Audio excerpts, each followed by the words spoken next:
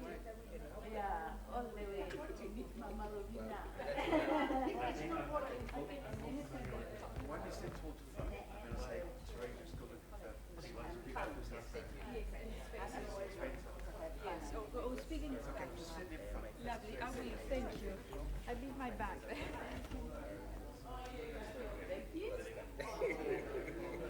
Nina, can you message the other one?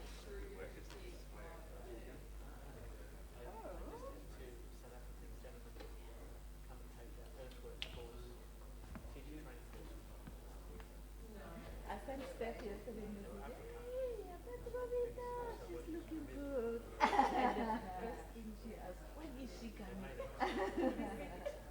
Did you tell her that I thought she was 28? She's 42. Unbelievable. Mother of four.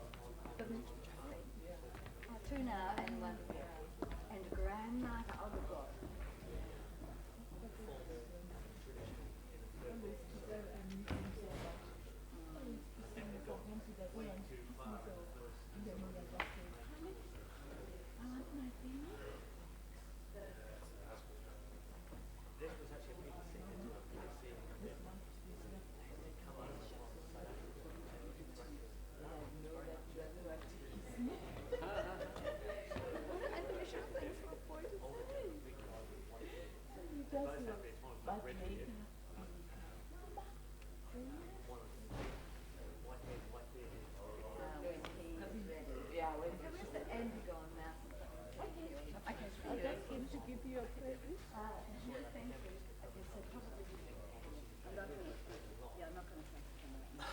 And we're still trying to convert the academics.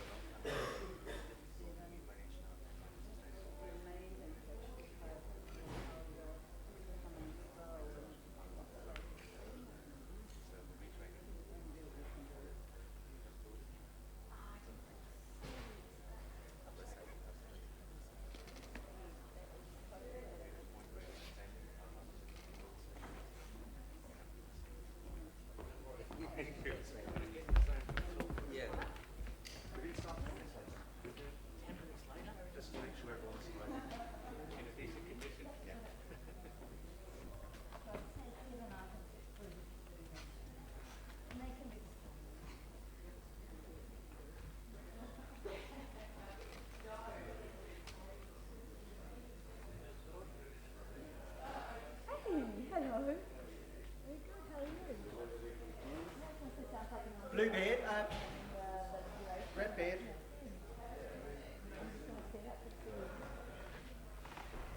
Have you guys noticed this, Fernando? Yeah. What did you want? Apart from an aspect of the venue, then I'd like to ask if anyone's got any seeds here. It's for my...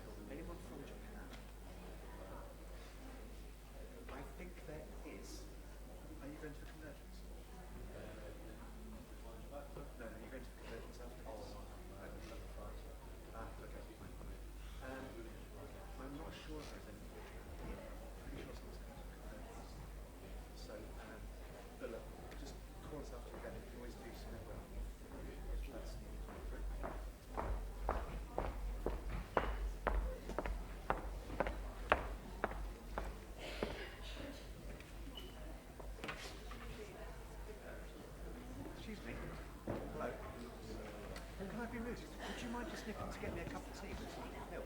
Oh, of course. Just a cup of tea with milk. As big a cup of tea as you can get. Much. Okay.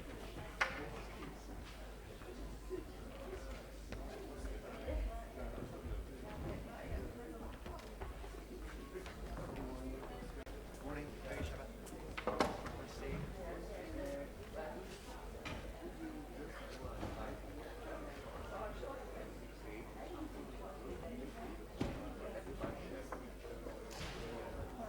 There's someone going to come up and talk about how we collect all and learning together. There'll be more of a convergence.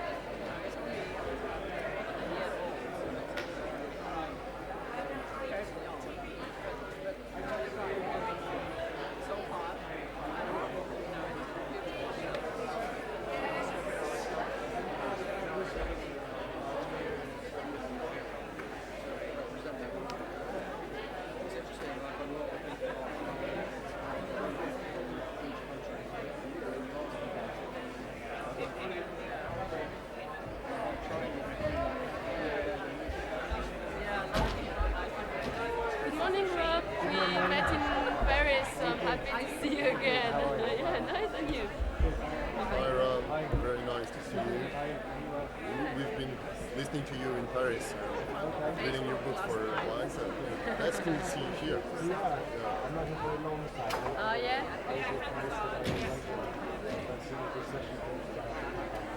Ah, okay. It's very close from your house. Come here or? Paddington Station, and it's about 3.5 hours on the train. Hey, you're in the same for Paris. Exactly, it's true. Every time? Yeah.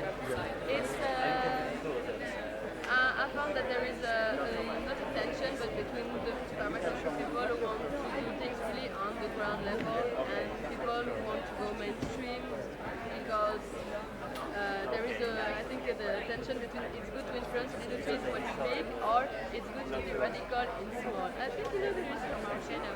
So it's for me it's interesting. It questions my decisions, what I want to do. Yeah, exactly. Very often you have to do and, you know, so maybe one now and the other later, or because we are more on small farming and on agriculture, and it's all about okay, do we do one farm or do we do thousands of farms, you know? You were more for Farms might be too much work. yeah. No. You think so? I should think about it. Maybe a little bit ambitious. Yeah, we're thinking with other people, of course. Like, and we go in the energy session and we're thinking maybe you know the people who talk about, because we worked a lot about energy, like collective, yeah. And there is a session, so I don't know the people, but it happens. Is everything working well for you in England at the moment? Yeah, it's true.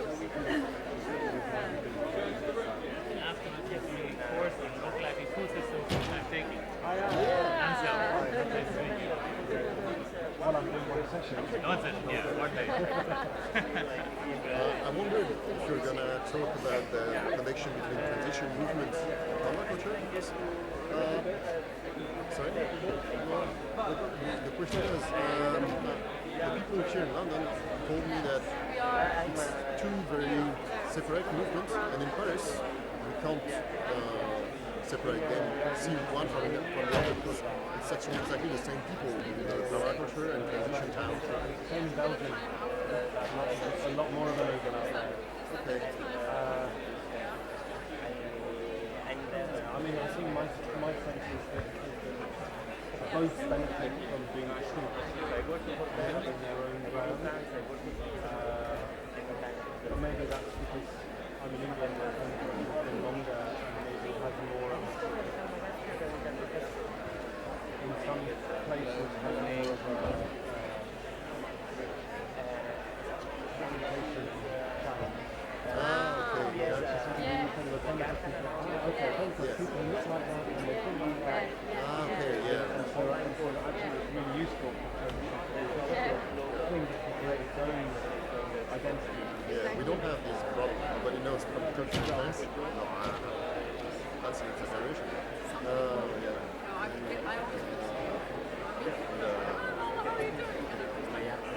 Sorry. Non, mais je sais plus comment l'exprimer. Un lancement. Ouais, c'est vrai.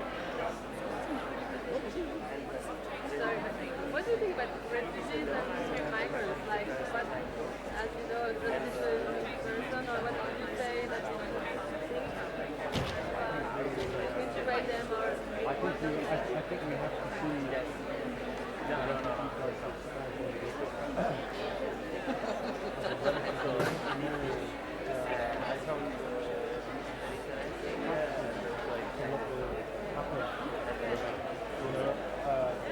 Climate change, Syria is really, is one of the first climate change war, and it's not anything.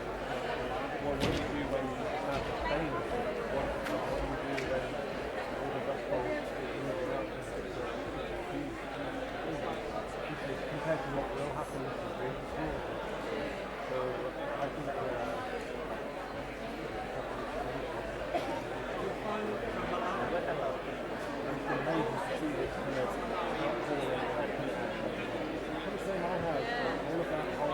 government's going, no, no, no. Come on. It was crazy. And that's really hard. And I feel those people go, no, it's just drowned out, and it's, you have to welcome it.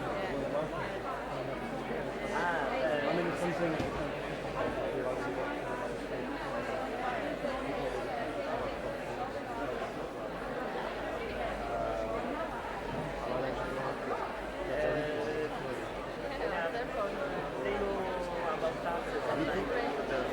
will be able, with the permaculture movement, to create the opportunity for these people to earn a living and livelihood and create their own lives here without having too much tension with the unemployed people. Yeah.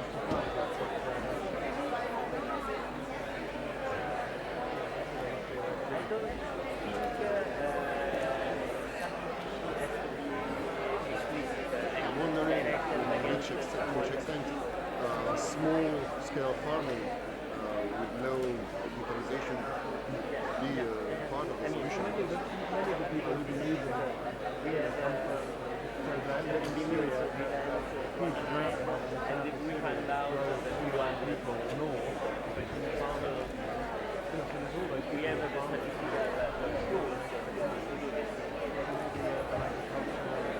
we can try.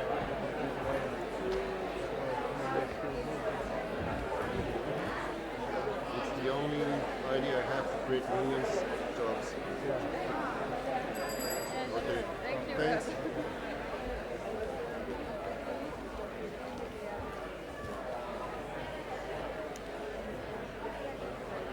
Well, that almost worked. Great.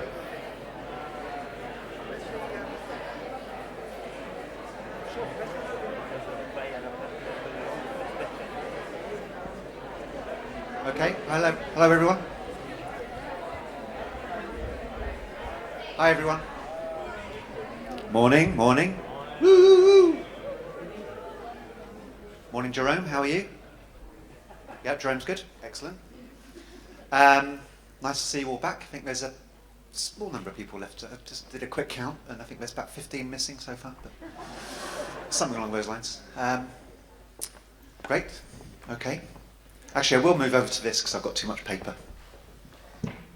Lots of announcements. Yeah. Okay. Great. That's much better. Okay. Hello, and welcome back, everyone. We have another wonderful offering today. A huge thanks to Alara last night for throwing the party for us. It was really fantastic. Thanks in particular to Alex, Lally, Teresa, the Convergence crew, KMT and his really wonderful young rappers, the incredible Vegetable Sound System, that is their name. They were incredible as well.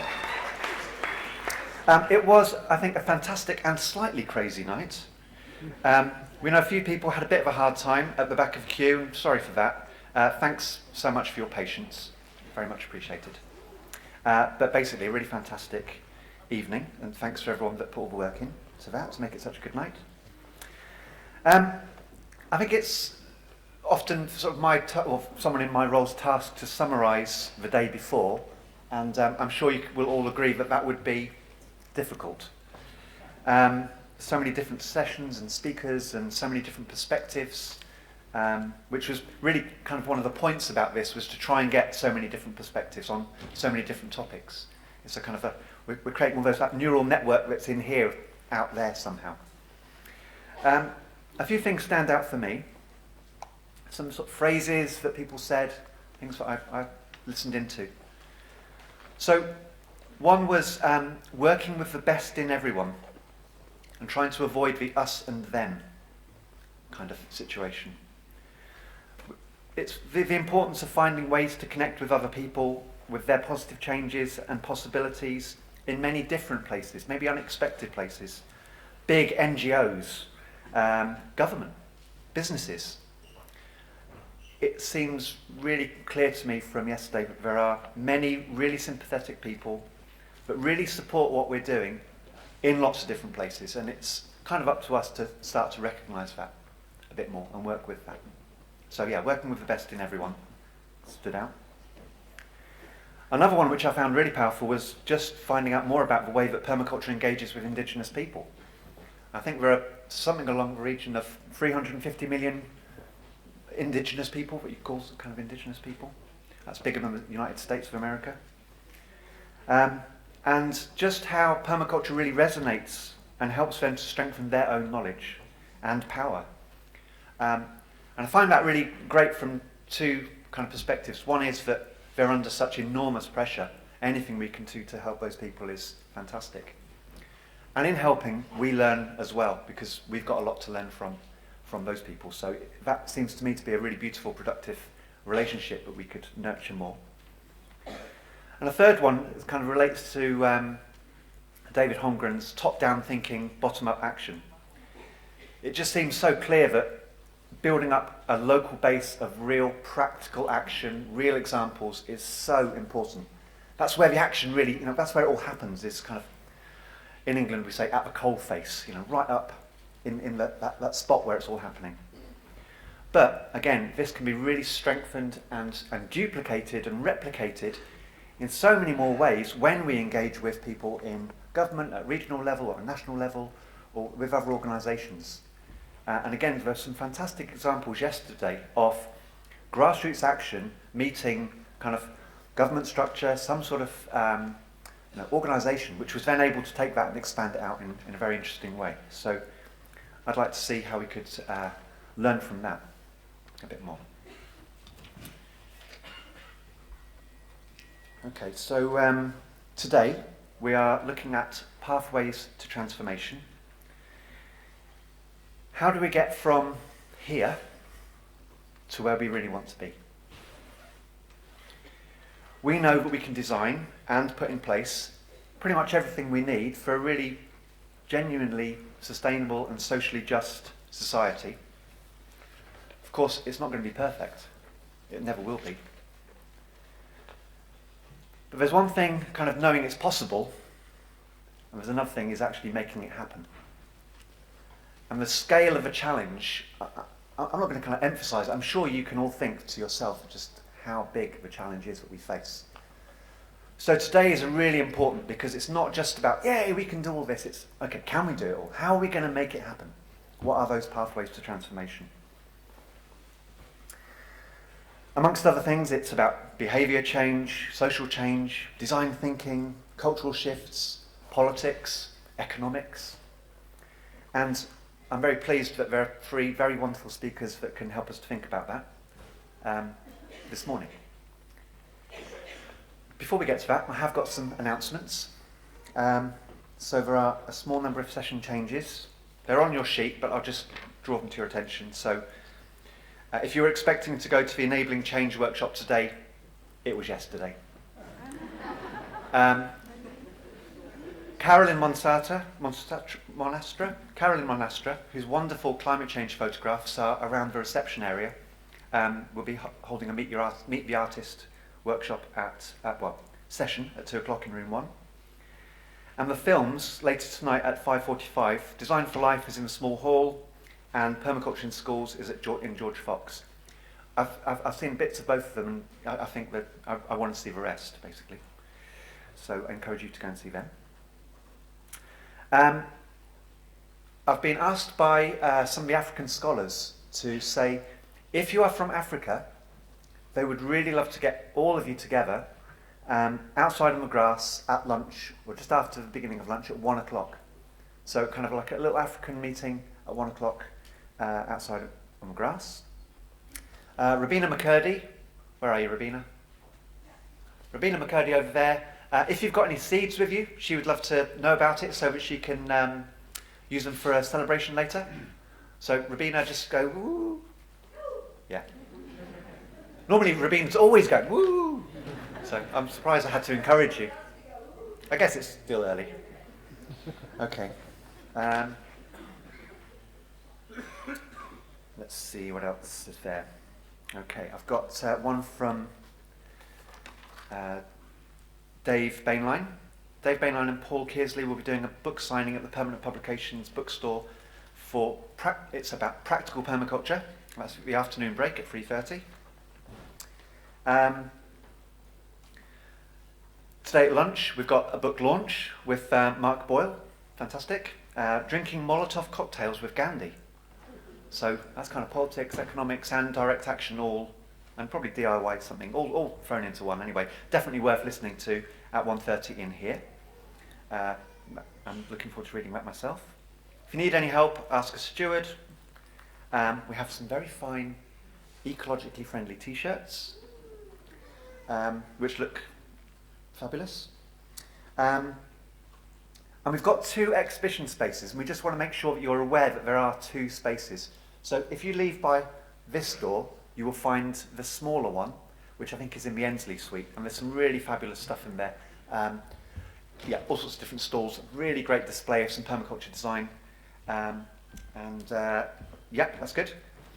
Please wear your lanyards. If you haven't got your lanyards on, then the people feeding you will kind of ask you why you haven't got one on. Recycling.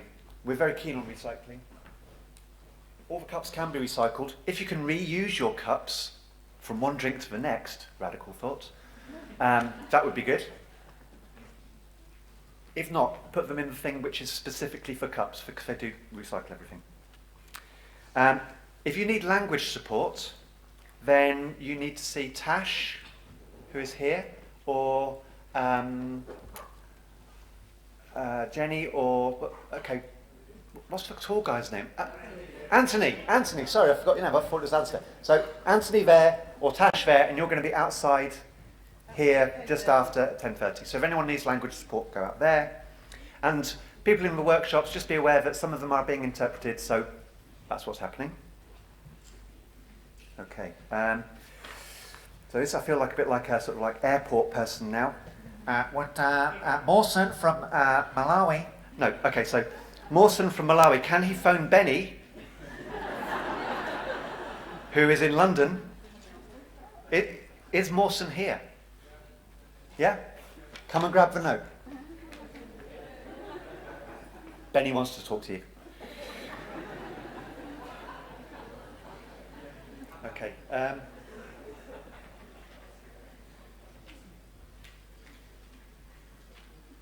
I'm just looking for something profound to say. We've got kind of people from all sorts of different countries Skyping in. Hi, thank you very much. Very welcome. Great thing is, actually, I don't need to say anything profound because I've got 3 fabulous speakers coming up now who have got some wonderful stuff to tell you. So, first of all, we're going to have Jeff Lawton, who almost needs no introduction, but I will. Then we have Kathy Debenham, who's going to talk to us about renewable energy, how that's changed, and what lessons we might have in permaculture from that experience. And then we have Rob Hopkins.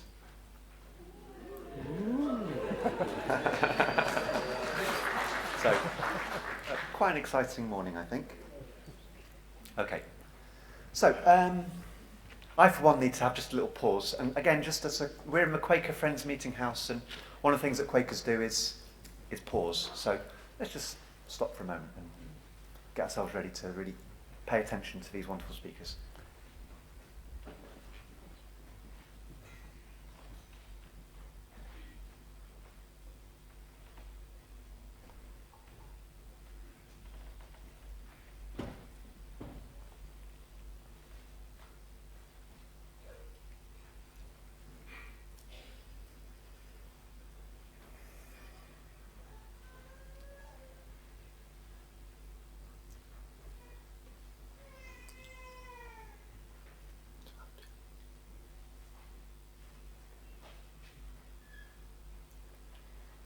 Okay, thanks.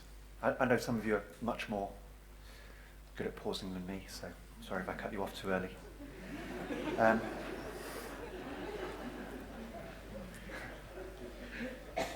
Our first speaker is Jeff Lawton. Jeff is a permaculture consultant, designer and teacher. He first took his design course in 1983 with Bill Mollison, and since then Jeff has undertaken thousands of jobs teaching, consulting, designing, administering and implementing in 6 continents and close to 50 countries around the world. Clients have included private individuals, groups, communities, governments, organisations, NGOs and multinational companies.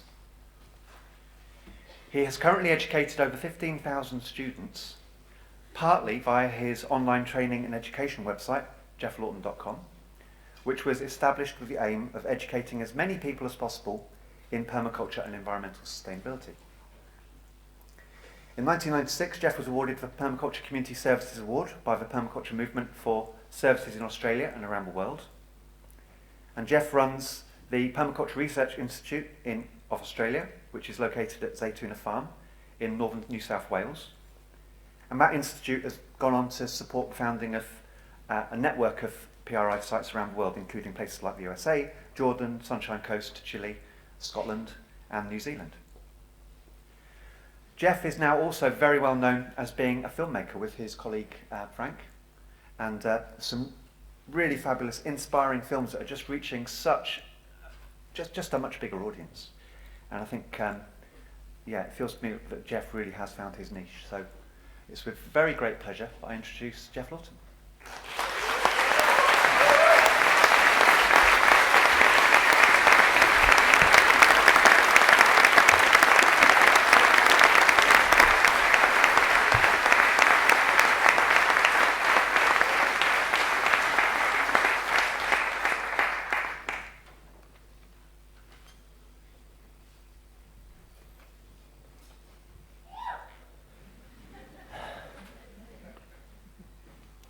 Bismillah. It's great to be here presenting in my home country. I was born in Stoke-on-Trent in Staffordshire in 1954. My parents moved to Bournemouth in 1956, where I went to school and grew up fishing the Stour and the Avon and the Hampshire and Dorset coasts. And I love that coastline. And studying the forest ecology, especially the New Forest in Hampshire and its commons, which I feel privileged to have visited in the last few days. I moved to North Devon in 1974 and started surfing and winter travelling almost out of necessity as an English surfer. And that led me to Australia in 1979. And it was in that first year I came across permaculture. And I've become more involved every year since. And now, in 2015, I'll be 61 this year, and I'm pretty sure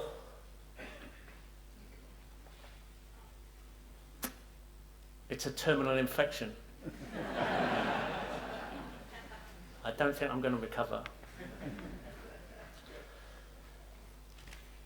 If we look around at our planet through the eyes of an intelligent visitor from another world and assess the Earth's biggest challenges, the most obvious would be the problems created by the human population, yeah? Yeah.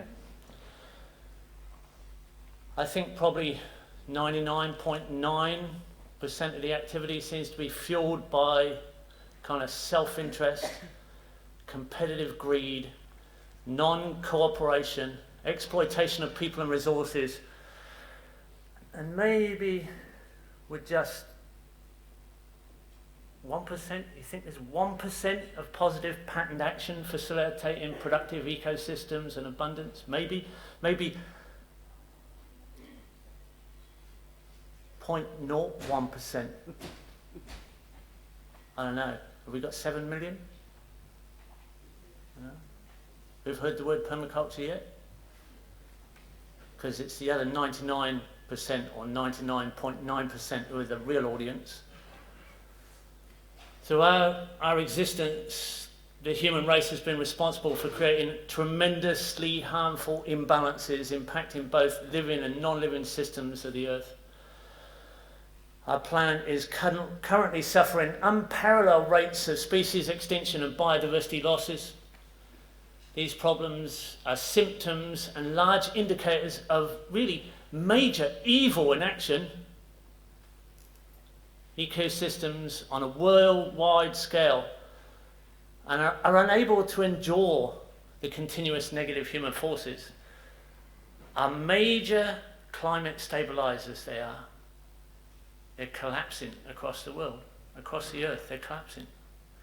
There are stabilizers. These life-rich systems are the shock absorbers, like the shock absorbers in your car. Take out the vicious bounces.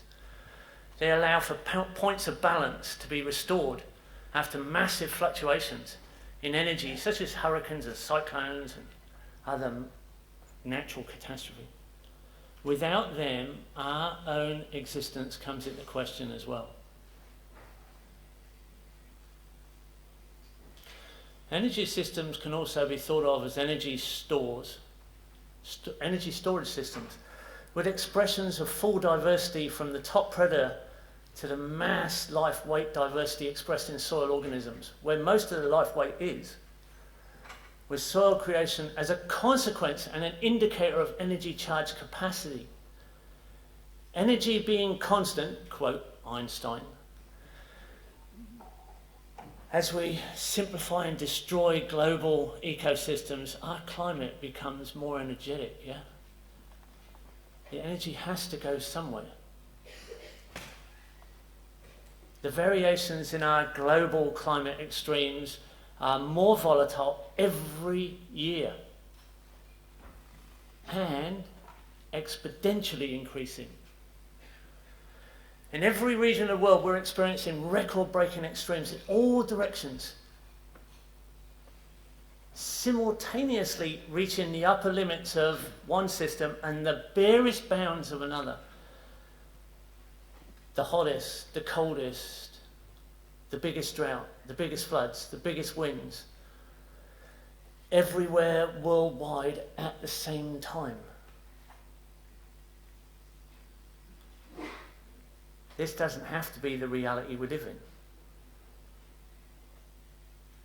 We know the attitude, we know the approach, and the science which can cure all that ails us. After 25 years of designing, teaching, consulting on every continent throughout the world, I feel the solution is very obvious. With permaculture design, we can not only impede our current negative effect, we can reverse it into a positive one with potent potential, with the potent potential of permaculture like an infectious global pandemic. We have to infect people so they are infectious. All we have to do is hone in and pay close attention to the natural systems. Through our enhanced observation skills, anyone can see the very obvious cause and effect reactions in all biological systems. Using both climatic moderation and ecosystem species richness as gauges, positive feedback loops intensify beneficial effects. These are what both people and the environment need. Positive feedback loops intensifying beneficial effects. A massive increase in positive feedback loops. Permaculture specializes in this field, finding beneficial interactions between elements and creating as many of these connections as possible.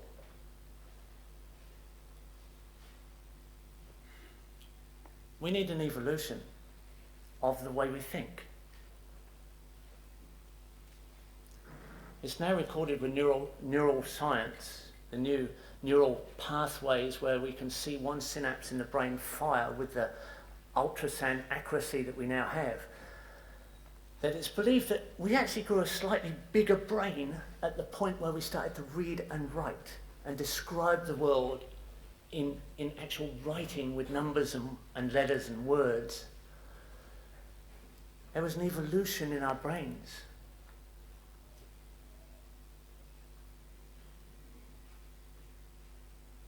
I think that's what we do to people when we teach them permaculture. We put that final shine on the neural cortex. The outer brain gets just a fraction bigger. That last fractal, that design mind evolution. I get worried about what we do to students. It concerns me. I feel responsible.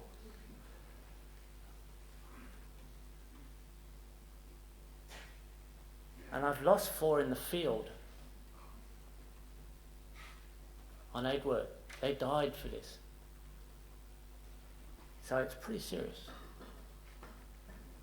The approach of permaculture design can solve all of the global challenges bearing down on our strained biosphere. Our initial action should be to stabilize our systems.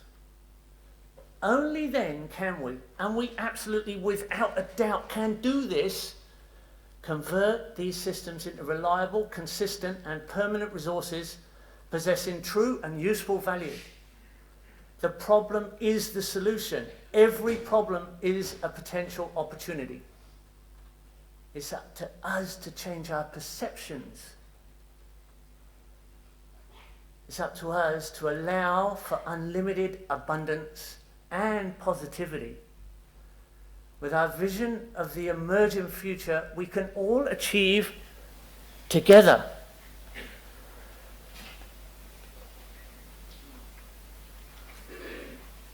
It starts with ethics.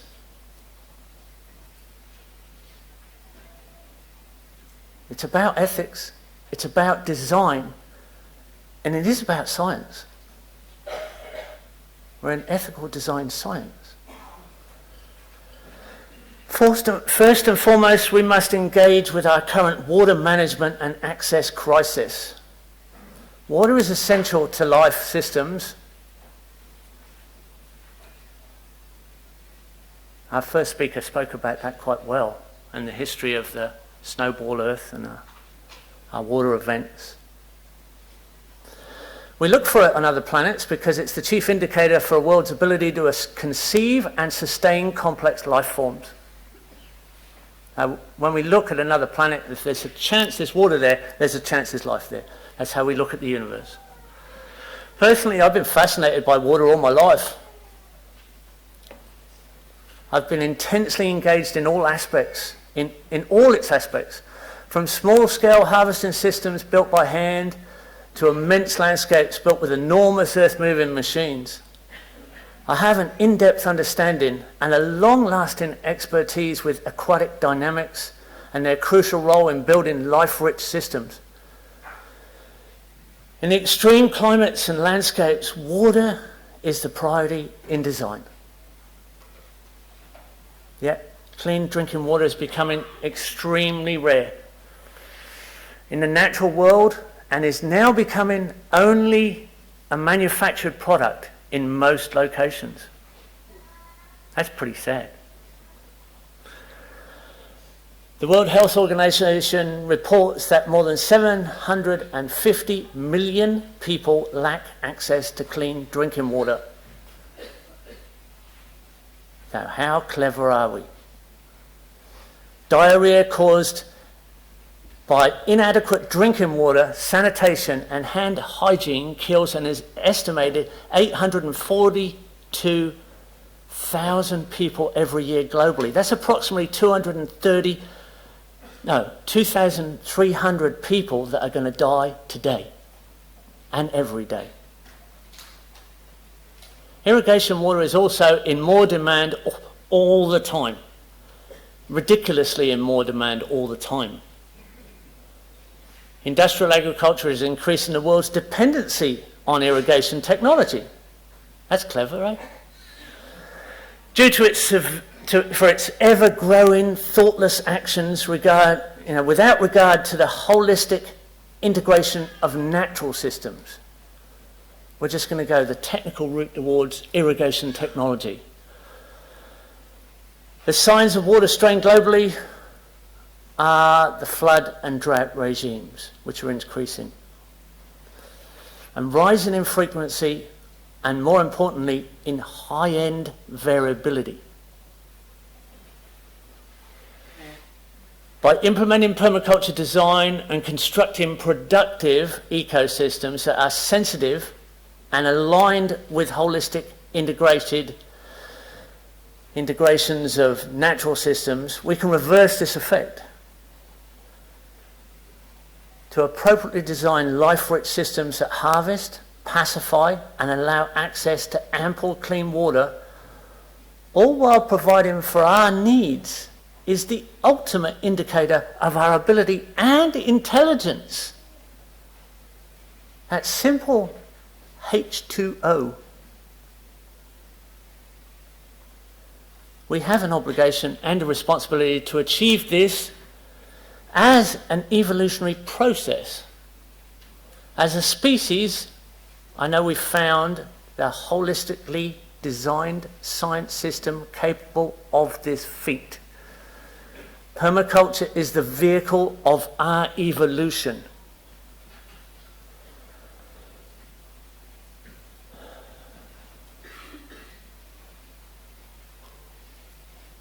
Water has so many constants. Of all the elements on Earth, water has probably the most constants in the way it behaves.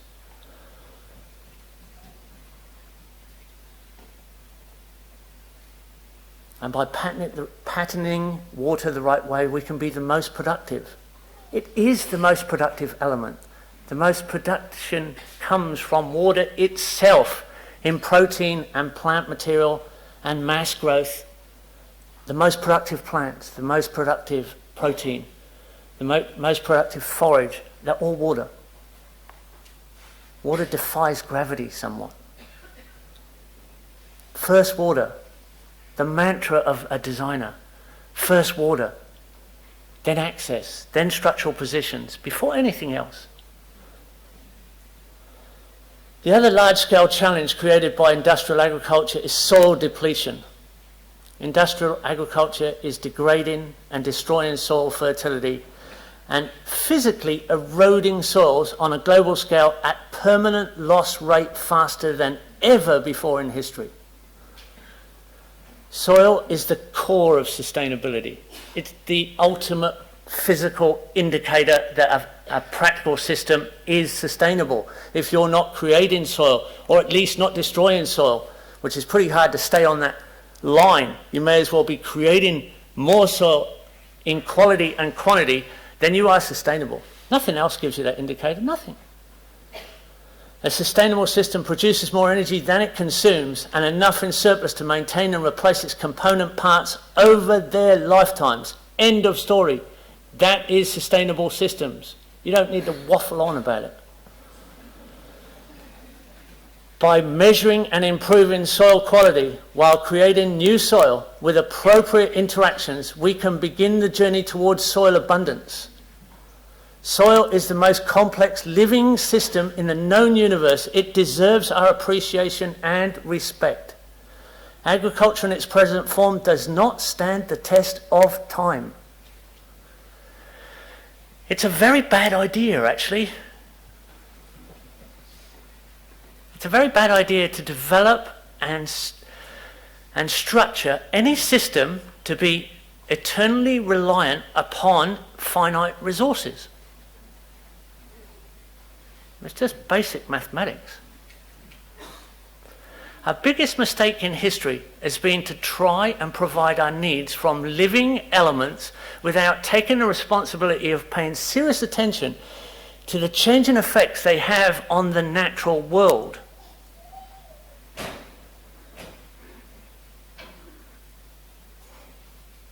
I've just visited a few sites and filmed a few sites around England. I've seen some amazing work.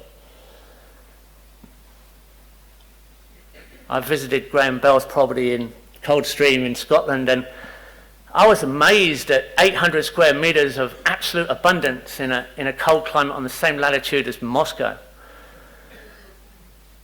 with Graham's estimate of 2 tons of earthworms in the soil.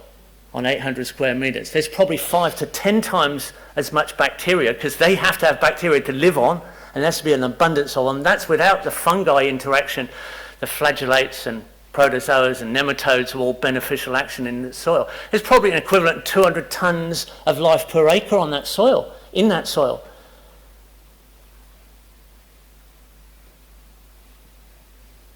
We concentrate on feeding the soil, and our crazy system at Zaytuna Farm, which is not a sensible farm whatsoever, it's just a mad experiment research centre that you would never dream of designing in that form as a family farm.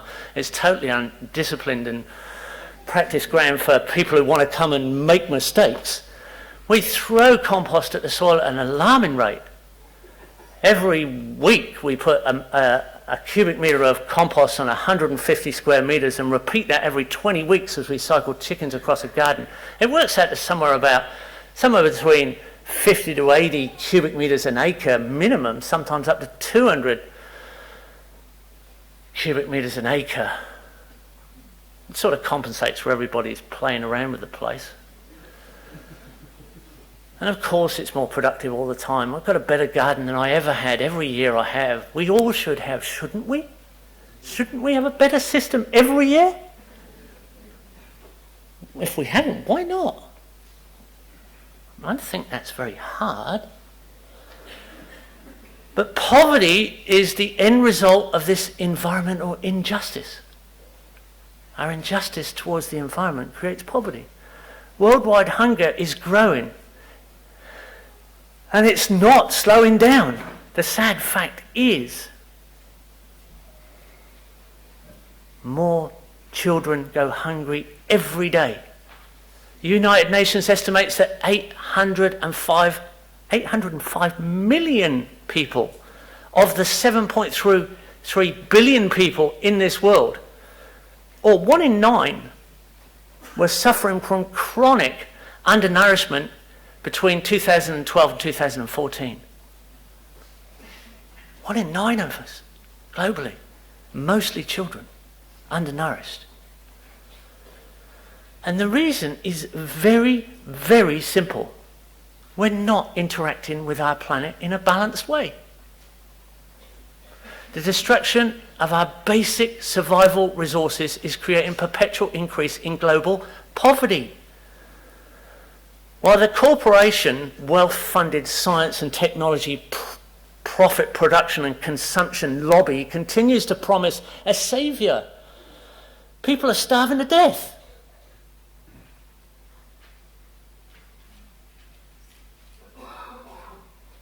So how big are that? How good are those big universities out there that are massively funded by that corporation, technology, profit production and consumption lobby? How good are they? What use are they?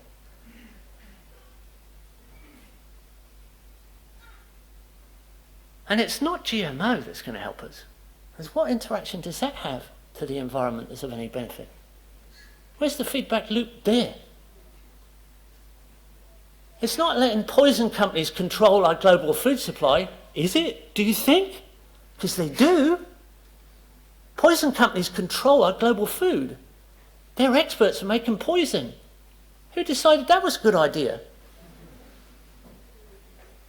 It's ethical design science in action that will get us out of this mess. The definition of wealth has been manipulated, disfigured, mutated, if you will. We've been led astray.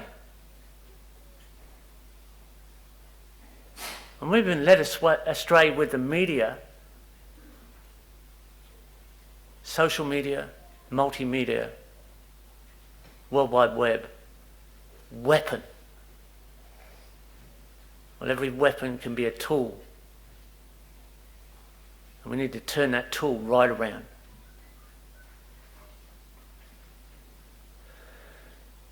We need to move the goalposts. We need to alter our aspirations. We need to do this, and when we do this, we will achieve true wealth, and not only understanding, but using permaculture design as the directive for positive action. We have, as a birthright, very basic requirements in life that we are entitled to. I feel as an international community we should make every possible effort to reclaim these basics in order to become truly wealthy. The core requirements of true prosperity are abundance of clean air, an abundance of clean water, and an abundance of clean, nutritious food. With these fundamentals in place, we can continue on to create an abundance of sensible, passive, energy-designed housing and low-embodied energy, therefore providing for an abundantly supportive community unified in action by permaculture ethics. This will create the ultimate evolution in humanity's potential.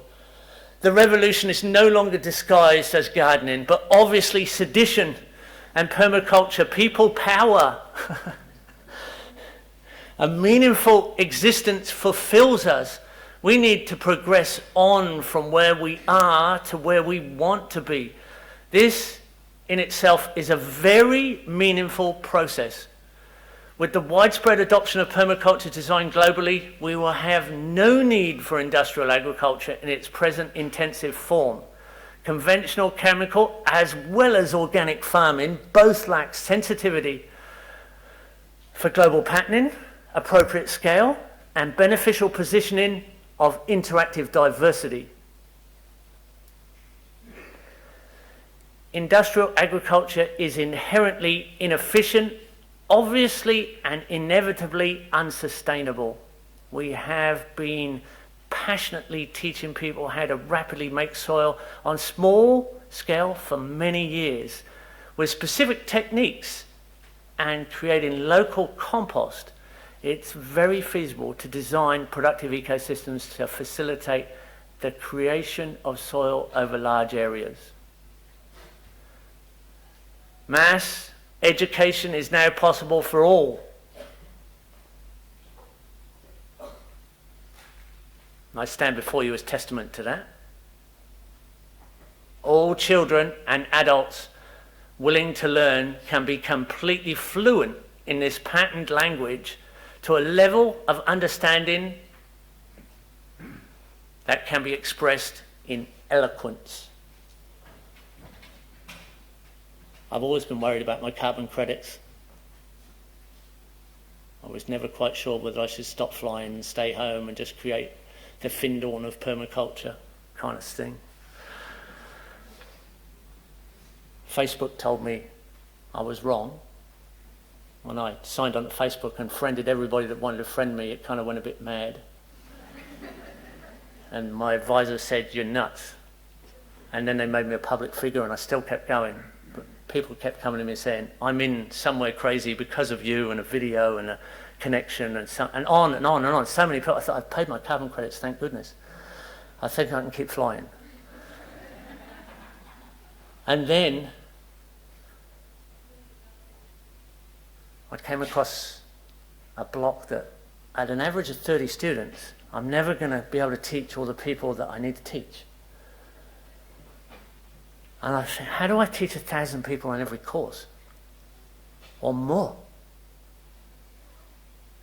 I came up with a system where I taught 30 years worth of students in 12 weeks on a face-to-face ratio and got a better result than any face-to-face courses I've ever taught. A better result. I say a better result because the students went into action and produced designs, 20% of them I could never do in my wildest dreams as long as I live. They're better designs than I can actually do. I've never seen that before. So I did it 3 times. I'm 90 years in front.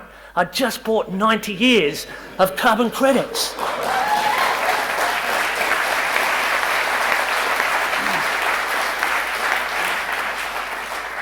Let's strive towards positive solutions. It is essential that international permaculture design is adopted as the core of all relevant science, with our ethics at the core as we go into action. Then and only then will we engage as a serious effect, a serious effort and effect for all people. we'll start to implement and invest in a completely global extension of true sustainability that will repair the earth and create absolute abundance. The current crisis is actually our ultimate opportunity to evolve as a species. We've been presented with the chance to learn from the transformation we have to make. The path from the negative death and destruction economy rooted in the production and consumption system must begin. We have a duty to advance into the endlessly expansive economy of ecology that will produce a balanced global environment with a stable, plentiful earth for all future generations. There is no limit to richness in natural systems, and the more we engage in permaculture design systems, the more intricate and refined they become. By starting with the core ethics that govern our actions and by allowing the systems that we implement to demonstrate their evolutions, we will inevitably create a world so abundant it will exceed the edges of our present imagination. True wealth will become endlessly available to us. True wealth is achievable by design, and now is the time. Our ethos of taking action is to make sure that we care for the earth, care for each other, and leave a positive legacy for future generations. A complete transformation of humanity's action is possible. We can grow from the most destructive species on Earth and return to our rightful position as the facilitators of Earth's ecological function through permaculture design. Our common goal unifies the global community and is our true inheritance. A return to observing and learning from nature is non-negotiable. From observation, we can take these lessons and turn them into directives for action. With the ethical design framework and its principles inspired by nature and an emphasis on low-cost solutions, we can meet our everyday needs. From Greenland to Australia, from Korea to South Africa, across the globe, we can live in absolute abundance. We can be very optimistic that this can be achieved, as everything we need to know is available to us. There needs to be a global effort to redesign the systems that meet our basic needs along ecological principles. This will dramatically change our fortunes with a realistic prospect of a positive future for all. With 40 years of testing and experimentation, permaculture is ready to scale up. Alhamdulillah.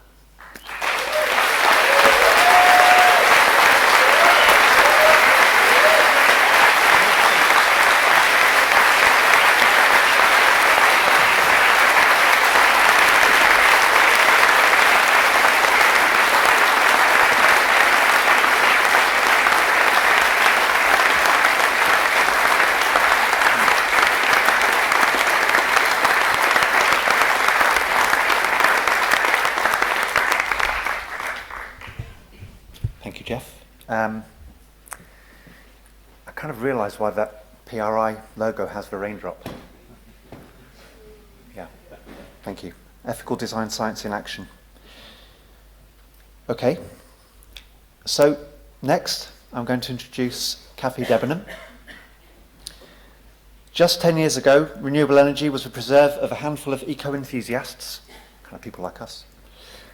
Now you can pop out at your lunch break and buy solar panels in IKEA. Kathy Debenham was there at the beginning of a shift. The seed of the idea for UGen was born when Kathy renovated her house in 2005. She wanted to make it as low carbon as possible. Having weighed up the alternatives, she got quotes for a wood pellet boiler, but none of the suppliers would come and look at her house. The top and bottom quotes varied by £4,000, and none of the advice agencies could really help to assess for relative benefits or price differences, anything really. So Kathy gave up the idea of getting wood pellet stove and instead bought a condensing gas boiler. That's a fair choice, but noticed a gap in the market. So the idea sat in her mind for a while, until eventually she thought that she could put her experience in marketing, communication and journalism to better use than she was, and instead follow her passion for finding better ways of living. In 2009, UGen was born and is now one of the leading online forums of renewable energy. Kathy is going to talk to us about how renewables have gone from fringe to the near normal and the lessons that this may have for permaculture. Kathy.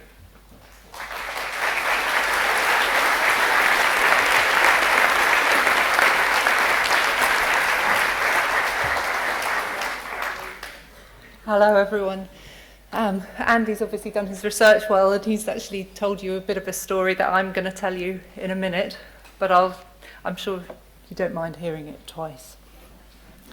10 years ago, the UK was an energy desert. Less than 4% of our energy came from renewable sources. Malta was the only European country that generated less renewables than us. Now it's grown to nearly 20%, and it's becoming normal to see solar panels and turbines all over the United Kingdom. Renewable energy has been a significant part of my life for much of that time. I first started to get interested when we were renovating our house, exactly 10 years ago this month. As a result of that experience, I built UGen, an interactive website for people who are interested in generating renewable energy. And I ran it until earlier this year. Given that the growth of renewables has been so much faster and greater than that of permaculture, I've been asked to look back over what I learnt running UGen and share any of it that might be useful to you in attracting more people to take up permaculture. I was asked to talk about the role user forums have played in that growth. Now, I'm not going to pretend that they've been the catalyst that stimulated it. I don't think it would have happened without the introduction of financial incentives. However, I do think that they've been important in facilitating take-up, giving people the confidence to go ahead and try new and unfamiliar technology. But before I share what I've learned, I'm just going to tell you a bit about my first experience with renewable energy, just to illustrate where things were 10 years ago and to compare it with where they are today. We'd bought a 1950s house. It was structurally sound, but it hadn't changed much since it was built. It needed quite a lot of renovation, and I wanted it to make it as energy efficient as I could. But I didn't know anything much about how to do it and where to start. The internet wasn't quite what it is today, and so I couldn't actually find much online. It was ringing people up, getting leaflets through the door and stuff like that. One of the things, as Andy just mentioned, was that the gas boiler was on its last legs, and we knew that we were going to have to replace it. So I started looking at renewable heat as an alternative. What might I use? What might be viable? I found lots of information about the various renewable technologies, but most of them focused on the science behind them. How, for example, solar panels turn the heat or the light from the sun into electricity. What I wanted to know was the practical stuff. Was it suitable for my house? Would it work with my existing heating and plumbing system? What about the carbon emissions? How would they compare with a condensing gas boiler, for example? From what I read, a biomass boiler seemed the most likely to suit us. So next I wanted to find out about what was it going to cost and things like that. There were only 2 suppliers in the southwest. Neither would come to my house to do a survey. Both quoted over the phone with no accurate figures about the size of the house, and more importantly, no figures about the heat demand of the house. And as you've heard, there was an enormous difference between the most expensive and the cheapest. So, hoping to get some expert advice on what it cost. And also, I wanted to know how to assess what the quotes have said and how to compare them. I phoned the Energy Saving Trust, an advice charity that was at that time funded by government to help people make their homes more energy efficient. They said, sorry, can't help you, this is a commercial decision. Oh, so that commercial decision isn't actually the time when you need that help most? So we bought a gas condensing boiler, we installed a wood-burning stove in the living room, and we're very happy that that's what we did. Were I in the same situation now, it would be easy to find loads of good sources of information. In fact, the problem now is probably there are too many, and you can't work out which is the best. I could use forums to ask others about how their boiler works. I'd have a choice of 30 installers within a 30-mile radius of where I live. Southwest is particularly full of renewable energy things. I could look on UGen to see which installers had been recommended by their customers. The industry's certification body ensures that they do a thorough survey, and I'd get government incentive payments for 7 years. Back then it seemed safer and infinitely cheaper to go with what I knew. Now there is really much more choice.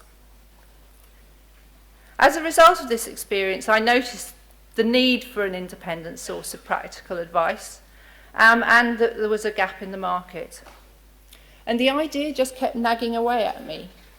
Having initially thought there's a gap there for someone to fill, I began to think maybe I can do it. I started exploring it in earnest in 2007, and in April 2009 the full website was launched. Our vision was of a UK where homes are energy efficient and local power generation from renewable sources is the norm. Our purpose, to make it easy for people to get the information they need, to be confident that they're making a good decision about renewable energy.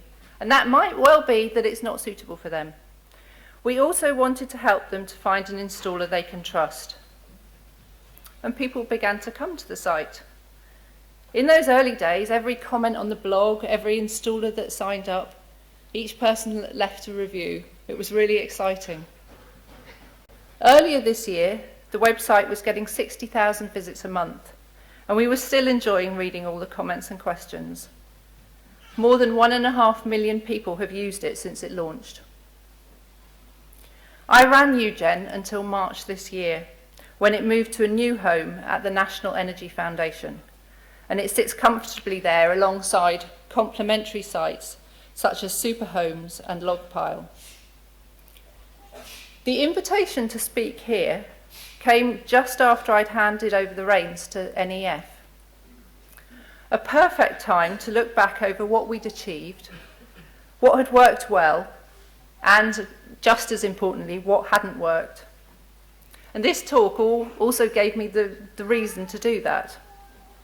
So I've picked out the things that I think might be most of use to you in encouraging or supporting the wider take-up of permaculture. Now, my first point is that timing is everything. If I'd launched UGen in 2005, when I first identified the need, it almost certainly would have sunk without trace. There just wasn't enough interest in renewables at that stage. 3 key developments made it possible. First was the introduction of Web 2.0. We're so used to interactive websites now that it seems bizarre to think that actually they're really, really quite new. Just 7 years ago, people were still figuring out how to make this exciting development work. Facebook and Twitter were also in their infancy. We were really lucky. We started up just as they were sort of coming on stream. And being in at the beginning made it possible to reach like-minded people with no marketing budget. And I'm sure that the no marketing budget bit is also important for permaculture. Being on Twitter early enabled us to develop a really strong presence as a leader in the sector, something that would be really difficult now. And most significantly, in July 2009, the government issued consultation documents on the financial incentives for renewable energy, kicking off a whole new level of interest in renewables. Of course, whether you've got your timing right or not is much easier to see in retrospect. But it's always worth asking, is now the right time before you launch anything new? One of the joys of an interactive website is that your users will tell you what their priorities are.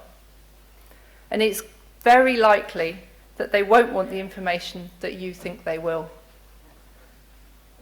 When I planned the layout of the website, I thought visitors would be asking about the things I'd struggled with. Their difficulties getting independent advice that looked at the whole house, why the price variations were so high, or how you could compare carbon emissions. They did want to know these things, but those types of questions were absolutely dwarfed by their confusion over the financial incentives. Essentially, I became an expert in the minutiae of the three major government schemes: the feed-in tariff, the renewable heat incentive, and the Green Deal. I explained the rules, I investigated why energy companies were so slow paying the feed-in tariff, I countered myths that solar PV was no good anymore once the tariff fell. The list goes on and on. And by the time the domestic renewable heat incentive eventually became a reality, even the government had realised that independent forums are significant in helping the market work. Ofgem invited our users to help them test the application form for the new incentive as they built it. So they were getting real-time feedback from, people who actually are wanting to apply. And lots of our users were really happy to take part in that. The Department for Energy and Climate Change invited me to join its working group on consumer protection. And I was on an Ofgem forum as well. And this gave me much better access to civil servants and swifter answers to questions, and a chance to get our users' views heard. My Q&A blog on the renewable heat incentive is one of the most visited on the UGen website. Most of the information on it can be found on a whole load of different websites. But the great advantage that an interactive site like UGen has is that visitors can ask their questions and get an answer reasonably quickly. And because of its independence, it can take a strong view, which official sites are unable to do. For every one person asking a question, there are probably loads and loads of others who want to know the answer. So as long as you've got a good search facility on a website or a forum, they're really good ways of answering the questions and making sure that those answers reach a much wider audience. And also it means that you don't have to answer the same questions over and over and over again. One of the biggest challenges I faced setting up UGen was that you just don't know if something's going to work until you try it. I've got lots of experience in marketing, where you can generally test a campaign before you send out all the material and tweak it to see if you can improve how it does. But when you're building a website, there's not always an option of dipping your toe in the water. Sometimes you just have to hold your nose and jump straight in at the deep end. One challenging area for us was advertising. In the early days, we used Google, which serves up relevant text ads based on the content of each page of your website. We got really good returns from it, much better than average. Then we noticed that the ads they were serving up tended to be for all the dodgiest cowboy installers out there and were completely undermining our directory of installers on the site and, of course, our values. So AdWords and the useful income it generated had to go. Next, we tried a so-called ethical feed of ads. It didn't make so much money. It also fed completely inappropriate ads in a rather different way. And so, reluctantly, because none of us were good at telesales at all, we brought advertising in-house. On a course I went on some years ago, the trainer kept saying, "There's no failure, only feedback." Then I found that a bit trite and I couldn't quite get my head around it, but running UGen has taught me the truth of it. I've learned so much more from trying, seeing what happens, and responding to feedback than from books or from training courses. But of course, you permaculture guys, you know the true value of feedback. My next point is, be specific about who you want to reach. Even massive global companies like Coca-Cola don't target everyone. For smaller enterprises, it's particularly important to know that you know who it is you want to engage. And I'm going to give you an example here of 3 audiences that we targeted for UGen. Firstly, I wanted to reach early adopters of renewable energy. I hoped that their stories and tips from their experiences they'd share them on the website and help other people. But also, if appropriate, we wanted them to recommend their installer. Our main audience was users, people who might be interested in renewable energy. And so that we could think about how can we find these people, how can we target them with our marketing, we put together characteristics of those who were the most likely to be getting involved right at the beginning. It was still pretty expensive back then, so they had to have some spare money. So we thought they'd probably be older people whose children have left home. They might be living off the gas grid, where heating is much more expensive, so more incentive to change. Probably they'd be well educated.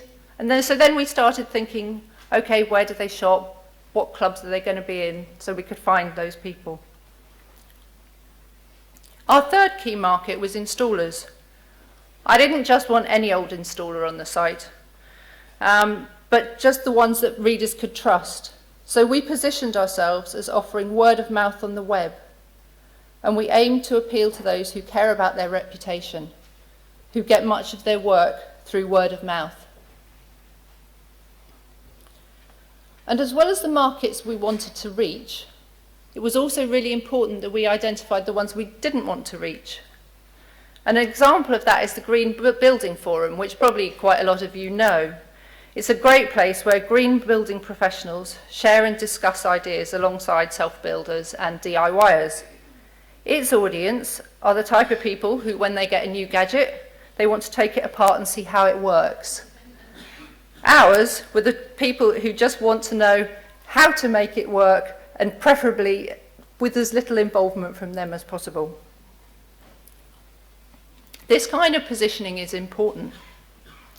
Although my intention when I set up UGen was to contribute to a reduction of carbon emissions in the UK, I took a conscious decision that it would not be a green website. Instead, we recognised that people have a range of motivations for installing renewable energy. And our place was to answer questions like, is it suitable? Will it be effective? And to prevent people making expensive mistakes. So, for example, in the early days of the solar rush, there was a lot of disapproving muttering on Twitter about solar bling and how you should insulate first before you generate renewable energy. I agree, that's the ideal. But we didn't join in the moralising. Sometimes it's better to meet people where they are and move on from there. It turns out that generating solar electricity really connects people with energy, and that as they generate it, they understand it better and become more interested in other, often more disruptive things that they can do to be more energy efficient. The other thing I know from a marketing background is that just giving people information about how something works isn't enough. It's also important to tell our visitors why they might consider investing in renewable energy. In marketing speak, we translated features into benefits. Those of you who know about marketing will know how important this is. It helps people know whether something is relevant to them. So, for example, if here in London we put a 4 kilowatt array of solar panels on a roof, one of the features would be that it would generate 4,000 kilowatts nearly of electricity a year. But that doesn't mean much to most people. what they want to know is, if they're generating 4,000 kilowatts of electricity a year, what does it do for them? What are the benefits? And that will depend on their motivations. So if they're worried about their carbon footprint, it's going to be the carbon savings. If they're worried about energy security, they may feel safer generating their own electricity. If they're approaching retirement, it might be that the feed-in tariff will give them a better return on their investment than an annuity would. Since I was asked to do this talk, I've read quite a lot about permaculture, and most of what I've read has focused on the features, and it hasn't talked about the benefits at all. Whether it's encouraging people to go on courses, to buy permaculture produce, or to change how they live, people need to know what's in it for them, and the planet, and other things, but most people, it starts with them. I started by saying that renewable energy wouldn't have taken off at such a rate without the government incentives. So it's difficult to equate the potential growth of permaculture to that of renewables. Because I'm pretty sure as the government slashes away at the renewable funding, it's not going to be doling out money for permaculture.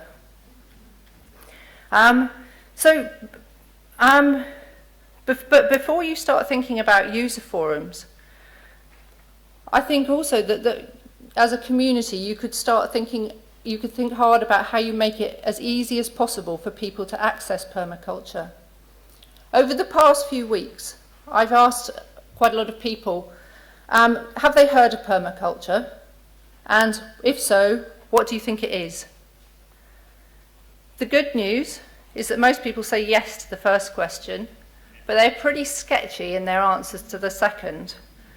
No-dig gardening, composting toilets and organic gardening, planting at the right stage of the moon, messy gardens, not weeding. No one had a holistic picture. I'm not surprised. You don't make it that easy. First, there are the 3 ethics, then there are 12 principles. Once you've digested them, you can go on a 2-day introductory course. Then there's the jargon. When I was wondering which seminar to attend this morning, there were some talks where I had no idea from the blurb or the title what they were about. And for someone new to a subject, that's quite off-putting. So I ask you to think, how much of the language you use is exclusive? And are you doing it on purpose?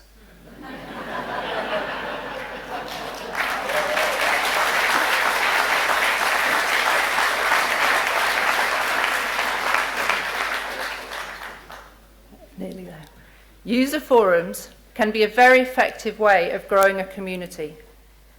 They can just as easily become cliquey and exclude people.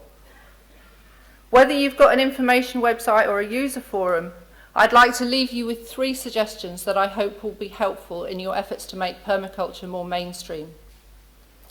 First, use plain English or the equivalent in your country and avoid jargon. Secondly, tell people what's in it for them. What are the benefits?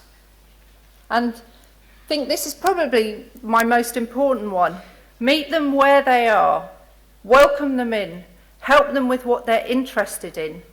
This way, they may just adapt their life in a small way, or they may be inspired to try more and adopt more of the permaculture principles. Either way, they're treading more lightly on the planet, and positive messages about permaculture will spread more widely. Thank you.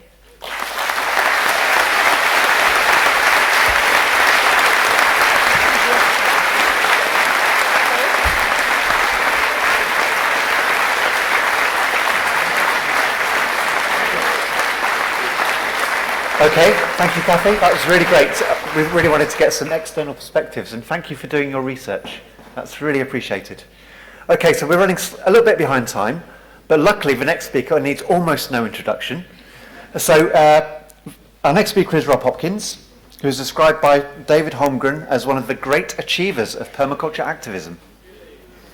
Rob is a former permaculture teacher, a holder of the Permaculture Association's Diploma in Applied Permaculture Design, and co-founder of the Transition Movement, which has grown from just 2 groups in 2006 to over 1,107 initiatives in more than 43 countries, and probably even bigger than that since I last got those statistics, all across the world.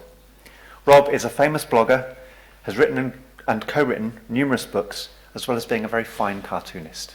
So it's with, again, great pleasure that I introduce Rob Hopkins.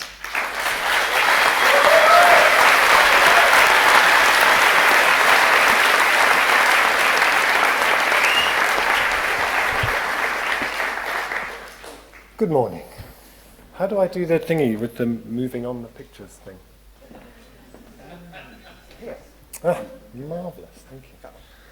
Well, George W. Bush, who's not somebody I generally start my talks by quoting, once addressed a meeting of bankers by saying, "Some people call you the elite, I call you my base."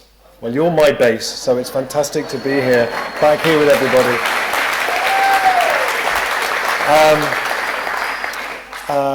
Picking up on what Jeff said, I did my permaculture design course in 1992, and it rewired my brain.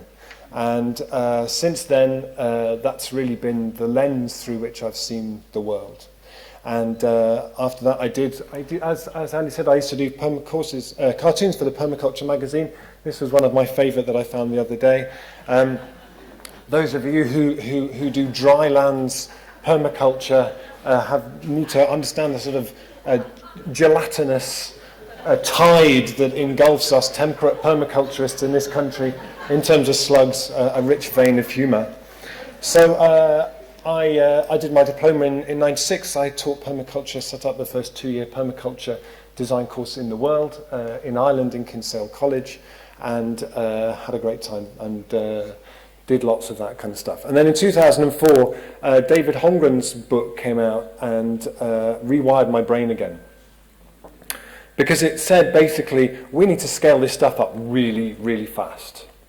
And so really, since then, my kind of driving question has really been, how do we scale this stuff up? How do we take those design principles that are so awesome and fantastic, and that, as Jeff said, are the foundation of a sustainable world, a beautiful, abundant, nourishing world? How do we scale that stuff up? And so for me, transition was really based around the idea of a Trojan horse, in effect. I read this and I was like, right, come on then, let's sort this out. And looking around then in 2004 at the permaculture people around me at the time, people often seemed quite happy in a kind of a niche, in a kind of a community, as you said, Kathy, where people were kind of talking the same language, and it didn't feel, we needed some way of scaling this up. I thought, what would it look like if we could have a Trojan horse that we could put permaculture principles in? I was wondering what that guy's thinking, looking out the horse, they're thinking, what, me? On my own? I thought other people were coming up in here with me too.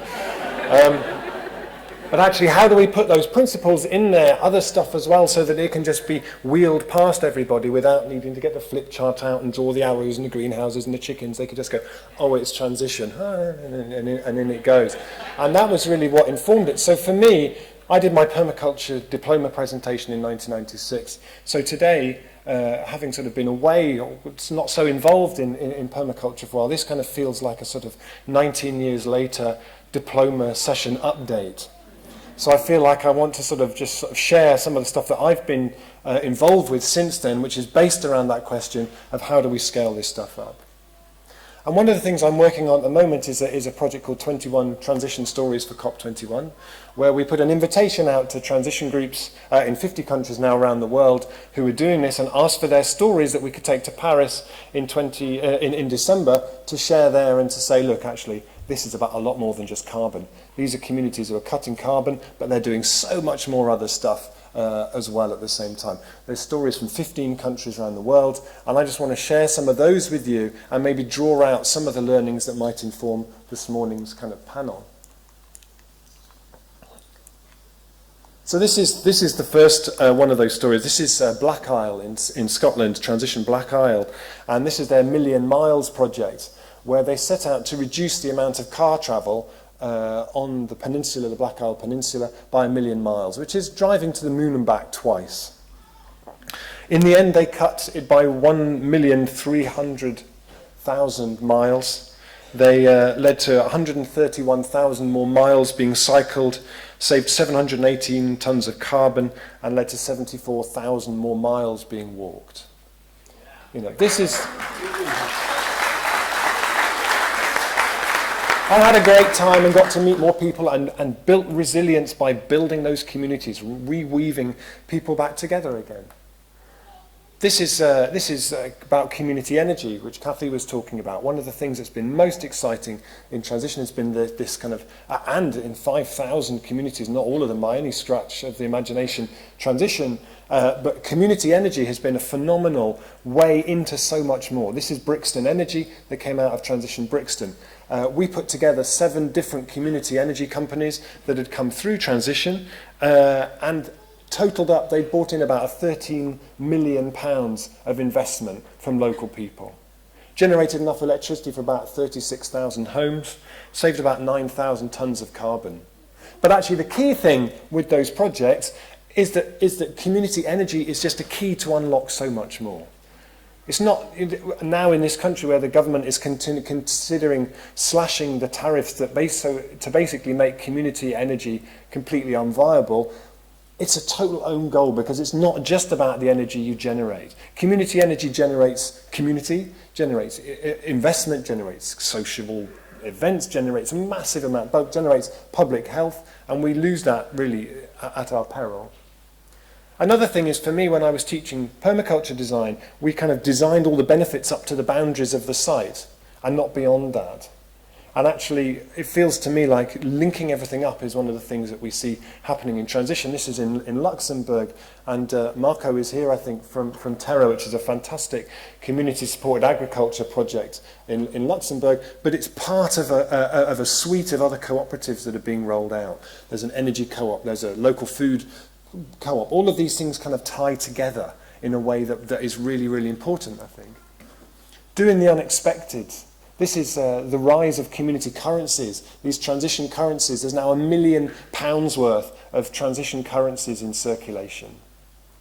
This is the Brixton Pound, who just produced this limited edition £5 note to celebrate their 5th birthday, designed by a Turner Prize winning artist. Imagine if all of our money looked like that. What a different world we would live in. The Brixton Pound described them as wonderful invites for us all to step into a better future. In the city of Bristol now, the mayor of Bristol takes his full salary in Bristol pounds. You can pay your tax with them. You can spend them on the city buses. You can spend them to buy train tickets. You can use them to do something else that I've forgotten about. All sorts of other stuff. It's just fantastic. It's out there. These ideas are really kind of going.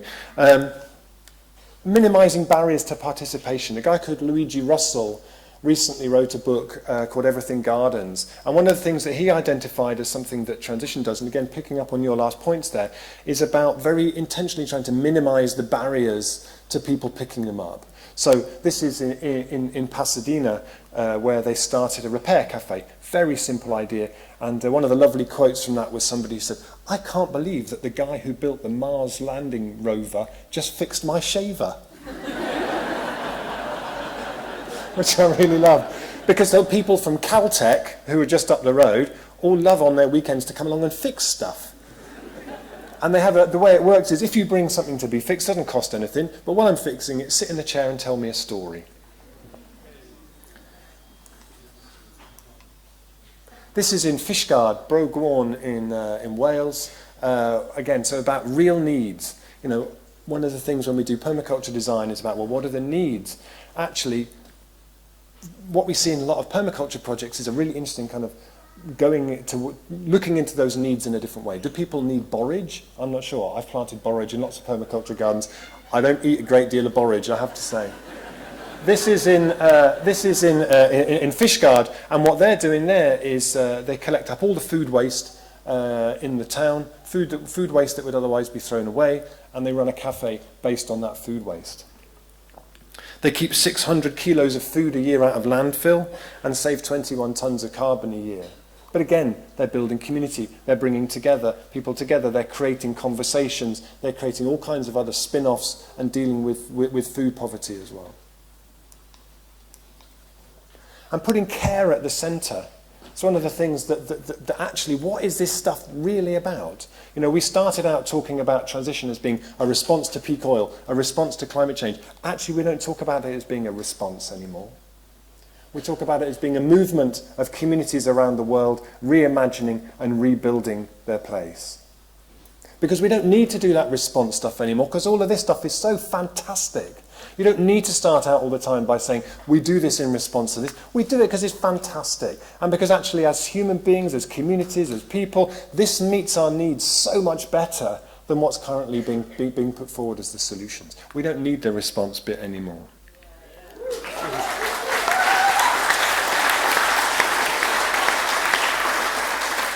So this is a project in the town where I live called Caring Town Totnes, which is a really interesting look at sort of evolution of transition, of kind of stepping back and saying, well, do we need to be sort of putting our name all over everything, taking more of a facilitating role? There are 60 different organisations in our town who provide care, and through the austerity cuts we're seeing are really, really struggling.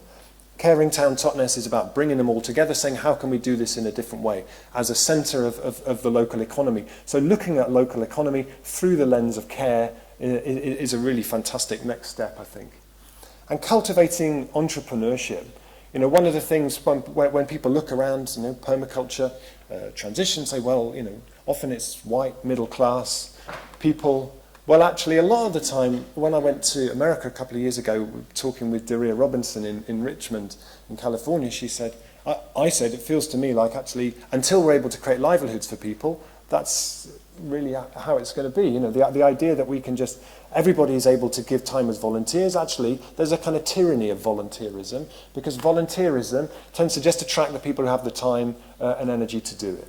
Actually, if we can start to be creating livelihoods for people, then it starts to really change. She said, that's so brilliant to hear somebody say that. She said, actually, in my community, if this is a revolution that depends on volunteers, I can't be part of this revolution, nor can anyone where I live. So putting central the idea that people need to be creating livelihoods out of this is really central. This is in Brixton, the first event called a Local Entrepreneur Forum to run outside of Totnes. It's a fantastic event where you bring the community together, 4 or 5 people with ideas for businesses, present their idea to the community and invite the community's support. And we say everybody is an investor. Whether you can lend someone a pen, £10,000, let them put stuff in your shed, you're investing in the economy of that place. And it's fantastic. I've never been to an event about business, if you like, that moves people to tears. This is, again, a replicable thing. This can happen anywhere. And one of the things that I think is designed into transition from the beginning has been the idea about going deeper. Actually, this isn't just an outer process, this is an inner process too. People come on transition training and imagine they're going to get 2 days of how to start a community energy company, how to start local currencies. Actually, what they get is 2 days of how to keep a group together, how to have a healthy culture in that.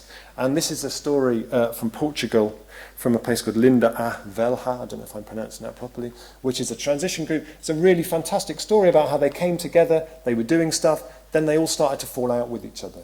And the group kind of fell apart, and then there was a conscious decision to try and rebuild it again and learn from the mistakes that had happened there, to put that idea of going deeper. And Sophie Banks, who's a colleague of mine at Transition Network, some of you may know, says actually when you look at movements around the world that actually are able to live and survive over time, it's not just about going broader and broader, it's also about going deeper. And actually designing that deepening in from the beginning feels really, really important. Working in partnership, this is in Holland, in a place called Deventer, where Transition group there came together with a local eco-village project, and they worked together to build the first eco-village there. €5 million development, 23 houses, straw bale, earthships, that kind of thing. And stories, you know, lots of people have been talking about stories here. I think the stories are so powerful. This is one of my favourite, is, you know, every movement needs its flags, its banners. This is the Brixton pound £10 note with David Bowie on it. which actually I've held this up in talks and it's got a round of applause without me even saying anything. And I went to Paris a few months ago to a transition group there in the suburbs of Paris, and this gentleman is the mayor, and he came out, there was like 120 transitioners there, great event going on there, it was in this beautiful community garden they'd made. He came along, he wanted to have his photo taken, not with me, not with the transition people, holding the £10 note. I thought, isn't that interesting? What is it about that he wanted to be able to take back into his world and say, look, what story does that tell? You know, we need those things that really tell those stories. What are the sticky stories? So when we're doing transition, when we're doing permaculture, I always really invite people to think, what's the story you can tell here? The town that prints its own money. We did a project in Totnes called Totnes, the nut tree capital of Britain. You know, there's a real story, and they're not Totnes, the nut capital of Britain, which I think was long been assumed to be the case. Reskilling, you know, getting people together to learn the skills. This is in Brazil, where two neighborhoods, Brasilândia, which is a favela in Sao Paulo, and Granja, I can't say, I shouldn't say it because I haven't got my notes, Granja Viana, which is a more middle-class suburb of the city, came together to look at rainwater harvesting. The city is going through an atrocious drought, suffering what some people call a hydric collapse. And people in Brasilândia were building their own rainwater harvesting systems, not doing it properly. Mosquitoes were getting in, dengue fever, all sorts of things going on. So they've come together to teach each other how to do rainwater harvesting properly. Transition Streets has been a way of getting people together on a street-by-street basis, working together in order to save water and so on. In the Totnes one, 550 households did it. On average, they cut their carbon by 1.5 tons. But the key thing they reported as a benefit was knowing their neighbours, feeling part of the community, the place where they live. Looking at the past, the present and the future, this is in South Africa, in Greyton, a fantastic transition group there, who are working with the legacy of apartheid, dealing with the current issues around hopelessness and skills in the context of the future around climate change. Work. Often work is something where we don't get to bring all of ourselves to work. Work only wants one bit of us. Actually, how do we build work that really that we can bring all of us to? This is Crystal Palace Food Market, a fantastic project there where they've created a new market that all sorts of people have been able to create new livelihoods because they've created the space and invited people to do that. So 13 new businesses have now formed because they've created the space and the invitation for people to do that. And for me, in terms of stepping this stuff up at a community scale, one of the key things is bringing assets into community ownership. As communities, when we own assets, we are so much more in control of our destiny than we were before. This is Green Slate Farm near Wigan in a place called Billinge and Arable. And they've been doing phenomenal stuff there, bringing this farm into community ownership as a care farm, providing care, all sorts of different stuff that's kicking off from that. And bringing investment in different ways. How do we then resource this? This is in Liège, in Belgium. They have this amazing project there, the transition group did there, called Ceinture d'Alimentaire, which means like a food belt around the city, reconnecting the city to the land around it, and looking at that as being a way of generating massive amounts of work and employment and enterprise. The first farms are already going in place, and they're inviting the community to get behind that and invest in it and enable it to happen. And scaling this stuff up is the key challenge.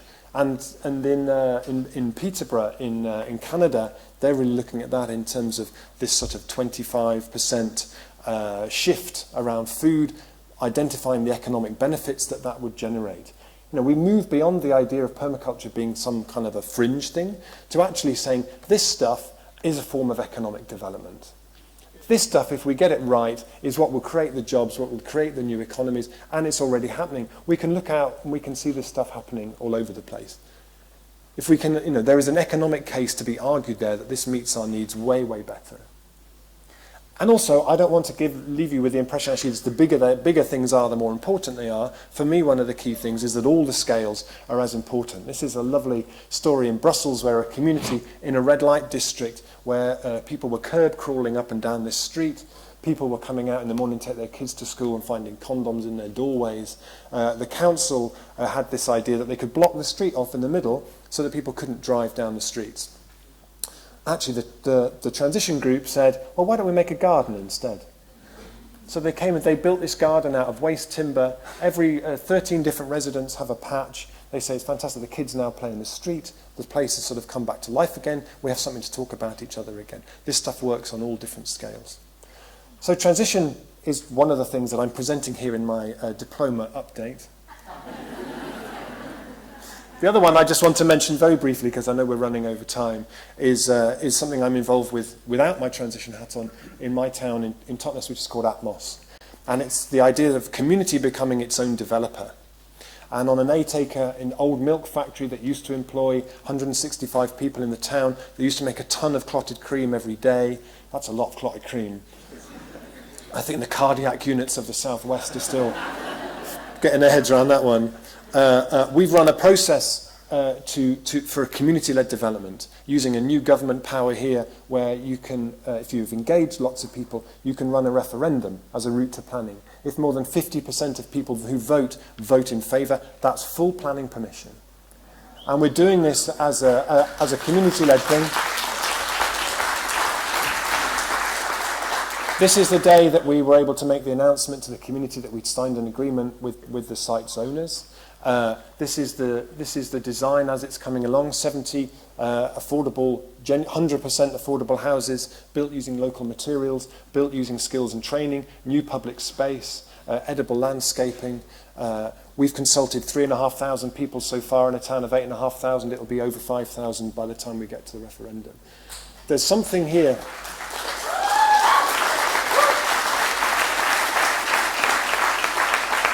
But in terms of informing this question, you know, having sort of come through permaculture, for me, one of the key things about scaling up is we have to be able to step way out of our comfort zones. All too often, we stay in our comfort zones because they're comfortable. Funny that. But actually, stepping outside of them is really scary. This is a really scary project to be part of. I'm one of 5 directors who are behind this scheme. You know, every day we're stepping out into the unknown. It's you kind of living with feeling deeply unnerved is just kind of part of the territory. But actually, that's where the fruit is, going out on the limb. That's where the fruit is. And sometimes we fall out of the tree, and sometimes we end up in the grass looking down. Amazing what you can learn looking into the grass after you've fallen out of the tree. But stepping out of our comfort zones is really central to this.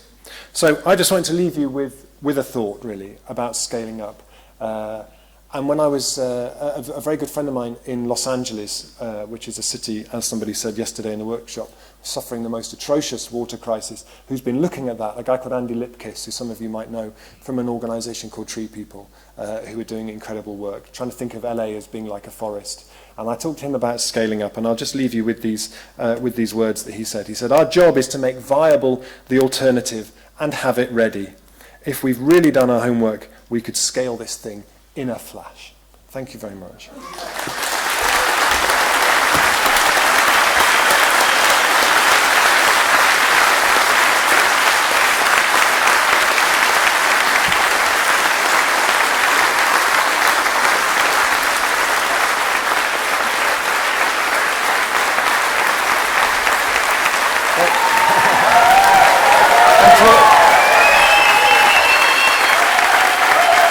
Yeah, a huge thank you to Rob. I always think of Rob as being one of the great enablers. You just helped a lot of stuff happen. And you've just got some of his top tips there, so thank you. A really fabulous panel, 3 amazing talks, really different perspectives on scaling up, the transformation that we need. We are running a bit behind time, 15 minutes. Kind of, you all know the score now, so you can kind of get to your next workshop probably a little bit quicker. You'll probably run 5 minutes over, but you can take 5 minutes into lunch. So I guess we'll just have a shorter break, try and get there 5 past. Just 2 quick notices. One is that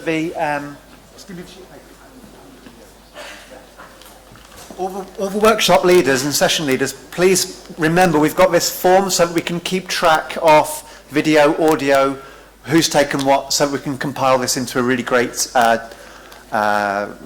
document or documentary or something. So please pay attention to these, and the videoing in particular. Yeah, can people take it downstairs when they've done it? Okay, and the very final one, just for a few people.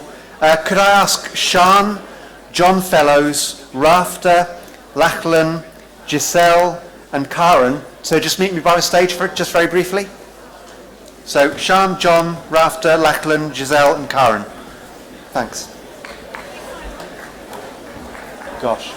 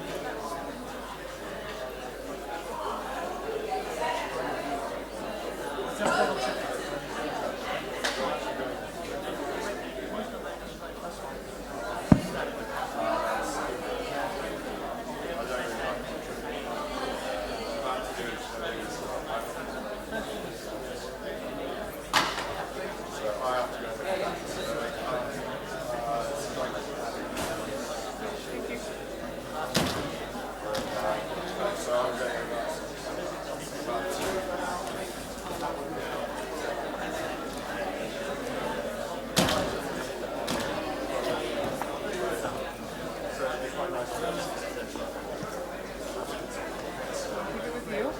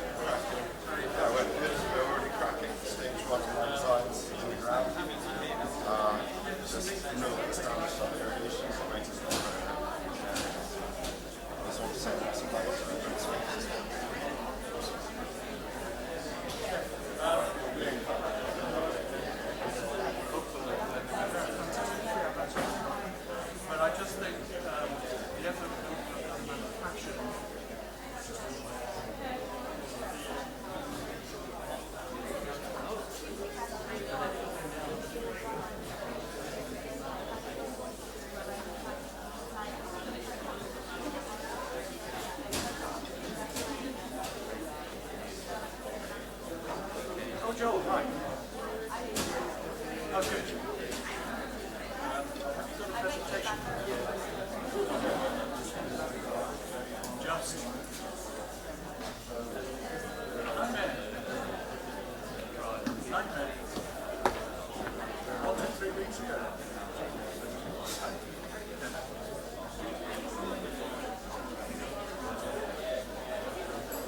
Sure, hi. Just give us a ring. There's a leaflet with my contact details on the table.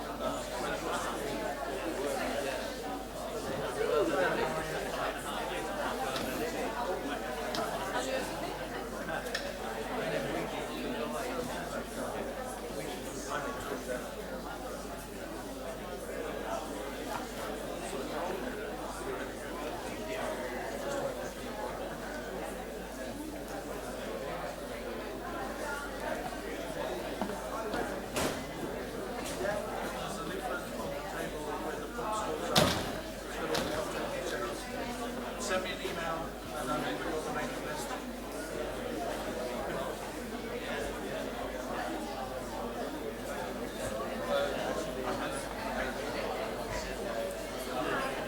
Well, Lucy is used to bringing CV. Very well. Yeah.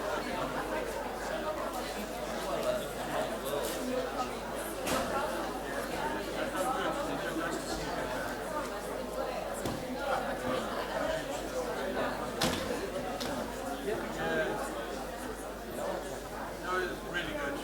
3.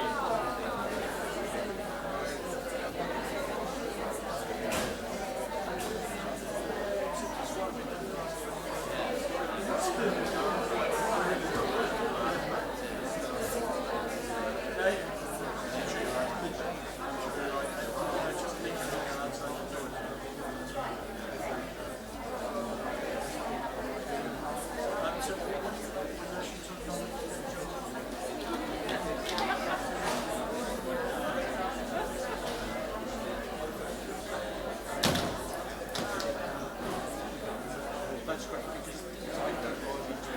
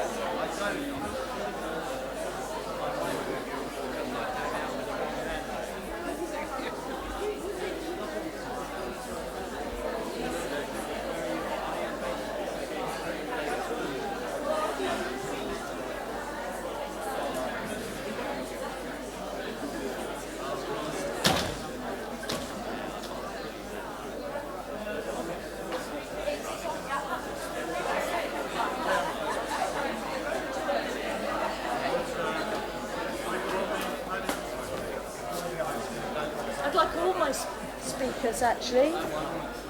Oh, Joe. Before he goes.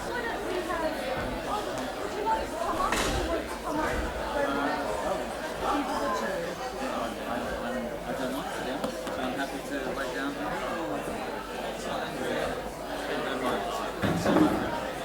We don't get to see what's on the screen.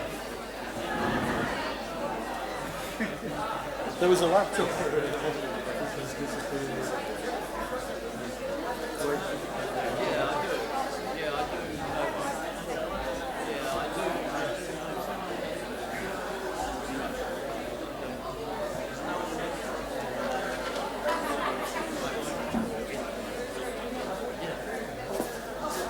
Hello.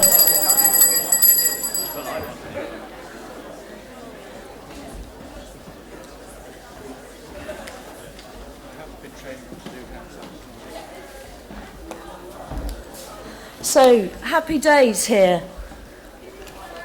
So I'd like to start promptly our next session, which is about soil. How do we create healthy living soil that we want? It's the year of the soil. I think personally that soil is one of the secrets of locking up carbon, of creating regenerative systems.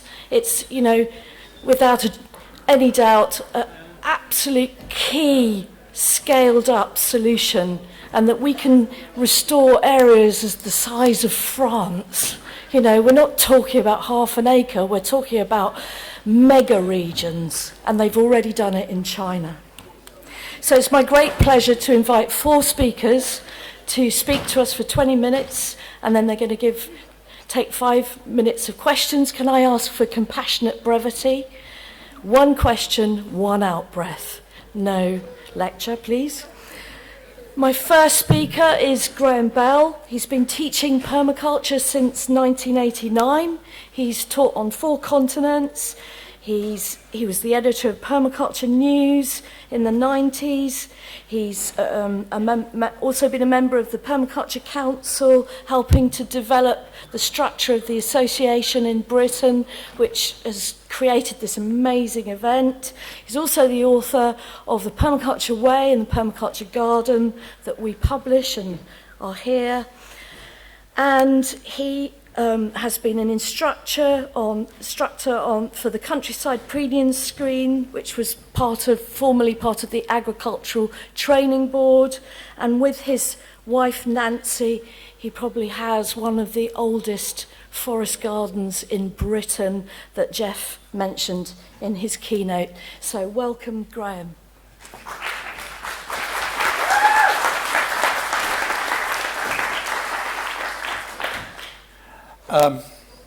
Good morning. Just a little advert before I start. This morning, FAO, the Food and Agriculture Organization of the United Nations, published my short article on my blog, if you like, on soils in their website on Year of the Soils as an advert for this event. So if you want to pick up some of the heart of what I'm going to say, you'll find it there later on. This talk is called The Answer Lies in the Soil.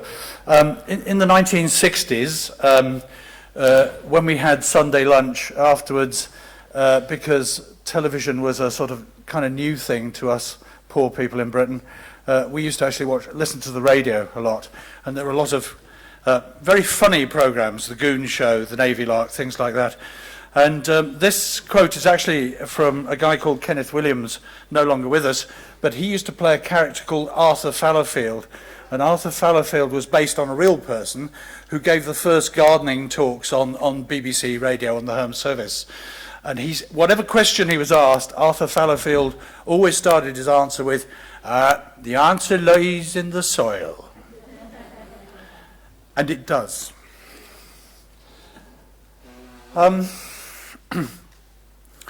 I believe absolutely passionately, and you've heard it said a number of times yesterday and today, that the most important thing that we have is soil.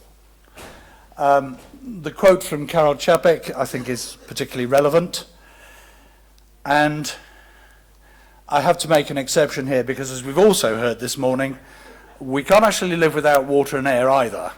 I should point out that all the photographs in this display, apart from Kenneth Williams, come from my garden. So if you want to know what my garden looks like, you get a little introduction here. The difference, of course, is that, you know, we can't live without water and air now, today. But long term, we can't live without soil. And I just want to introduce you to a general concept and what that has done in our garden to demonstrate it. And our garden is an open demonstration for people to visit by arrangement.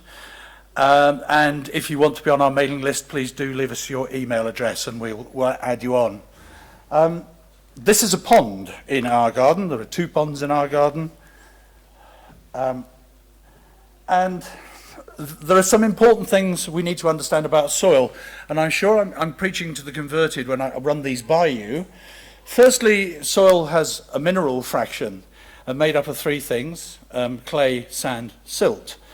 Most of us, I'm sure, are familiar with this. There are also then living organisms in the soil and decaying organic matter from the life cycles of those living things having ended. And it's these things together that create the substance of soil. Of course, soil doesn't really work very well unless it's got holes in it, pore space. Pore space is needed to accommodate air and water. But as I hope to show you today, and I'm sure my colleagues will do so following on me in a slightly more scientific way, the most important thing about soil is that it's alive. The key thing is life.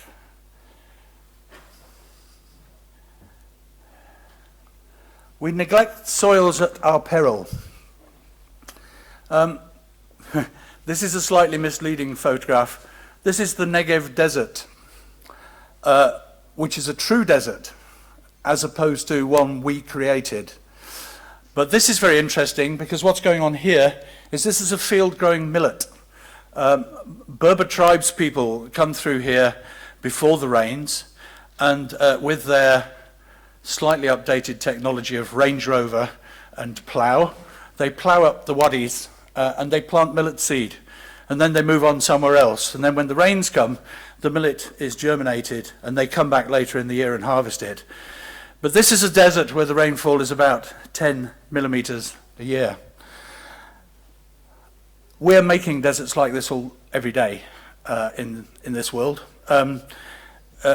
Iraq was mentioned yesterday, the birthplace of agriculture, the Tigris-Euphrates Delta. Anybody who watched any of the Iraq wars on television will have noticed it's now a desert. Syria, a forest kingdom within historical memory. All these places were within historical memory, very great and productive soils, and produced huge amounts of produce and sustained large populations. Syria was a forest kingdom. There are still some forests left in Syria, but most of it's desert. Libya and other parts of North Africa were the grain basket of the Roman Empire.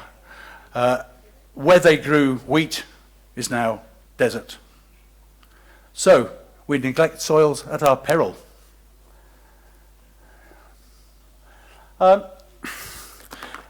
I don't know if you know about Gertrude Jekyll, a famous landscape gardener. I quite like this because it's very pertinent to our garden. Our garden is 1/10 of a hectare. Actually, it's 0.08 of a hectare, but in our research we round up to 1 decimal place. So I call it 0.1. That is 1/5 of an acre for our American friends in particular, who often don't think in metric, but it's not very big. 2 years ago, this garden produced 1 metric ton of food. That's 10 tons a hectare. For 20 years, it took about 2 hours a week. Now it takes about 2 days a week because we do it slightly more intensively. We harvest our own rainwater, it produces all our firewood, and we produce 5,000 plants and 500 trees for sale in our nursery every year on 0.1 of a hectare.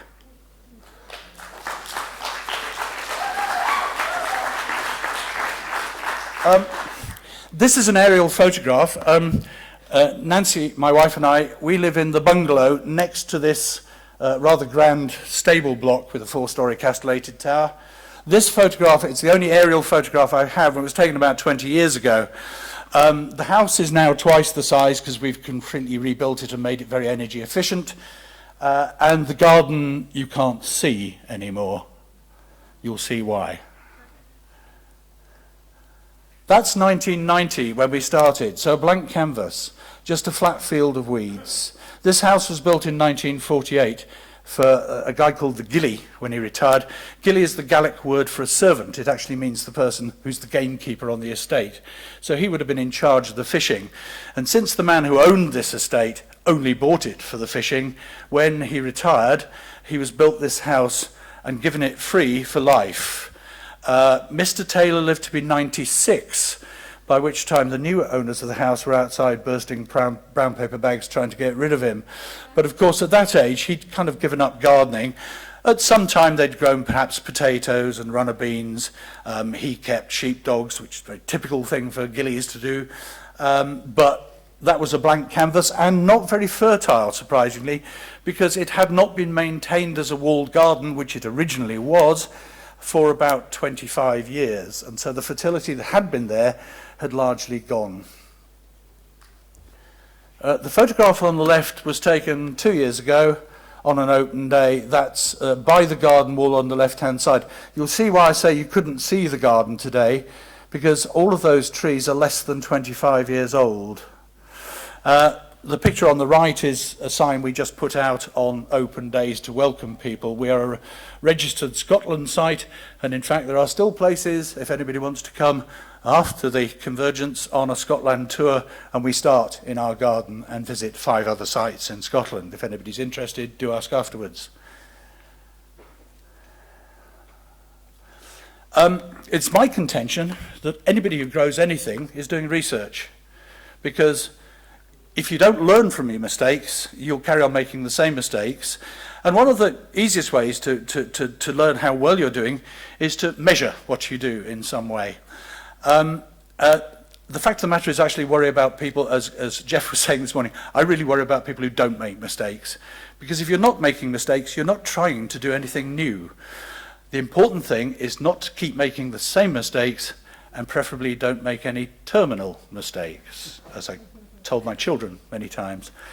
I have a feeling myself that sometimes the lessons we have to learn in life take more than one mistake to learn, because that's why we're on the planet, to learn those things.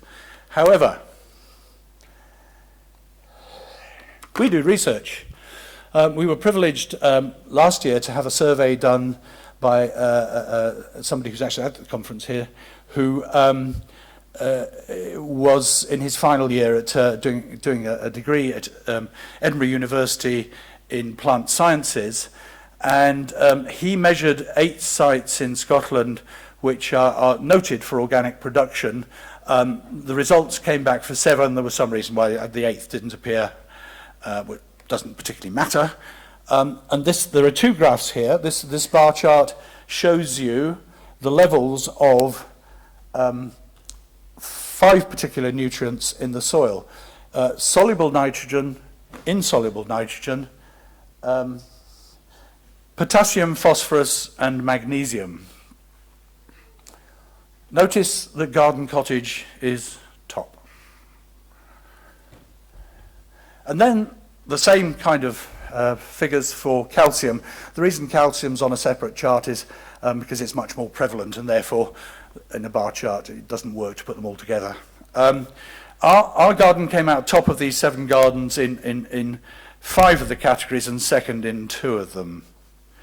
So one of the things you can see from the research is our garden produces plenty of nutrient in the soil, and mostly this comes from within the garden itself. So the garden is largely self-fertile.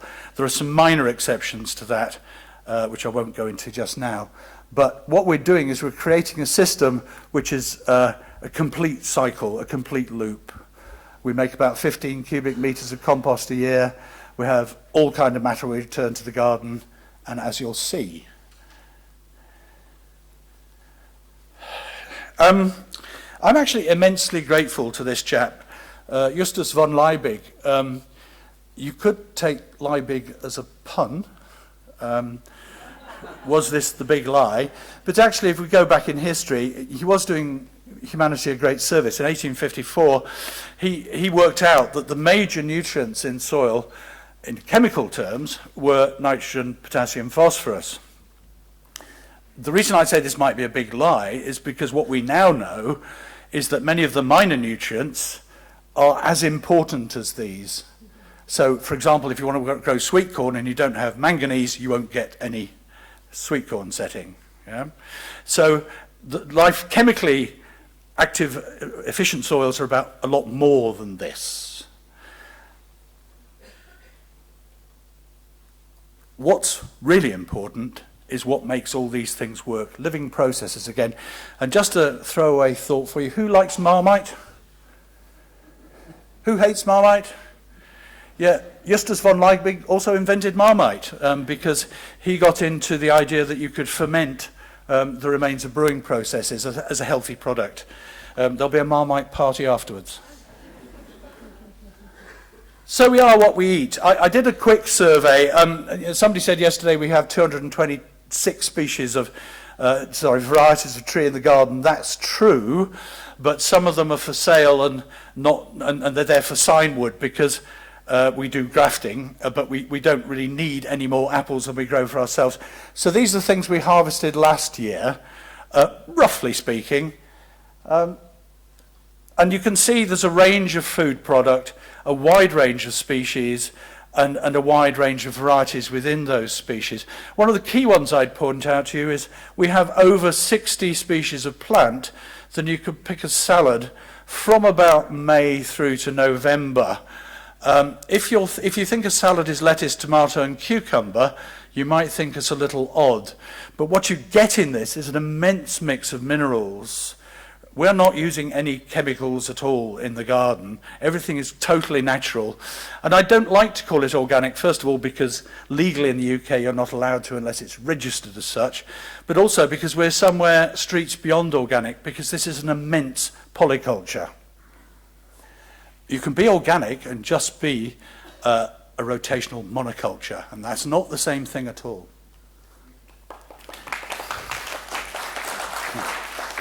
So here we are. This is yield by month, and what you notice is there's a huge peak between June and November. So storing food becomes very important. This is a breakdown of the metric ton of food 2 years ago. It was down a bit last year because top fruit suffers from biennialism, which if you get a very heavy yield one year, it's down the next year. At the moment it's about 400 kilos for this year, but we're only just starting to pick apples, and we've got potatoes and parsnips and carrots and so on to dig, so there's lots more weight to come. How do we do it? No bare soil. Anybody who's read Ruth Stout's books, I love the fact she does it with hay and says, why would you need horse manure? Because horse manure is just hay with a horse taken out. If you use hay, you get all of it. We use straw, lots of ground cover plants, leaf mould, anything that's biodegradable, that's organic. These guys, everybody knows that legumes fix nitrogen, don't they? Yeah, you all fell for it. There's no leguminous plant on the planet that fixes nitrogen. It's bacteria that do it. And they make little houses on their roots. Yeah? So you've got to understand about the living processes in the soil if you really want to husband it well. The other marvelous thing about these guys is they have higher protein in their pollen than anything else. So if you think you've got bee problems, get these guys in, and the bees will have a wild time. People ask us if we keep bees. We don't. We've got 20 species of bee to keep themselves.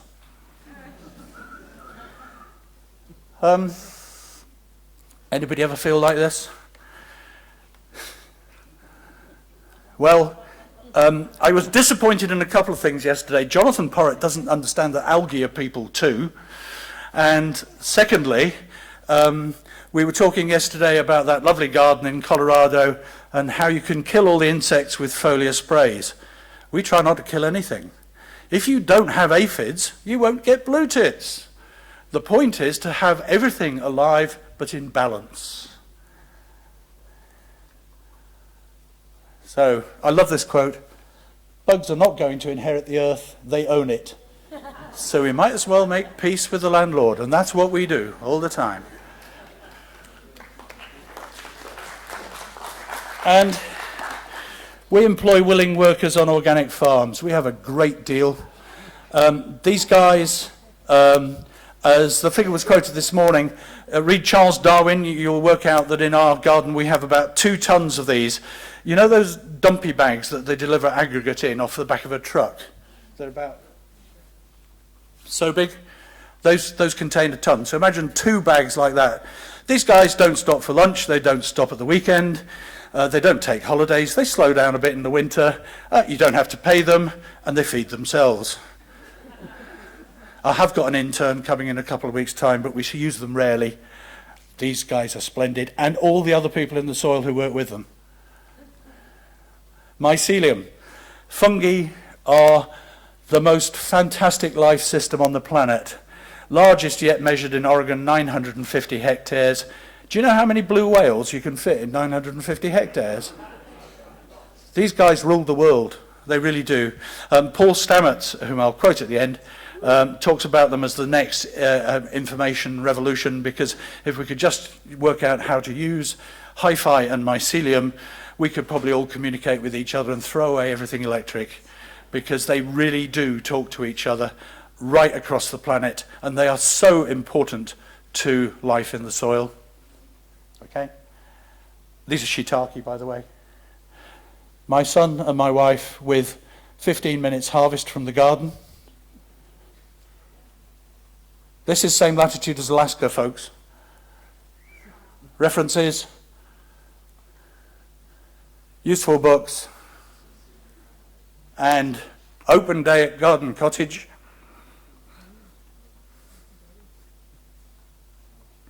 "10 minutes work."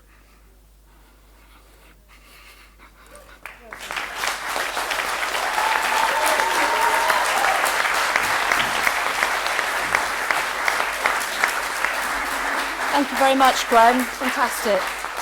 Any questions for Graham? Oh, look, there's a man waving.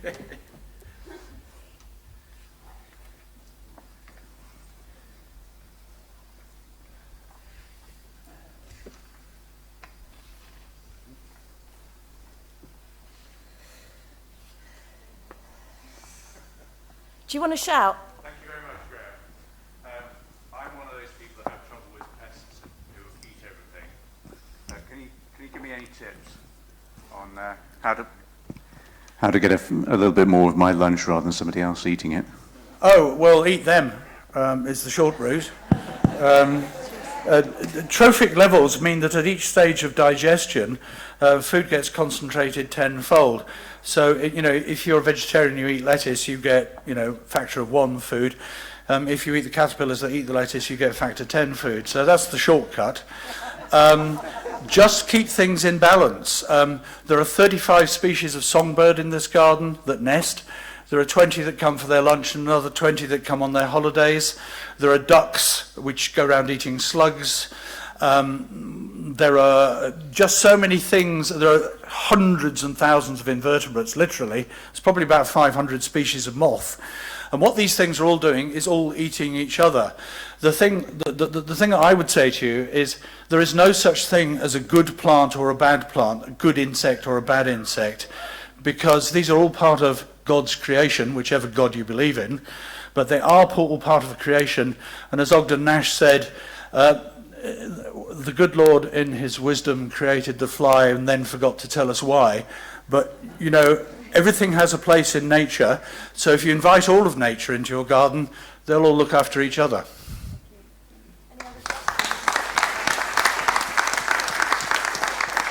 Any other questions? May I ask a follow-on? No, it'd be better if somebody else asked a question. You can talk to me afterwards. Thank you.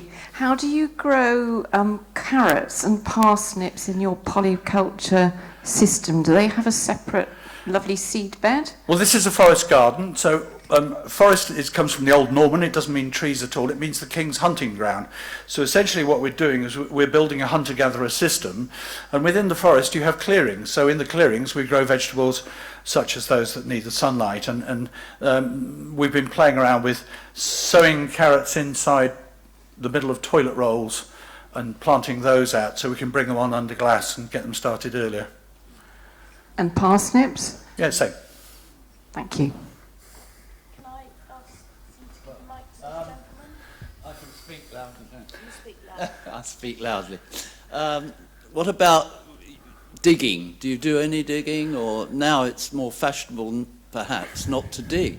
We practice minimum tillage, not no dig. And it's difficult to lift potatoes if you don't dig them out of the ground, for example, or carrots or parsnips. But we try to minimise the amount of tillage we do because tillage actually destroys soil structure.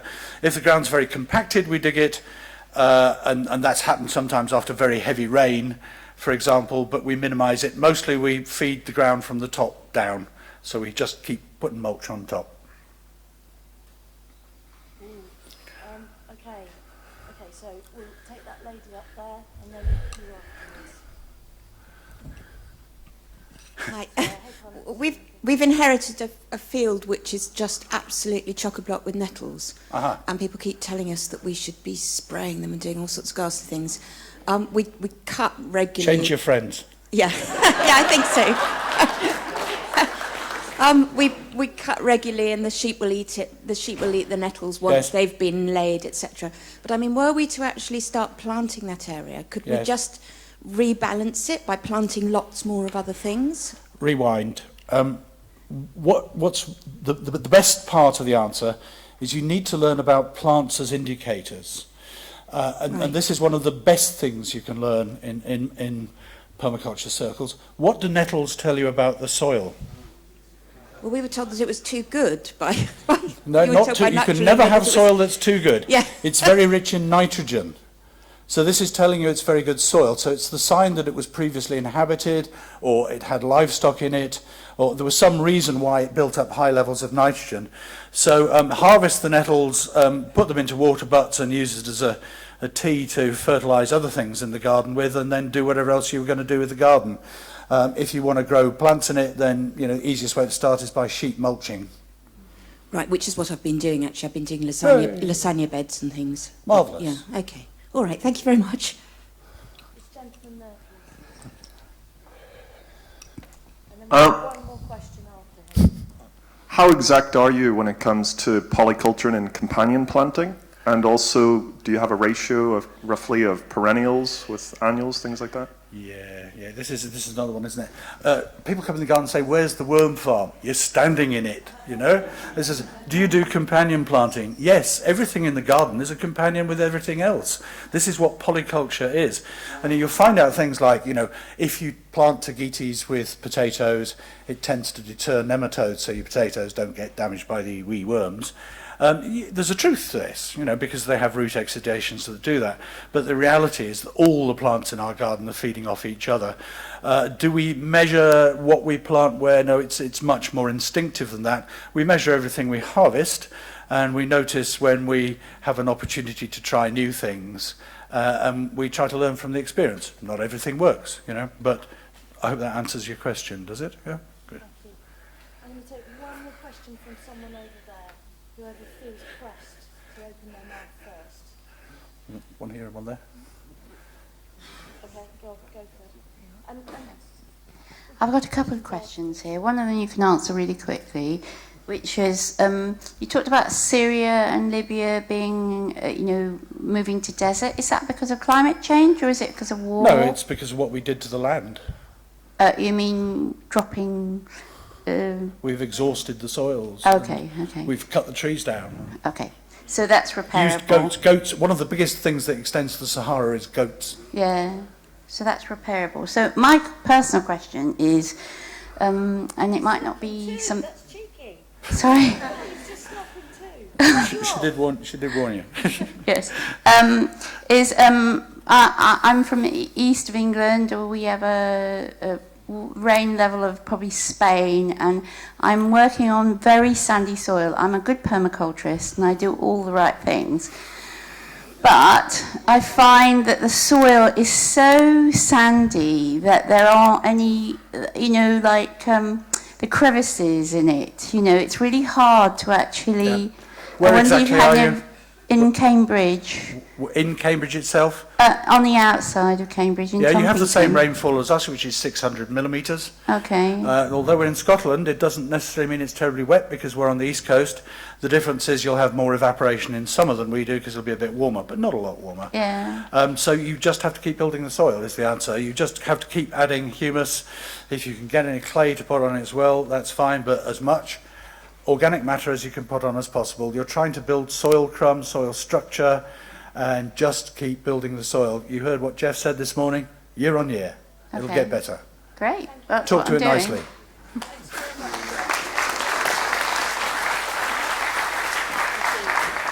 Thank you very much.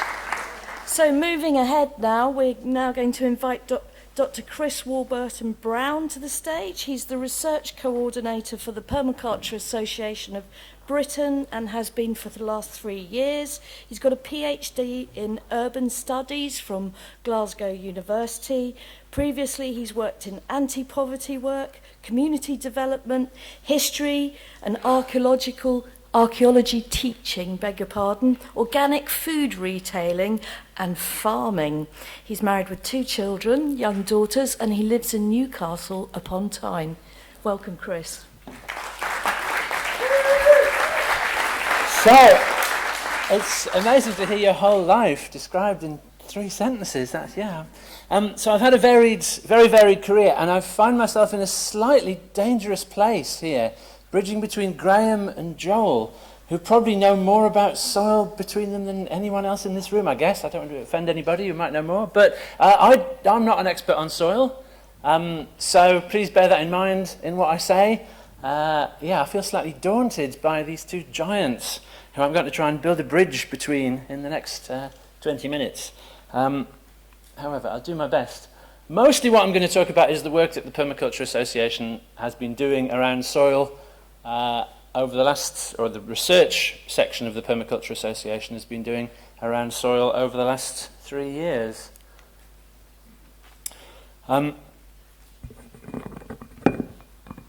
So in late 2012, the association research team began to focus on soil, and we got some funding from good old Slush. That's Lush Cosmetics. We've already got a credit yesterday for they currently fund my job, so I get a big credit for all this amazing work they fund. Everyone go and buy some soap, please. And this ran until Christmas 2014, and as the output of that funding, we published the Permaculture Soil Test Handbook and the Permaculture Soil Advice Booklet, which are online. They're not physically published. You can get them from our website, which if you go to the Permaculture Association website and click on the research thing on the top bar, you will find this under Soil and Biodiversity Project, and it's free for you all to use if you so wish, wherever you are in the world. Although I did have a lovely email from somebody about 2 weeks ago who's working in southern Africa saying that really we need to put some more work into developing the tests to fit for the Global South, and I think that's right. So those of you who are in the Global South would like to share in that work, please do. I guess our tests, although attempting to be universal, are primarily probably aimed at temperate areas, because that's where we've tested them in the UK. So why did we start with soil? I started on this within 3 months of coming into the post. Why did we think soil was the right place to start in permaculture research? Because everybody says, as we've heard again this morning, permaculture is good for the soil, and using permaculture techniques will improve soil health.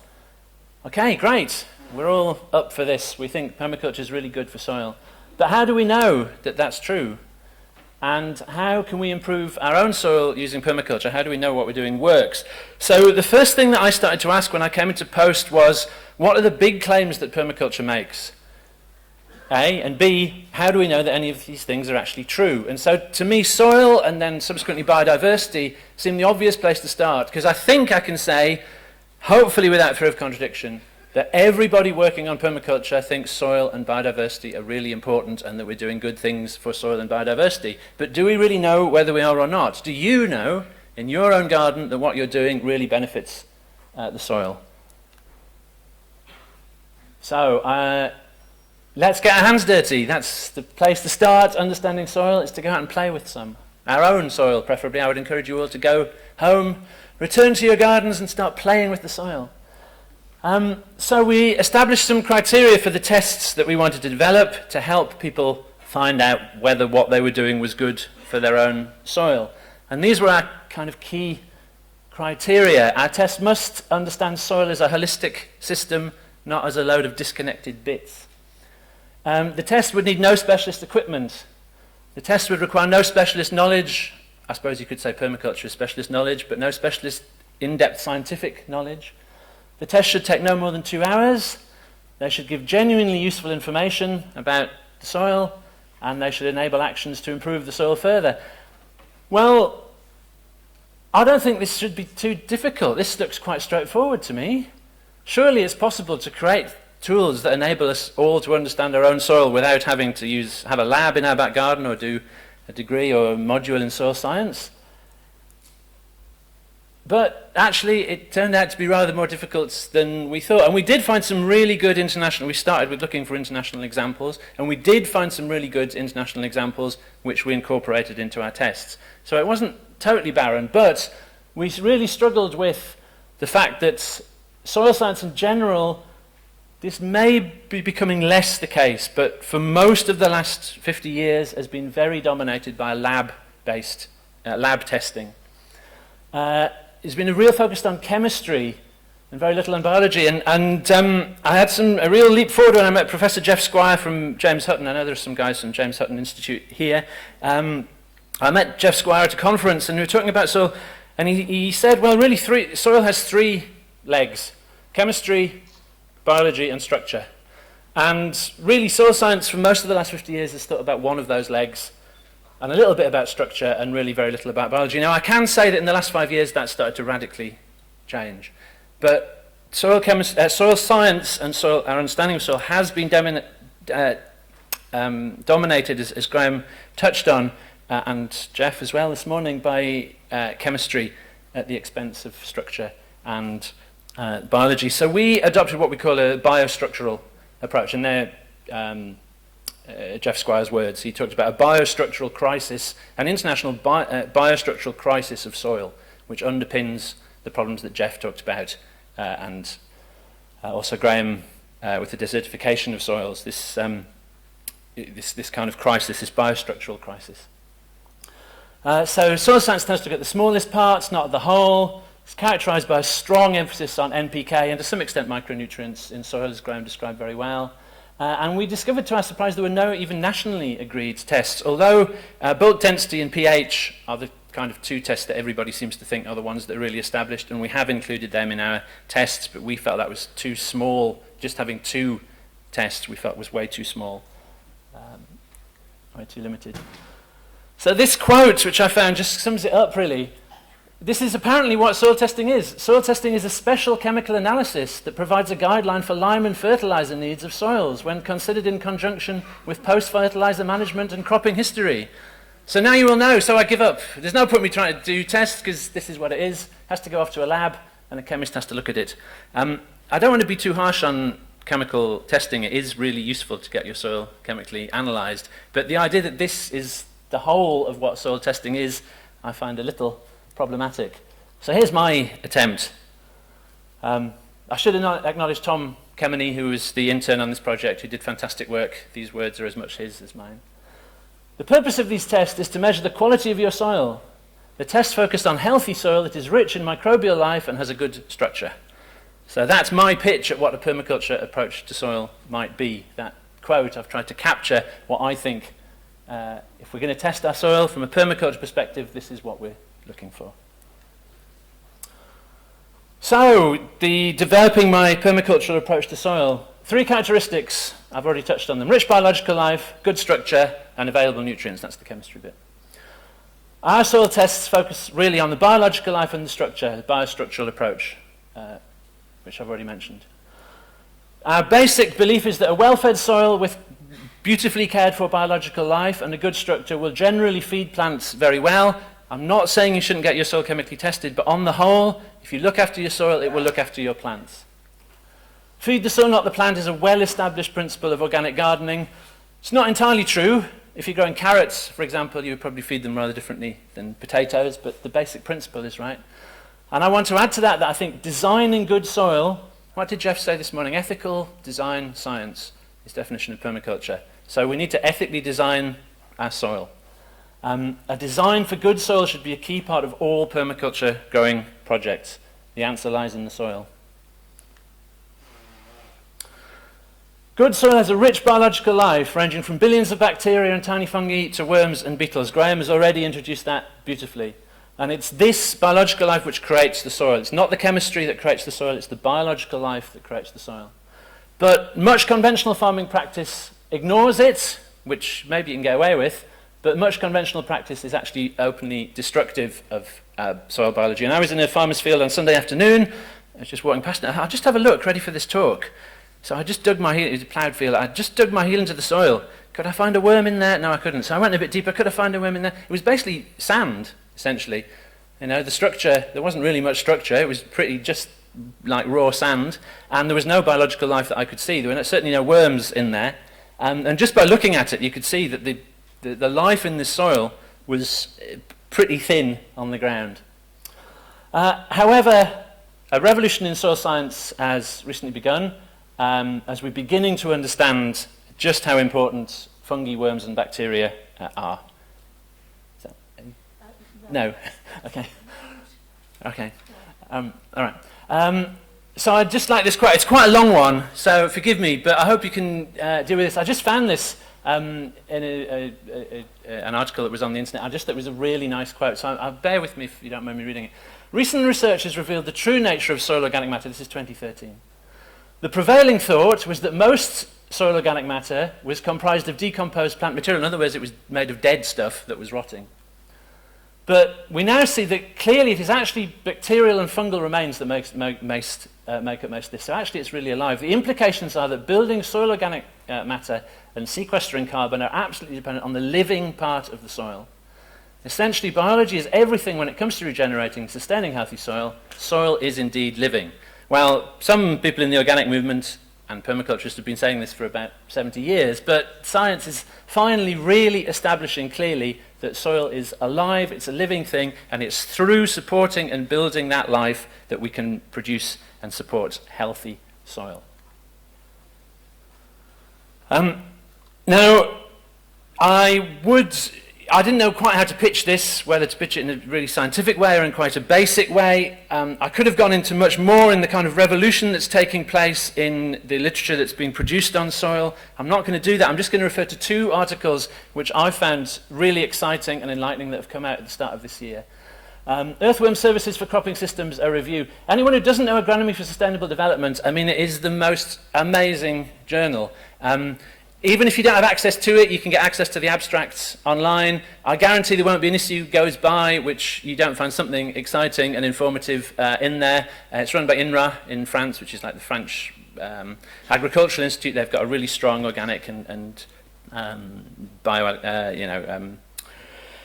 ecological agriculture program. So have a look at Agronomy for Sustainable Development. Give yourself a few hours, because if you're like me, you get on the internet and you find one link and it takes you somewhere else, and then it takes you somewhere else. You know, Agronomy for Sustainable Development, once you start, you can look at all the back issues, all the abstracts are there. You can go back 10 years and find all this amazing stuff, really good science about what we're already doing in permaculture and some new things that we can do in permaculture. So this wonderful article, Earthworm Services for Cropping Systems, i.e., what do earthworms do for our soil? Big review article.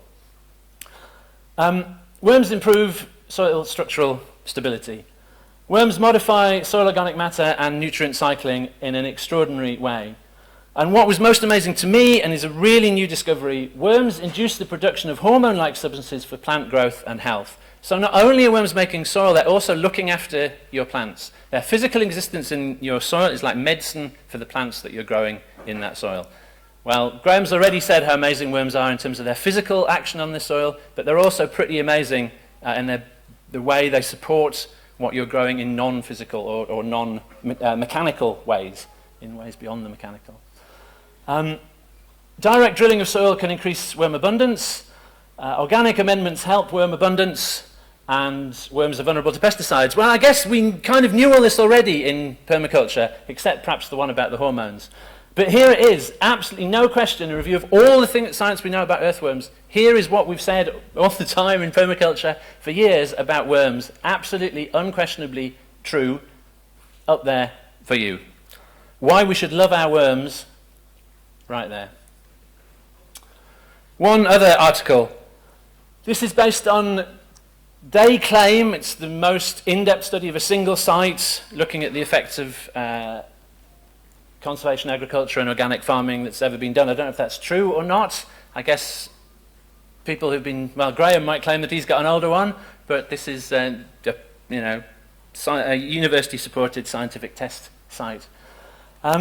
So what did they discover after 14 years of a comparative system between conventional conservation agriculture and organic farming? What did they find? They looked at the long-term effects of conservation, organic and conventional farming on soil biota and compared them, and the effects are pretty extraordinary. Conservation and organic farming hugely boosts soil life. Macrofauna can increase from 100% to 2,500% more in these systems than in a conventional system. Nematodes increase from double to 7 times as many, and microorganisms has a substantial effect on as well. I mean, these are massive, massive differences between a conventional soil, and they found that conservation management is the most effective system, actually. So what does that look like? In the long term, no tillage systems and using cover crops, both of which are things we've already had mentioned by Graham, are the best things for soil biota, better even than using legume manures, much better than pesticides and mineral fertilizers. So I may be preaching to the converted here, but there it is in absolute black and white. What we're doing is exactly, in permaculture, is exactly what we should be doing if we want to have healthy living soil. Soil biology is immensely complicated. I think Graham Lawton said this morning it's the most complicated living system that we know about. Joel will hopefully shed some light on that and give us some more understanding of that soon. I don't claim to understand that at all. It's immensely complex. But we don't need to understand it. Because once you get out and start looking at soil, you very quickly discover that just by looking at soil, smelling soil, feeling soil, living soil looks very, very different to dead soil. You don't need a lab or a microscope to tell you that. You very quickly will see, you begin to understand just by looking at soil how rich and alive it is. So we use 2 very simple tests, proxy measures of the entire soil biology. Earthworm count. How many earthworms have you got? They reflect a massive amount of invisible life in the soil. And the second one is the slaking and dispersal test. You roll a little ball of soil, you put it in water, you leave it for 24 hours. Well, you look at it after an hour, just in a glass beaker. How much of it has fallen apart? You look at it after 6 hours, how much has fallen apart? You can come back after 24 hours, how much of it's fallen apart? The more organic life there is in the soil, the longer that ball will hold together in the water. So if I took the farmer's soil I looked at on Sunday, I'd have to spit on it because it was so dry, roll it into a ball, stick it in my glass. Within a few minutes, it would just all fall apart because there's no organic life holding it together. If I took Graham's soil, did the same thing, well, we'll have to test it one day, Graham. It would last for a long, long time before that soil eventually falls into the water. The ball would stay solid. So that's slaking and dispersal test. It shows you how well tied together the soil is by the humus that's in it. Our little friends again, Graham and I share, we should form a fan club, the Earthworm fan, northeast of England, stroke southeast of Scotland, Earthworm fan club we shall establish. Tireless worker for humanity. We also looked at structure in our tests. Healthy soil needs to have a good pore structure, hold air and water and allowing roots and soil fauna to pass, soil life to wriggle through. It also needs a good crumb structure, which I've already talked about, balls of soil that hold together. But not too hard, they can be crumbled apart. That's what good soil looks like if we could look down the microscope. Nice big pores, lots of gaps between them. So the tests that we use are infiltration, how quickly does water pass into the soil? If it goes too quickly or too slowly, that's not great. You want soil that drains moderately slowly, that's good crumb structure. Soil texture, feeling it. Bulk density, which is a little bit complicated, you can read that in the soil test. Visual inspection, slaking and dispersal I've already mentioned. These are all tests that you can do in your home with basic equipment to give you some idea of the structure of your soil. We also do soil pH test, because that's pretty critical for what you can grow. Different things will grow in different pH, I guess you know that already. Soil depth, obviously we're trying to build deeper and deeper soils. If you're up in the North Pennines or mountains of Colorado, as we were hearing about yesterday, you've probably got pretty thin soil. You might have a foot of soil and then you're down onto the bedrock. But wherever you are, over time, repeating these tests, you should be finding your soil is gradually getting deeper and deeper. As you feed it, look after it, the soil should be piling up on top of your bedrock. If you're me, you've got about 2.5 foot of good soil down onto the sub-clay, the underclay. I've added at least 6 inches on top of that in the last 10 years in my garden. We look at waterlogging and dryness, we look at anaerobic conditions. I won't talk about that now, I guess I'm running out of time. So yes, go for your soil chemistry test, that's fine. Not against that, but, because you do need to find nutrient shortages or pollutants that might be there. However, central to a permaculture approach to soil is a holistic approach to soil. It means that detailed soil chemistry or nutrient analysis should only be one part of an integrated, rounded approach to soil health, to soil feeding, to understanding soil biology and understanding soil structure. Alongside the test handbook, we've produced the Permaculture Soil Advice booklet. I guess that anyone who's an experienced permaculturist will already be doing all the things that are in there, but it may still be worth a look. We suggest that if you want to see the development of your soil over time, you can repeat the tests yearly, which should hopefully show that what you're doing is actually working, particularly, who's the lady who's got the nettles? Whoever, the lady over there growing nettles, hopefully if you start to work on your soil, you'll see it starting to change and deepen and the life build up. Although if you've got lots of nettles, it might be good already. Time invested understanding your soil and all that lives in it is always time well spent. I'm a great enthusiast for people just getting out and handling their soil. And we hope that eventually, we haven't set this up yet, we hope we can create a database of our results to show the benefits that we're achieving. So there he is, our little friend, the soil, waiting to give you a hug. Get out there and play with him.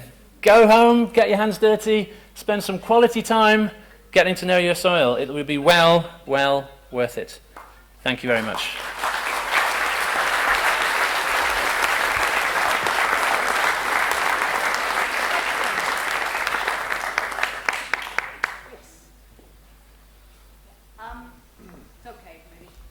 I've just inherited an allotment, and there are no earthworms in there. I've been forking it, finding bindweed and stuff like that, mare's tail. And I found in the broken down shed at the back a bottle of glyphosate. And I'm really concerned now. The soil has got some small little kind of, I don't know, the little brown things with scales on their back and they're wandering around, but no worms. And the glyphosate, am I screwed? Can I do anything about that glyphosate? Yes, I'm glad you mentioned glyphosate. The third bit of research I should have mentioned was some research done at Coventry, and the reason I couldn't find I've read it and I couldn't find the reference in my notes, which is a classic researcher mistake.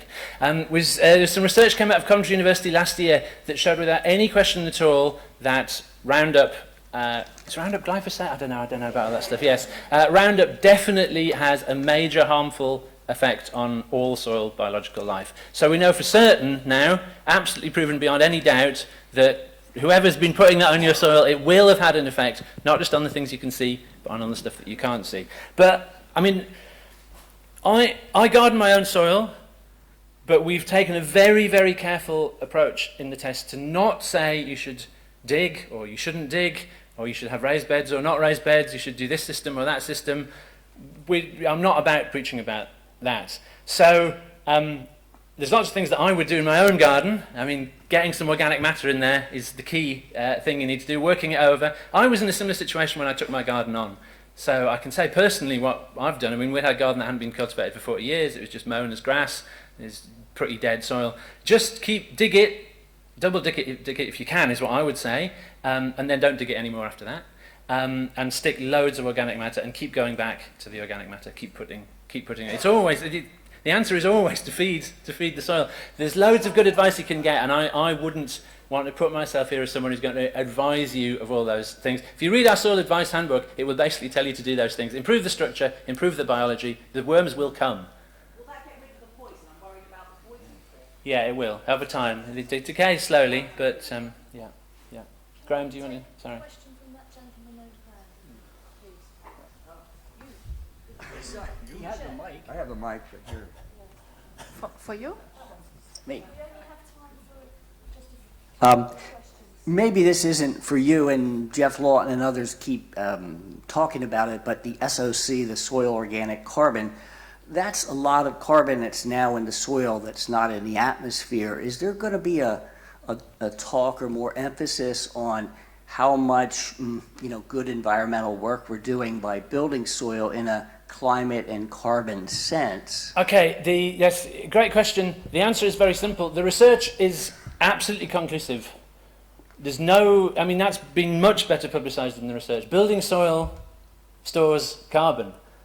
By building carbon, so the question really is, how far are we interested in how much carbon we're storing? To me, I'm not very interested in that. I know that by building soil, we're having a substantial effect on sequestering carbon. So my immediate answer would be to say, go and read that research. And then if somebody wants to do some research in permaculture, how much carbon we think we're storing, that would be a fantastic research project. For me, it goes back to some of the things that were said this morning by Cathy Debenham. For me, it's enough to know, what am I getting out of this? One of the things I'm getting out of it by building soil is that it's good for carbon. Other people, and we should have publicised the Permaculture Research Digest. I'm always putting stuff on the Permaculture blog. I'm always putting stuff on the Permaculture Research Digest journal articles which deal with this kind of stuff. If anyone's got some, just email them to me. I'll put them straight up on the digest. So that research is out there. We know it's really good. It goes beyond where I want to be and where I think most Permies want to be. But yeah, find some stuff and send it to me. It'd be great. Thank you very much, Chris. Thank you. Very much. Graham pointed out that I didn't actually introduce myself. I'm Maddie Harland. I actually founded Permanent Publications, and I'm chair of the Board of Trustees at the Sustainability Centre in Hampshire, and a founder of Gaia Education and a fellow of the Royal Society of Arts. That's enough, but that's why I'm so bossy.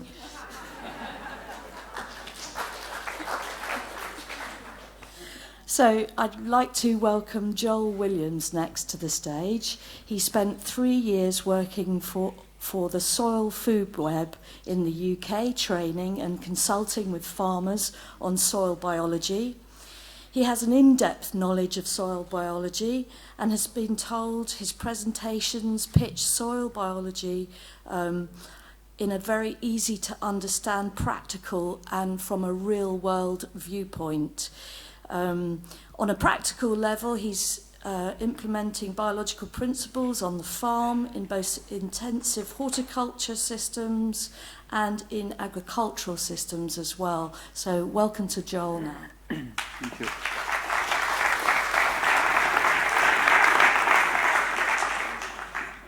Okay, good afternoon.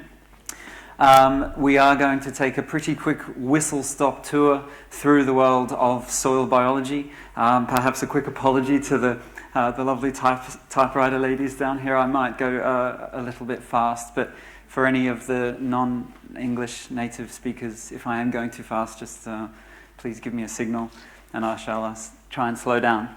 So, what is a healthy soil? And we've touched on this now, the stool with 3 legs, or I like to use my soil health triangle. It is a balance between the soil chemistry, the soil physics, and the soil biology.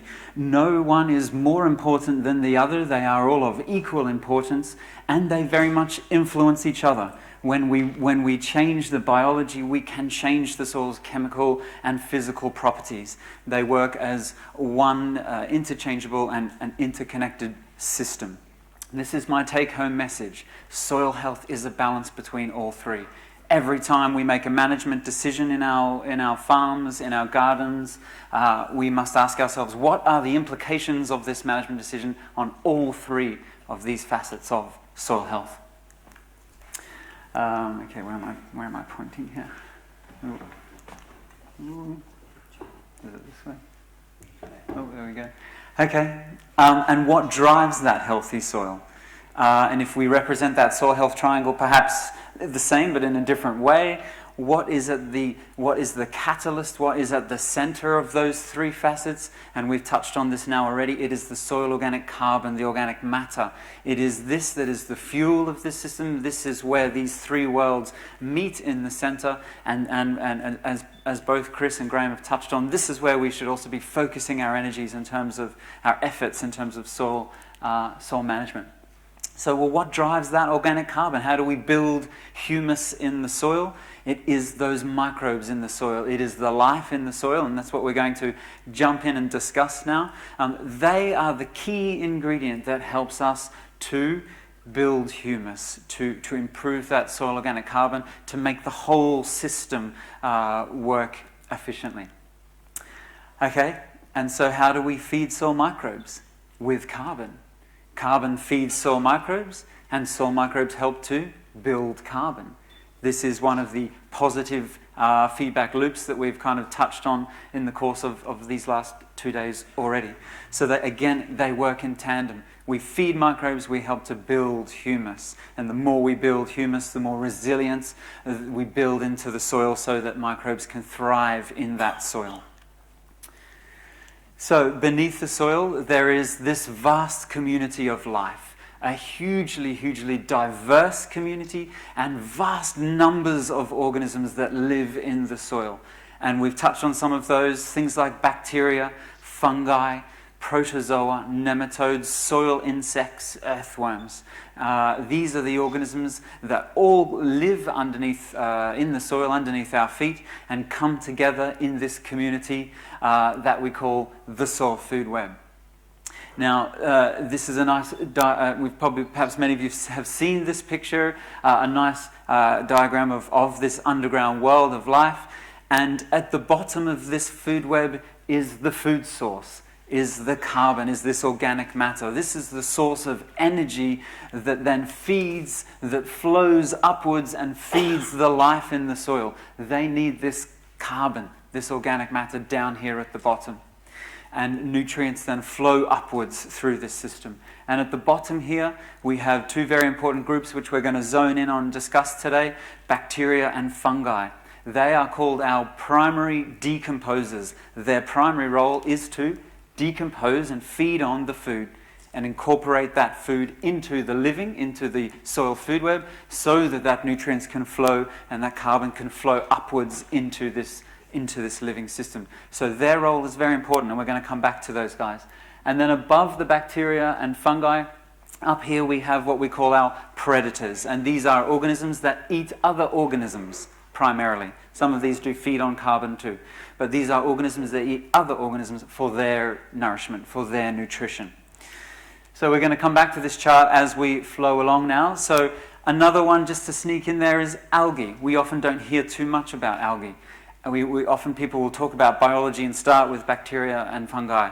Well, algae are essentially microscopic plants. They are also an important contributor to the food source at the base of this soil food web. They photosynthesize, they breathe in carbon dioxide, they produce sugars and carbohydrates, and they exude those out into the soil for the bacteria and for the fungi to feed on. So they are also important contributors to the as plant life to feeding the soil food web. Okay, so we jump to our bacteria first. What do bacteria do in soil? They are microscopic, single-celled little organisms. What they lack in size, they make up in numbers. Vast, vast numbers. Billions and billions of bacteria in a single teaspoon of soil. Their role is to feed on that organic matter. Again, decompose that carbon, the food source, coming into the system. Bacteria grow in colonies, or they can be quite free living. As they grow and as they feed on that soil organic matter, they exude all sorts of substances into the soil environment. Many of those are quite sticky, and they start to glue soil particles together, and we form these little micro aggregates that the bacteria start to glue soil particles together, forming this aggregates, this structure that we have touched on already. So this is what the bacteria do in the soil. We also have a huge number of bacteria in the soil, but only a small percentage is only ever active or alive or feeding. And in this slide here you can see some glowing bacteria. We've used a stain here that the feeding bacteria have absorbed the stain so that we shine a UV light and they glow and they fluoresce. So these are the active, awake bacteria. But in the rest of this slide, in all of the rest of this space here, there is a huge number of dormant, inactive bacteria. This would be 10% or so in soils. The microbes are active at any one time, ballpark. And this huge diversity of dormant organisms also are very, very important because soils are hugely dynamic ecosystems. They fluctuate on an hourly basis, on a daily basis, on a monthly, on a seasonal, on a yearly basis. The temperature extremes, the moisture extremes.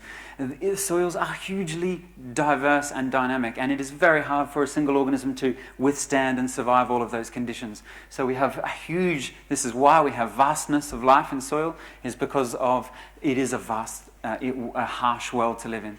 And so these dormant organisms, as the soil moisture content changes, all of these glowing bacteria would go to sleep and they'll go dormant, and all of the dormant ones will wake up and fill that niche so that we can have that constant cycle of life working in the soil. So they're feeding on organic matter. And then we have our fungi. They're also the other primary decomposer. Fungi are multi-celled organisms. They grow in these long strands or threads called hyphae. And similarly, fungi are also feeding on that carbon and exuding byproducts and waste products, gluey, sticky substances into the soil. But this physical growth habit, the way in which these strands and threads grow into the soil, means that they have a very big influence on the structure of the soil. They physically change the structure of the soil as these hyphae grow through the soil. And this is a very, very important point which we'll return to. And here's another picture here of some branching hyphae feeding on that organic matter, gluing sticky substance, again releasing sticky substances. And as those hyphae grow through the soil, we talked about bacteria producing little micro aggregates. Well, these hyphal strands grow through and pull micro aggregates together into larger macro aggregates. And when we have macro aggregates in this aggregated structured soil, in between there we have pore space. And this is where we have our oxygen. This is where our moisture can move through the soil. Two very, very important factors in soil health. And then we could probably stand here and talk a whole day about this special group of fungi called mycorrhizal fungi. That's a spelling bee special for the ladies if they don't know that one. Mycorrhizal fungi. They are a special type of fungi that work synergistically with the plant. They actually colonize the plant root system and they grow out into the soil environment with these same fine hyphae. These fungi are not primary decomposers. They don't really feed on so much on organic matter, the humus there. They feed with the plant. The plant photosynthesizes, breathes in that CO2, produces sugars and carbohydrates, sends those to the roots to feed that fungi. And that fungi grows out into the soil and accesses moisture and nutrients and pipes those moisture and nutrients back to the plant so that the plant can photosynthesize more and produce more sugars and send those back down. And we know that mycorrhizal fungi can increase the plant's access to soil volume anywhere from 10 to 1,000% increase in accessing of the soil volume. What are the implications of that for our irrigation, our water requirements, for our nutrient requirements when the soil is, when the plants are accessing such greater soil volume? Okay, and then we have our predators, the higher level predators. These are protozoa. These are single-celled animals. Their primary role in soil is to eat bacteria.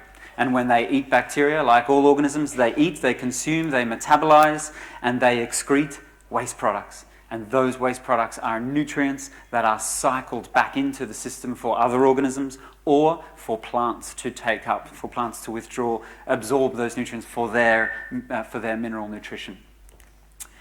Then we also have our nematodes. Now, most, I think, growers and farmers are well aware of the root-feeding nematodes, the plant parasitic nematodes. These are the nematodes that cause damage to our crops.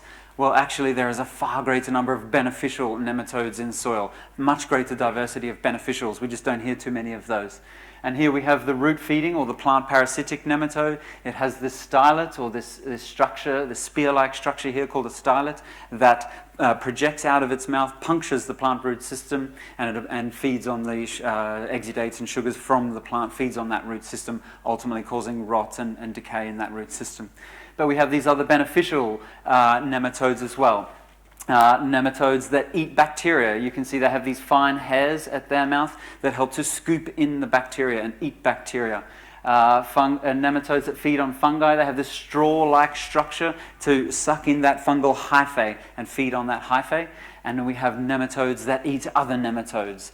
These are, of course, great biocontrol agents to encourage more predatory nematodes who will then consume our plant parasitic nematodes. As these nematodes eat the bacteria or eat the fungi or eat the other nematodes, again, they metabolize, they excrete waste products. And those waste products is how the plant feeds itself, accesses those nutrients in natural ecosystems. And so we have our soil insects. Their primary role is to shred organic matter, to physically grind down and break down organic matter into smaller particle sizes so that the bacteria and fungi can then start to do their decomposition. Earthworms, again, similar, physically breaking down organic matter, redistributing that organic matter down into depth, creating those lovely channels and pores and structure that we see here. In this lovely picture, of course, creating channels for moisture and oxygen. A really good example of this interface of biology and physics. Biology changing the physical structure of the soil. And so all of these organisms then, and we have our other animals going up beyond there, and all of these organisms come together in this wonderful ecosystem called the soil food web, and how these things all interact and eat each other and work synergistically with each other.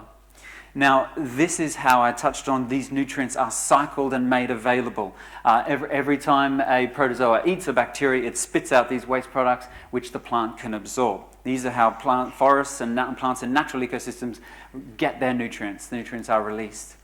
Now, if we look at soil chemistry, we won't go into any great detail, but if we look at a soil analysis or look at the nutrients that exist in soils, they exist in three different forms.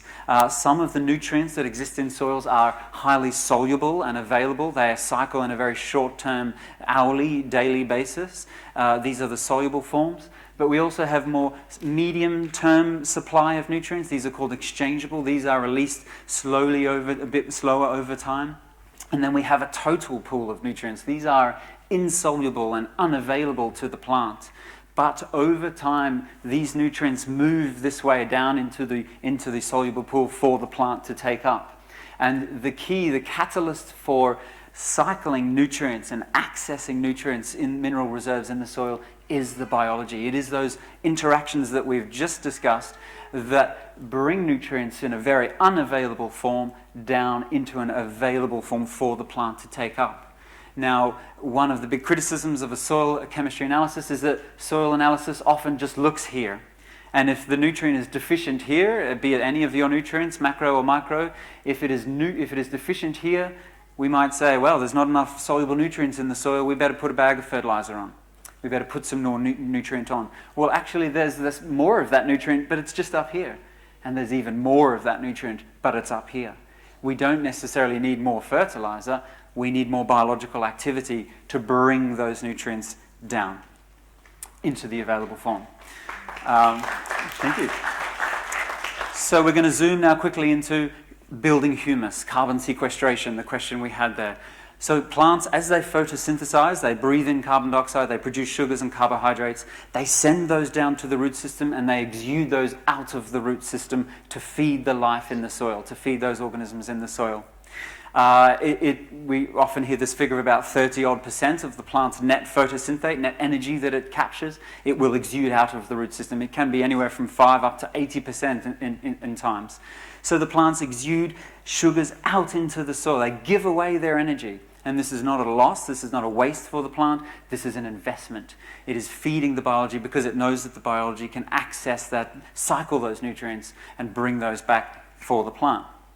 So depending on the soil biology in the soil, depending on that balance of organisms and how biologically active those soils are, those exudates that the plant exudes and leaks out of its root system have the potential to be captured and stored in the soil. And the role of bacteria and fungi are very, very important in this equation.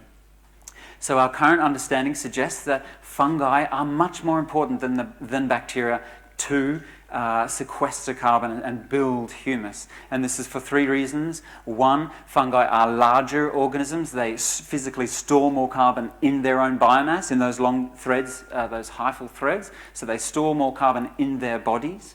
Their byproducts, their waste products, as fungi feed, they exude these waste products. Their waste products are larger chain carbon compounds. They're more recalcitrant, they're more resistant to degradation, bigger, longer chain carbon, which is more resistant to degradation. So their byproducts are larger than bacterial byproducts, which are smaller and break down more easy. And fungal hyphae promote soil aggregation through this physical growth habit of the fungal hyphae. And so this is a nice way to illustrate that. Here we have soil in a dispersed state. We have a high surface area around each of these little particles. High oxygen can access there. We can see oxidation of our carbon back off into the atmosphere as CO2. If we have, just picture some fungal hyphae, those strands or threads growing up into those particles, releasing those gluey substances, sticking the structure together to form this nice soil aggregate. Remember, this is a 3D structure. This is a ball. This is a sphere. And within that ball now, all of the organic matter and carbon within that aggregate is physically protected from oxygen and oxygenation. And so it can't be broken down and lost back as CO2. So in aggregated soils, we have physically protected that carbon and sequestered that carbon and keeping it in the soil rather than losing that soil. And here we have a nice picture of some compost actually, but of some fungal hyphae again. Structure. Structure is in motion right here. Look at the fungal strands here and that you can see here, and look at the dark spaces, the black pore spaces. Look at the structure there that we see in this picture. And here we are creating space for these aggregates, and it is these perfectly structured aggregates that are the sites of protection of carbon and also maximum carbon sequestration and synthesis and protection of that carbon within those aggregates. And so this is, I guess, another one of my kind of final closing kind of take-home messages. When we then think about bacteria and fungi in our soils, just follow this chart with me. Our carbon inputs, and these could be some those root exudates that I mentioned, those photosynthetes going down, exuding by the plant. Maybe our residues, maybe some compost, manures, our green manures. The food source that's coming into this system will be either fed on by either bacteria or fungi, or a balance of both.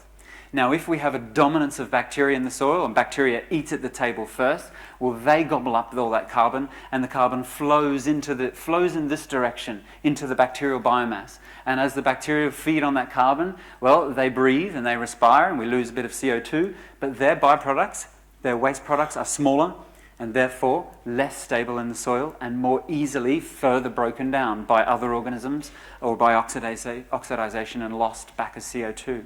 If we had more fungi in our soils, and fungi ate at the table first, well, that carbon will flow down into the fungal biomass.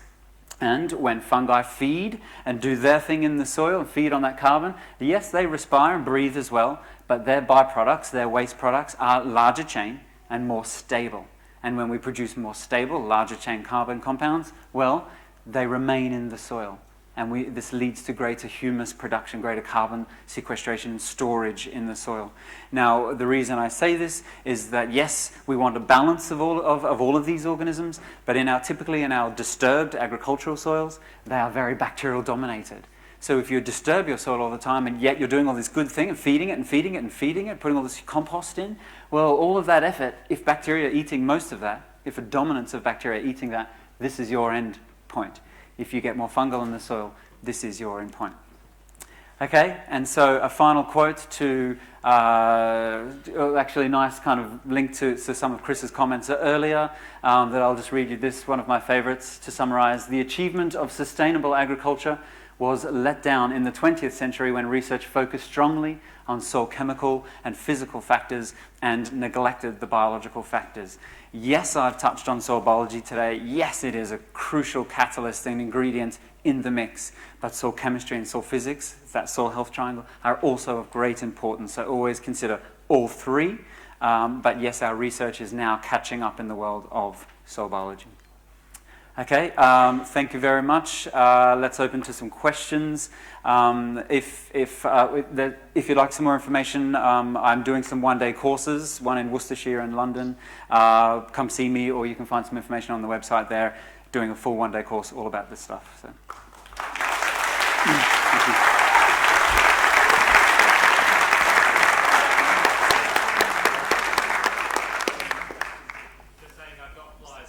I've got your flyers here.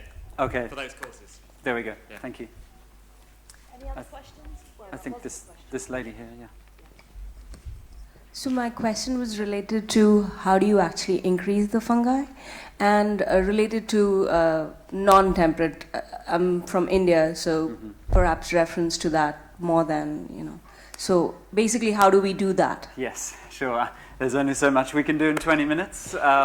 So yeah, I mean, the comments that have been touched on, we need to feed the organisms. It's about feeding the right, similarly, fungi exude more complex carbon chains, which are stable. They also like to feed on more complex carbon forms. So we need to feed them the right types of carbon that they like to feed on, that they will then sequester. So fungi prefer more drier, woody material. They like, things like wood chip, of course. This is materials with a very wide or high carbon to nitrogen ratio. It's a very dry, fibrous, woody material.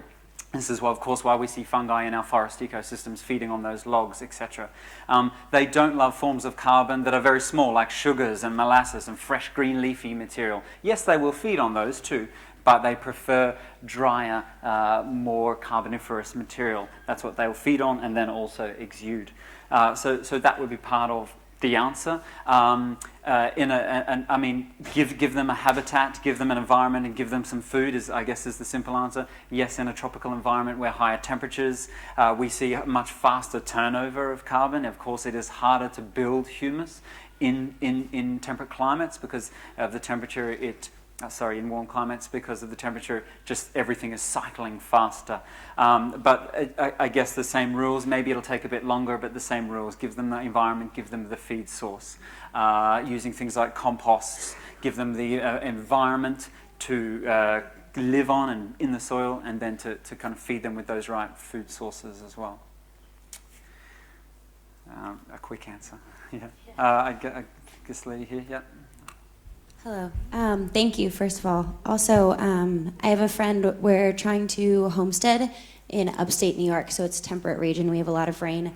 We've had a lot of invasive worms, actually, that have been eating straight through our organic matter in the forest, and we haven't found a way to attract enough predators to minimize their effects, and we're losing our carbon really quickly. Do you have any recommendations? Wow, invasive worms. Yeah, they've moved northward and they just eat through everything extremely fast. Wow, do they then move on though, or do they? No, they stay. Yeah. They're everywhere. I'm not too sure, to be honest. Happy to open the floor if anyone else has any suggestions there, but not being familiar with them, I'm not sure. But sure, do you want to?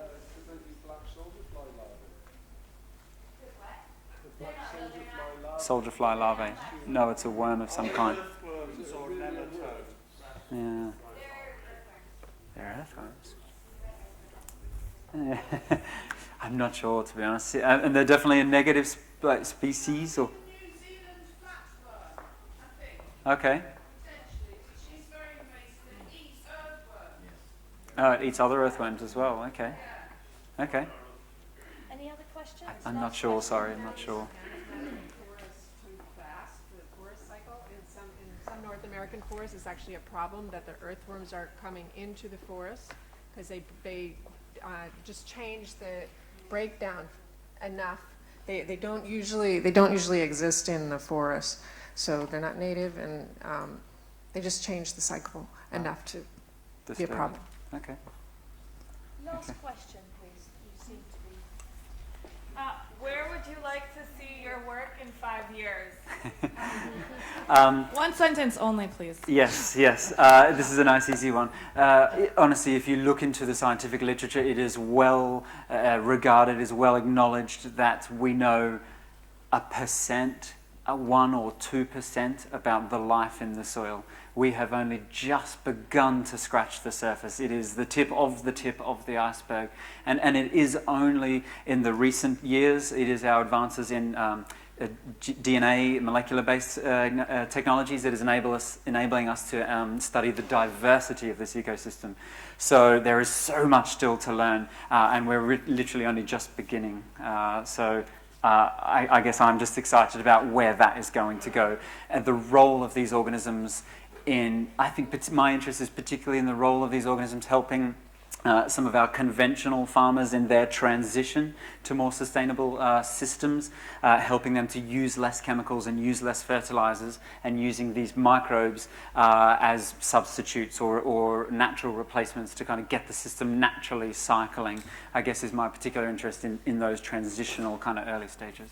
Thank you very much Okay. indeed. Yeah. Okay. Thank you.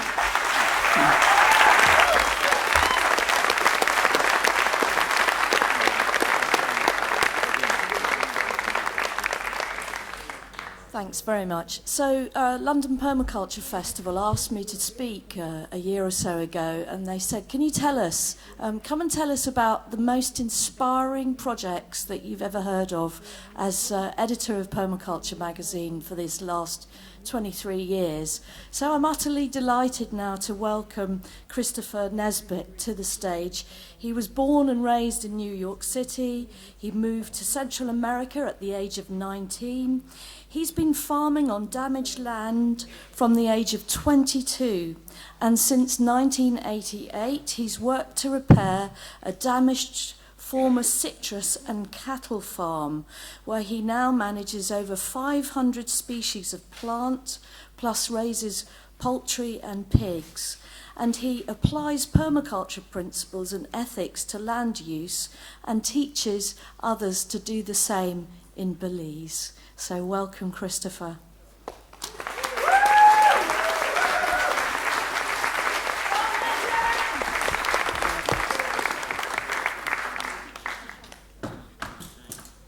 I've just been asked to say that as we have 4 wonderful speakers, we are going on till 1 o'clock. Everyone else is finishing at 12:30. And so we're allowed.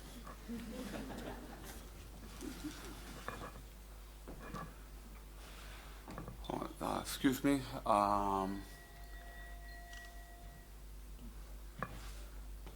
Okay, good morning. The introduction explained a lot. My name is Christopher Nesbitt. I live in Belize.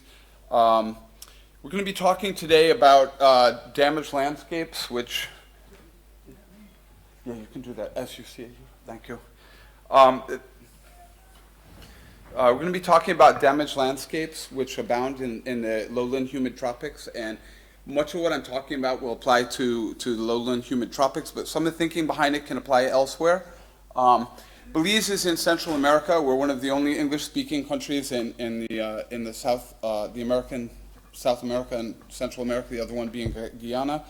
We are a former English colony. We still have the Queen on our money. We have a Governor General. We feel a real kinship to England, so it's very nice to be here. I run a small NGO called Maya Mountain Research Farm. We are located in the foothills of the southern Maya Mountains.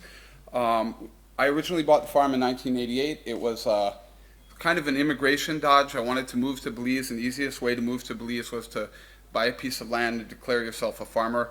My father gave me a book called Living the Good Life when I was about 10 by Helen and Scott Nearing, and I read it, and I think my father rused the day he gave that to me because the agricultural lifestyle appealed to me from when I was small. We're a registered non-governmental organization. We have 70 acres of land, and about 26 acres of that land is under some form of conservation, and we have 500 species. You can see here, this is a Google map image of where we are. We are in kind of the edge of primal rainforest extending north for many, many, many miles. And so we occupy a very strategic place. There's a laser thing.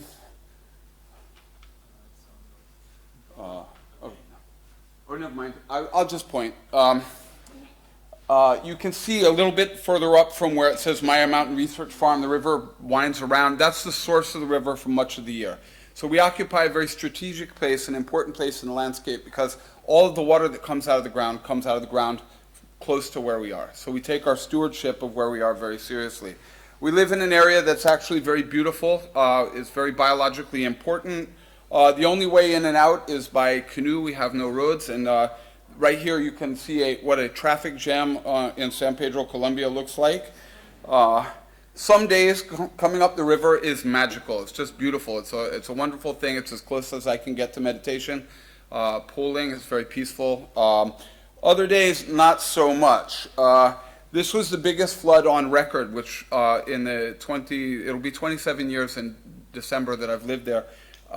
And we had the biggest flood ever, significantly about 4 or 5 feet above any other flood that I've seen. We're also in the middle, after that, of the longest drought ever. So we're seeing a lot of global change tied to that. Paradoxically, it'll go back and forth between, we can go back one. Okay, this is, back then. Okay, this is our Bega, and actually the cycle of flooding and disturbance deposits a lot of soil on us. You can see in the previous picture, which we don't have to go back to, there's a lot of nutrients getting washed out. But that is a benefit to us because we're accumulating soil, and this is our dry season garden. We are not the first people to be here. We live in an area that was densely populated during the Maya Classic period. We're close to Lubantun Maya site. And so we can learn a lot of things from them. They made all the right decisions for a while until they made the wrong decisions. We don't have a lot of time to go into that, but we're going to talk about what are degraded lands. All of the developing world suffers from a lot of degraded lands. Much of this is tied to population density. Some of it is tied to politics and economics. So to define them, we're looking at things like former cattle pasture, where the land has not been fallowed or not been rotated. Former citrus groves, we have a lot of that in Belize. Former banana plantations, overworked milpa, slash and burn, that has not been fallowed. We need a 12-year fallow cycle to repair those soils. Export land, fire damaged landscapes, and we see accelerated poverty tied to soil depletion. Because as soil gets depleted, people start to make more advances into the forest to grow things. Where are we now? Population density is directly tied to soil depletion. And so I'm just going to go through the numbers very quickly, but in 1985, when I arrived in Belize at age 19, the population was 150,000 people. In 2014, we had 330,000 people. Guatemala's population in the same period went from 6 million people to 14 million people. The adjacent department of Guatemala, the Petén, in 1985 had a population of 150,000 people, but after the peace accord was signed in 1996, the displaced refugees that couldn't come back to their land all moved to the Petén. There are now 2 million people there, and we're seeing complete collapse of soils. In a 30-year period, more or less, in 1980, Belize had 74.4% forest cover. In 2010, we had 62.8% forest cover. In 2014, we had 60.3% forest cover. So not only are we getting more forest loss, the rate of loss is increasing, all tied to population density and bad agricultural practices. This is just some depressing pictures of 2 periods of 30 years apart of soil loss or forest cover loss. Now we're going to look at some of the enemies. Slash and burn is one of the problems that we have. I live in a Maya community.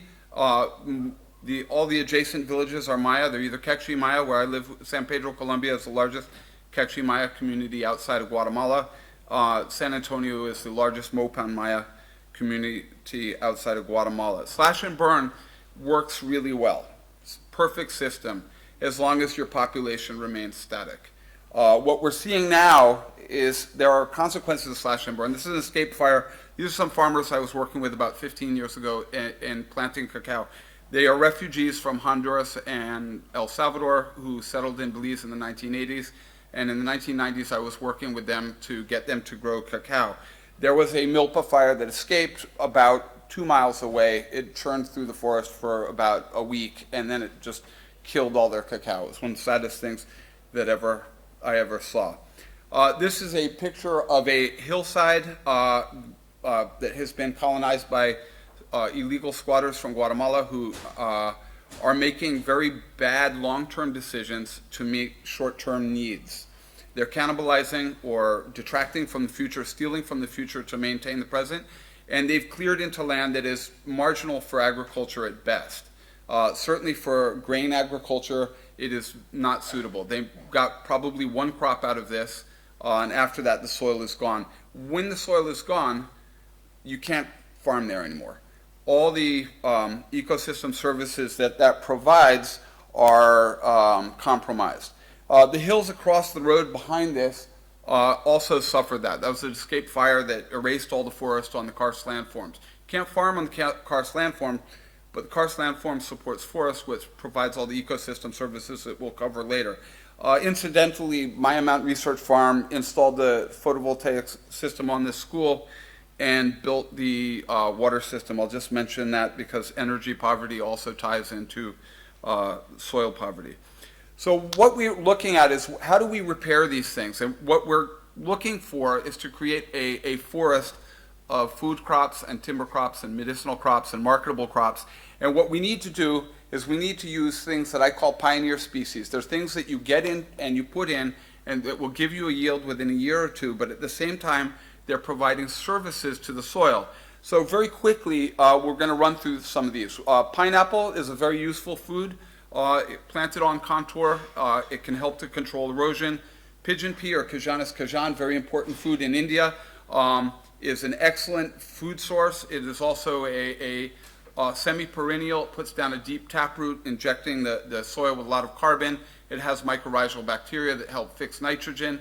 And at the end of its short 2 or 3 year lifespan, it actually makes very nice firewood. Burns very quickly. Lemongrass planted on contour or vetiver also helps to control erosion. And things like cassava break up the soil. Chaya is a semi-perennial leaf plant, very important. There is papaya, also helps to break soil and colonize it. And cowpea, which can be used as a leguminous cover crop. This is, of course, a highly abbreviated list. Excuse me. 2004, when we started Maya Mountain Research Farm, I'd been living on the land for many years, and I wanted to start a project. I had managed the Toledo cacao growers on behalf of a UK-based company called Green and Blacks that makes very good chocolate.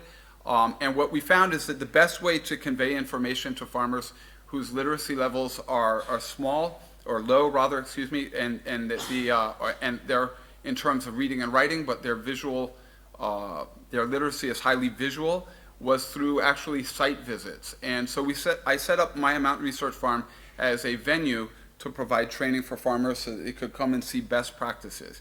So we're going to look at some changes. In 2006, when we got some funding for what we call the classroom, this was the view out the window. That's the same view in 2013 from up on the roof above that window.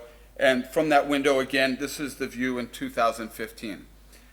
This is a piece of land that got damaged in a fire in 2008. Thank you. This is a fire that got damaged in a piece of land that got damaged by a fire in 2008. In 2013, we colonized we pushed the bush back to reduce the fire risk close to our structures, and we're putting in some pineapple. This is what it looked like later in the year with some bananas. This is what it looked like later in the year with some more bananas. This is what it looked like a year later, and this was what it looked like 2 years later. We are already getting pineapple out of here, we're getting banana out of here, and both the pineapple is retaining soil and the bananas are helping to break up the soil. Banana doesn't change the chemistry of the soil, but it does improve the structure. And then there's ginger planted in there and a bunch of other species that will be our eventual food forest. This is also land that got damaged by this fire in 2008 that escaped from a neighbor about a mile away. And this is what that landscape looked like in 2010.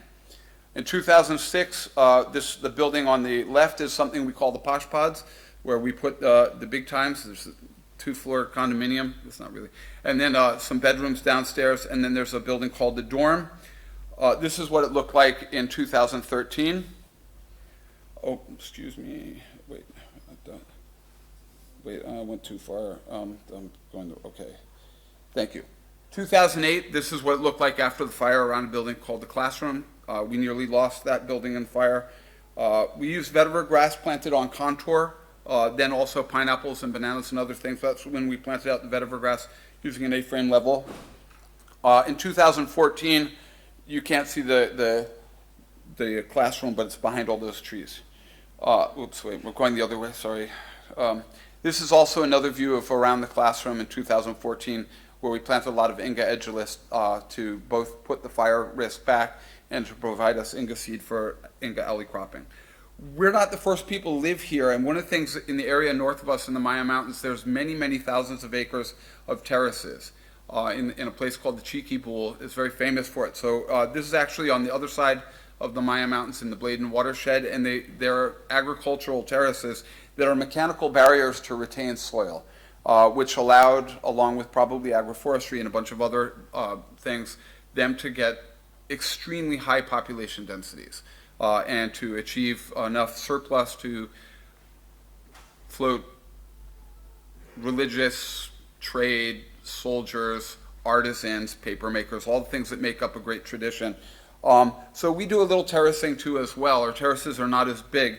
And then we use things like the Mascarenhas mulching method. Does anybody in this room know Kevin Mascarenhas? Okay.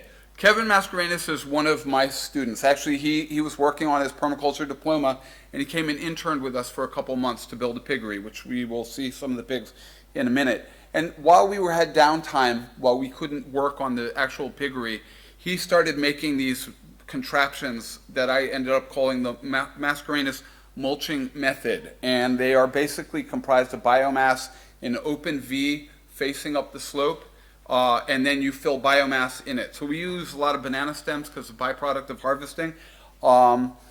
It acts as a silt trap, and so as the water washes silt in, the network of plant material and biomass there slows it down, and it increases fungal activity around the root zone of the target species. In this case, it is a breadnut tree, or Artocarpus camansi. Using his technique and also biochar and compost that we've done in biochar, we had fruiting in 3 years of cacao tree. This is an ancient Maya cacao that we collected in the Upper Bladen watershed, and we're helicopter evacuated by the British Army, so thank you English taxpayers for that. And the original trees that we got out of there took 7 years to bear. Using the biochar and compost, we were getting trees in 3 years, and also the Mascarenhas mulching method. We like to value add this. This is Marina, who's also from England, on our BC Makina grinding cacao, and this is Sheila making cacao balls. These are the cacaos that we collected out of Bladen. We have 3 different phenotypes of cacao that are very interesting. But what we're looking at is repairing damaged land and creating the conditions that we can put cacao. So this is the view outside of our window. Selene and I, when we look outside in the morning and have our cup of coffee, this is what we see. All those trees that you can see there are on what was former cattle pasture, and underneath it is cacao. This is also former cattle pasture that is now a cacao-dominated polyculture. This is also former citrus, which is also a polyculture with some cacao and a bunch of other things. But this is what we're trying to reach. This is a system that closely mimics the structure and the biological diversity of primary habitat. We're looking to recreate the rainforest using species that are largely human-centric. There are plants in here that fix nitrogen. There are plants that provide food. There are plants that provide fuel, plants that provide timber, plants that provide marketables, and that's what we're wanting to do. I don't have time to talk about corn, but corn is a big problem. Inga alley cropping is the solution. This is Inga trees planted at about a few months. This is what it looked like at about year 2, at which point we coppice it and plant corn in between it. And then when we're done, it grows back again. This is, I don't have a lot of time to go into this because we've got more stuff, but this is something that was come up by a man named Mike Hans, who does his work primarily in Honduras with something called the Inga Foundation. I highly recommend anybody who's interested in this look it up, because it offers a wonderful solution to the problem of growing annual crops in the human tropics without destroying your soil. It also provides people who practice this with fuel wood, because most people in lowland humid tropics cook with fuel wood, myself included, and you find zones around villages that are depleted of fuel wood because of the management practices, and people have to go further and further afield to find that. So this is a very neat solution. This area here, 5 weeks later, it looked like this, and this was a nice French intern that was working with us, and it was taken by a Quebecois student named Jonathan Pedneau, who has done a lot of work with us in the last 2 years on Inga alley cropping. He is another mad scientist who I really like. One of the limitations to this has been the problem that it takes an Inga tree a few years to produce seeds. So it takes 4 or 5 years before you get seeds. Jonathan has come up with a technique doing micropropagation. If anybody's interested, I can talk about that later. Okay, so I'm about yeah, I'm going to go fast. So these are sub-canopy species that are important once we create the conditions. I'm going to turn and pretend I don't see Maddie. I know it won't work. All right, these are the species that we want to put once our canopy is established. These are the things where we're value adding.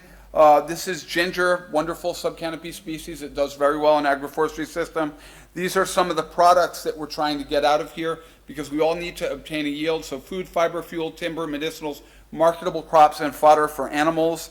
I'm going to burn up everything right here. The most important thing of this is the ecosystem services. So we're not only providing for ourselves, we are repairing damaged soil. So some of the things that we're doing is we're building soil, we're retaining soil, we're retaining soil moisture, we're sequestering carbon, we're creating oxygen, we're mitigating floods, we're creating biodiversity both within species and between species, very important. We're creating biological corridors that are very important. We're creating buffer zones between cultivated areas and protected areas, and we're creating habitat. There's an animal, another animal. Again, this is what, yes, this is what we're trying to create. We're trying to create something that's like the primary rainforest. And the way we do that is through permaculture design courses. There's one more slide.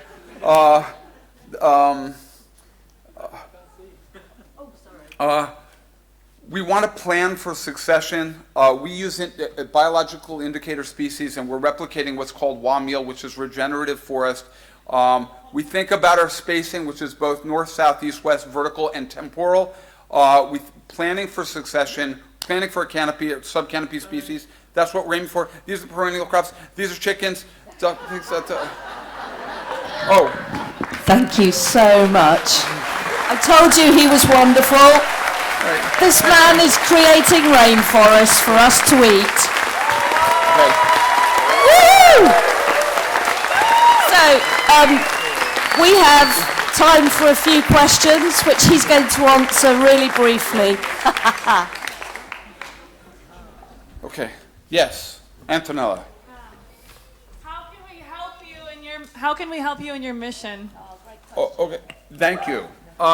There's something, everybody here should plant a tree. If you don't live in an area that you can plant a tree, find an organization that does. There are a lot of wonderful organizations in the world, including Maya Mountain Research Farm, that do a lot of valuable work on a very small budget. And so if you can find an organization to support, I heartily encourage you to do that. I will mention that Maya Mountain Research Farm is a pretty good organization. And so I have to go all the way to the very last slide because, nope, just to the thank you one. It's got my phone number, my email, and my Facebook page. And any other questions? More questions? Yay. Okay. Thank you very much. So you're all gobsmacked. Okay, well, I'll tell you what I'll do then. I'm going to let Christopher have a rest for a minute and open the questions to the panel. So if you guys could grab the mic. Does anyone have a question that they would like to address to the panel in the last 5 minutes of our session? Ooh. Oh, sorry. Kind of relax then. Yes, please. We've got a field which is on a moorland, a high moorland in the Pennines, and was cattle pasture, is now, I'm putting it to traditional hay meadow, but it's got a lot of reeds growing on it. How do I get rid of the reeds? It's about 10 acres. Why do you want to get rid of the weeds? Reeds. Oh, reeds? Yeah. Oh, well, it's an indication the soil is wet and acid, and therefore you need to open it up. What's the underlying geology? What rock is it on? Gritstone. I know the real answer is drainage. That's an expensive answer. Moles are quite good at providing free field drains. And moles need earthworms. So gentle liming, but if you keep sheep on it, then you need to put mineral licks to restore the minerals that are tied up by the liming. And that will start to open the soil up. The other thing you can do is rip it with a plough just to create drains, as much as you would do key lining. But it depends how shallow the soil is as to whether you can actually do that or not. There's a reasonable depth, but moles don't like wet ground either, so... No, but if you rip it with a mole plough, then it creates drainage and it will create better conditions and introduce earthworms and lime. Thank you, Graham. Any other questions, please? Yes, please? How do you use the biochar? Oh, okay, biochar, I work a lot, one of the people I work with is Albert Bates, who wrote a book called The Biochar Solution, which explains a lot about biochar. I was initially a skeptic, and then I was reading about biochar and it started to make sense. Biochar is maximizing edge. 1 gram of charcoal spread into one flat surface with 2 sides covers enough space to cover a basketball court. That's all habitat for bacteria and fungi and other small microorganisms. So if we were to add that directly to soil, you would see an immediate loss of soil biota that would move in to colonize that space. So what we like to do is we mix it with our compost. And one of the things we do is, unfortunately, I had got about 50% through the thing, sadly, but we like to cook. We have a biochar stove. We used to cook our pig food, some of the hard nuts that we have, and then we feed that to the pigs. The biochar we put in their bedding, which they help break it up and make it smaller, and then we put that in the compost, and then we apply it. That is one of the reasons that our cacao trees are bearing in 3 years. So I was initially a skeptic about biochar. I am a huge believer in it because the 1 year that we did trials, we did like 100 cacao trees with it that are now bearing in less than 3 years and 3 years, and we did 20 control trees. We got hit by a very, very pronounced snap of dry in the rainy season. All 20 of those trees died, the controls with no biochar, and all the other ones survived. So, yeah, so that's how we use it. Thank you. Thank you. There's a gentleman up there for a bit of exercise. Meet halfway. Thank you. How do you quantify the sequestration of carbon so you could use it for carbon offsetting in your soils, if possible? I mean, there are many different ways to measure carbon in the soil, and this is one of the joys of soil lab testing. There's 100 different techniques and methodologies, and they all have different interpretations and numbers. It's quite a minefield. So, however, one of the important things is consistency. It's not necessarily a soil test number in itself. It's that number over time. Trends and patterns over time is what becomes much more important than an individual number. There's a lot of discussion around that. I guess that question regarding should there be a universal methodology for testing carbon for this purpose? And the answer is not agreed upon. There are lots of different ways. And of course then there's the other question of of course, there's a lot of interest in carbon offsetting and farmers getting paid to build carbon in the soil. This is of great interest. There's particularly in Australia, this is really moving forward. But again, there's just still so much debate about how you actually kind of some of the nuts and bolts of how you do that. Yes, it's hopefully is coming, but exactly how and when is still in the making, I would say. Okay, just compassionate to our tummies now. So I'm going to pull this to a close. We could keep these guys answering questions all afternoon. They've been brilliant. Maddie, can I just get a quick plug in for the Permaculture Research Digest? Lots of these questions that are being asked, there will be some relic article parked on the Permaculture Research Digest. So get on there and search it, and stuff like soil carbon, we've got a lot of stuff. And you can get it. So. And I've been asked also to give a little plug for another not-for-profit project called Soil Hack. If you put Soil Hack into your browser, you will find useful resources, plans for webinars, affordable real-life events, a collaborative process. You're all invited. It's the Irish in me, to get involved. So please put your hands together to thank these four gentlemen for their fantastic presentations today and their work in the world.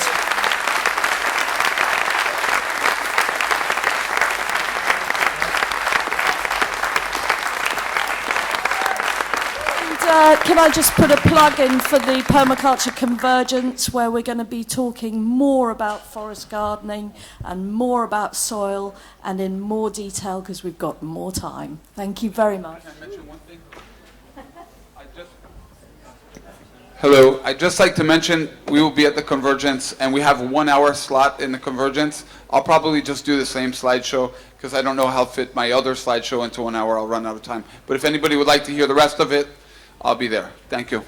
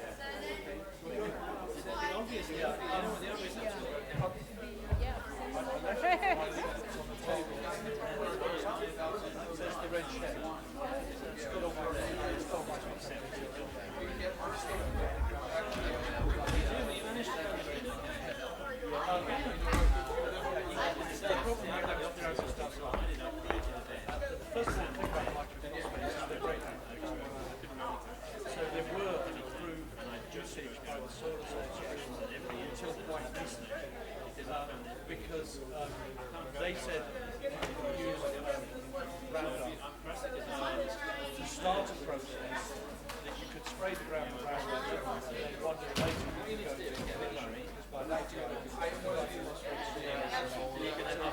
residual poison, because it breaks down into water and carbon and stuff. However, what it does is it comes from the soil. So the other problem you have is when you think about planting cables, if you have bindweed and you have mare's cables, it indicates that you have very competitive land, which is and mare's tails will keep coming back unless you set them up, which is why you can spray it.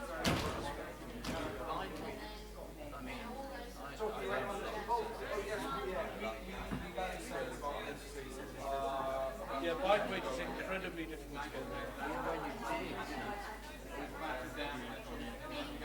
Yeah, okay. The easiest way, the way that takes the least amount of work to solve the problem is to sheet mulch it in the US and do it with 2 or 3 layers of carbon or acid. Ideally, you want something nitrogen rich and something carbon. So if you can get a truck like a horse which is farming out of the earth and then bury it in straw, and then if you plant it, plant either things to large seeds, so like broad beans or potato, don't expect to be able to sow lettuce in this winter, or else plants which will be grown in cells.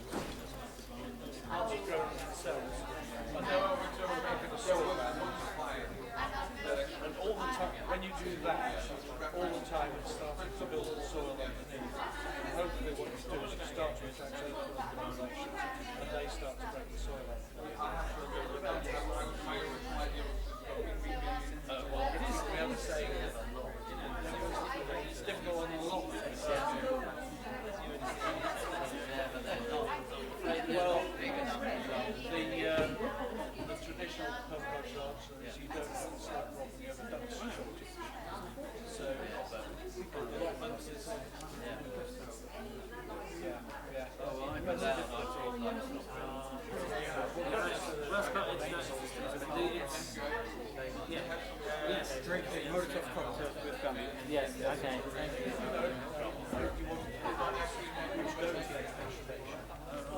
All they do is they shuffle around and they seeds, slugs and so on. Which is are you going to convergence? To ground level like that, stale beer or sugary water, the slugs is full in the ground. The other thing is whenever you eat citrus, try to cut them in half and keep the half skin, and put that on the ground face down, and then you just go around periodically and go pick them up and you'll find slugs inside. Then you just have a little jar with slugs in there. Kill them. I've got my hanging on the balcony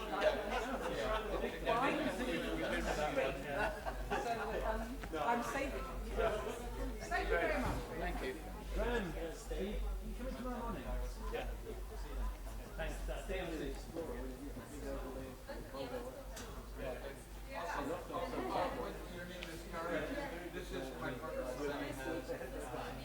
Well, when I used to live in Arable, there's a guy on the next farm to me, Cornish or Dixon drinking trees, and this guy would eat any slug ever to 5 pounds, which in those days, back in the 70s, and he would, it's normal the slugs are like that. Yeah, they're very nutritious. Yeah, that's why I left the thing. I was like, man, I should have got 1,000 cards and stuff. We're going to the convergence. After that, I'm going to visit my mother and parents. And then after that,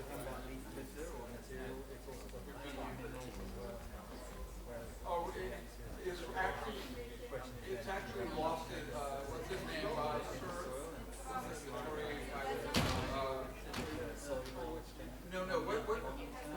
who owns BTL? I'm not sure. No, it's National Asphalt. Oh, good. Lord Michael Asphalt. They came up to that stuff.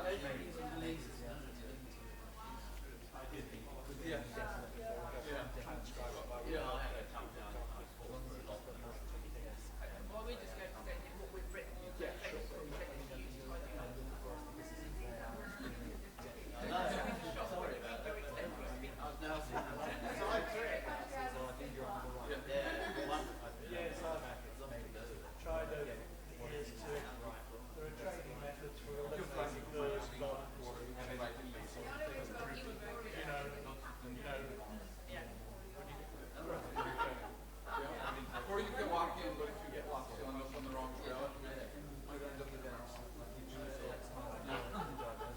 other thing we're famous for, and my village in particular. So.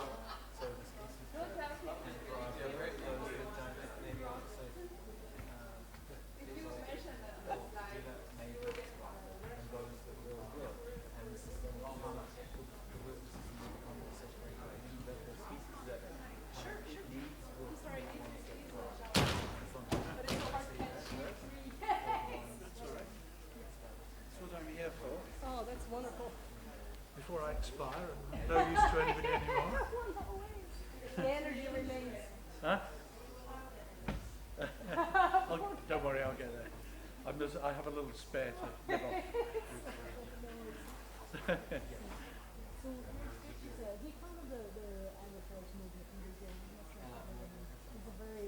What's his name? All right down to the end of the beach, there's a lot of things. But we're researching about developing models for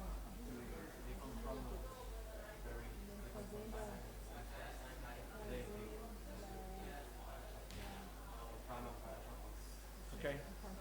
Bon. I actually agree. But we're a farm that does research and development in agriculture. So this south of Rio de Janeiro, is it? It's north of São Paulo. Oh, it's north of São Paulo. Okay, right, okay. No, well, I have a good friend who's an intern with me from São Paulo, so I have some local knowledge. Okay. Well, we've developed about 7 models with wood and trees and smaller ones for systematized agriculture where you can actually like so you let the biomass grow and then you bring it to the ground, make beds 4 to 12 meters apart depending on the model, and then flex all the slack is on the place.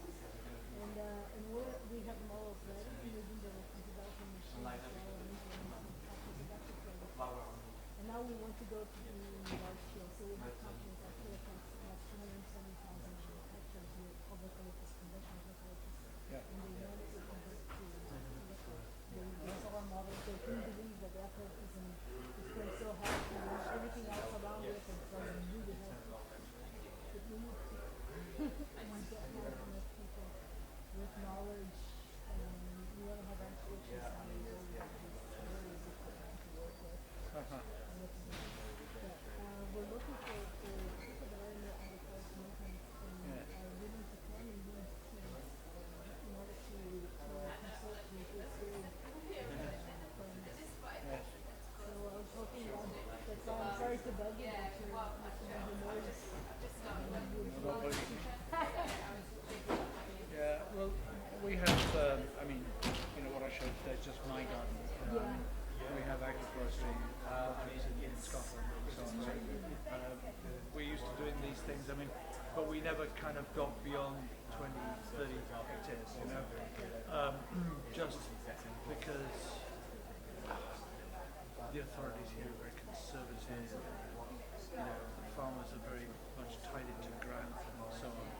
And so I've got another project due to start this month, which has taken a year and a half to get past the Forestry Commission because you have to get permission from them before you do anything. Now, we've got a bit more land to play with in Brazil. So. Yeah, we have a lot. And there's other not to the other things as well. Yeah, well, I mean, yeah, it's interesting. You know, do you know about the Centre for Alternative Technology in the area? No? Okay. No, it's just it's a classic example. It's quite a small site. It's not agroforestry, but it's a demonstration about lots of renewable energy techniques and so on. But when they started it, they had volunteers who, for 2 winters, dug by hand the road up to the top of this old slate quarry. And it was just like, this is so crazy. Why don't you just get a JCB and do it in a week, you know, and pay for it, you know?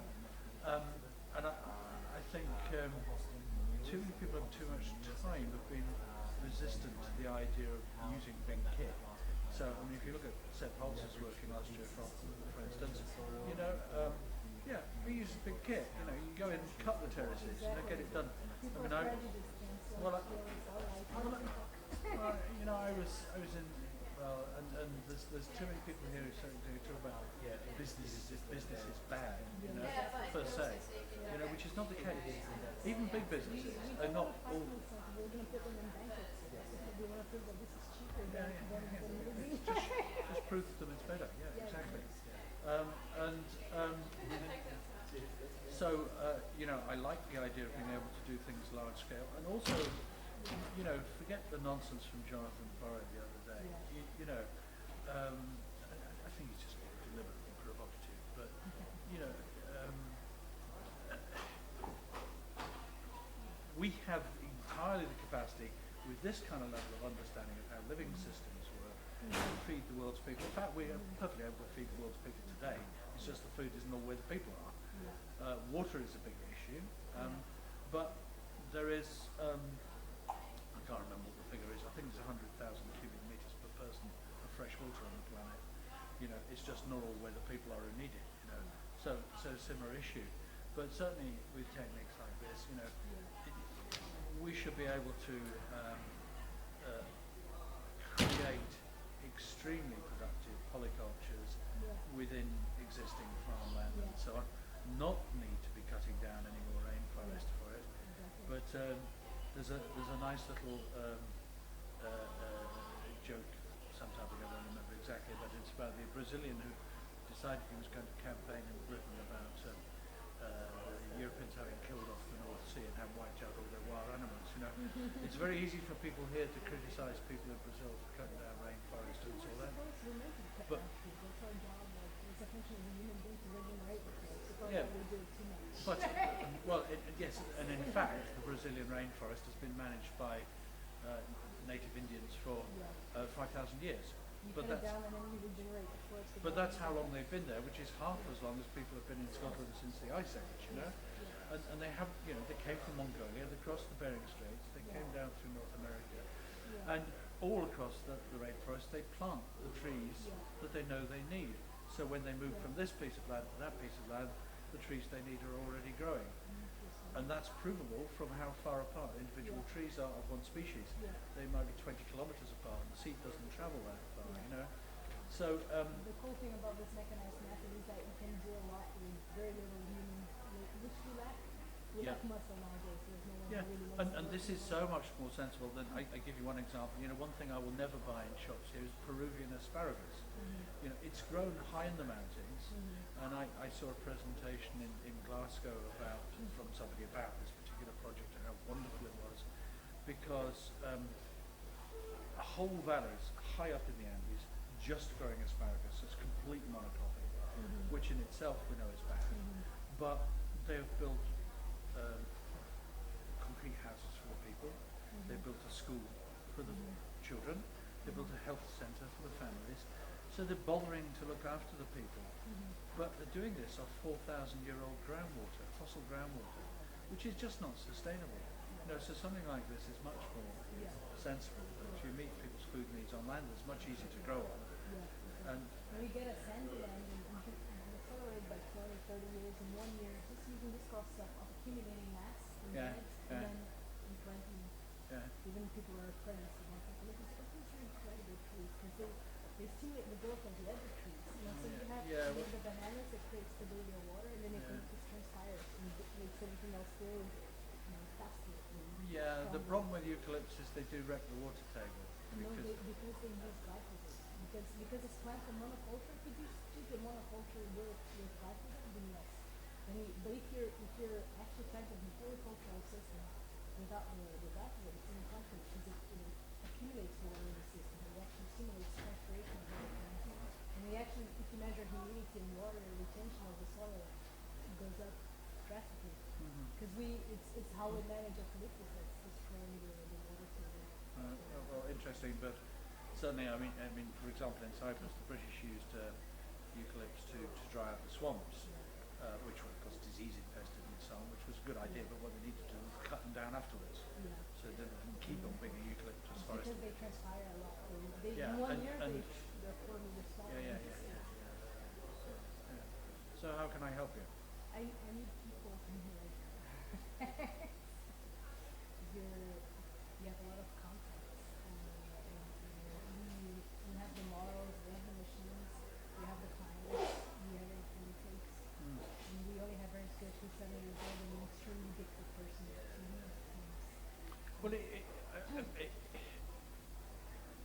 mean, it's very difficult to know how I can help without seeing it.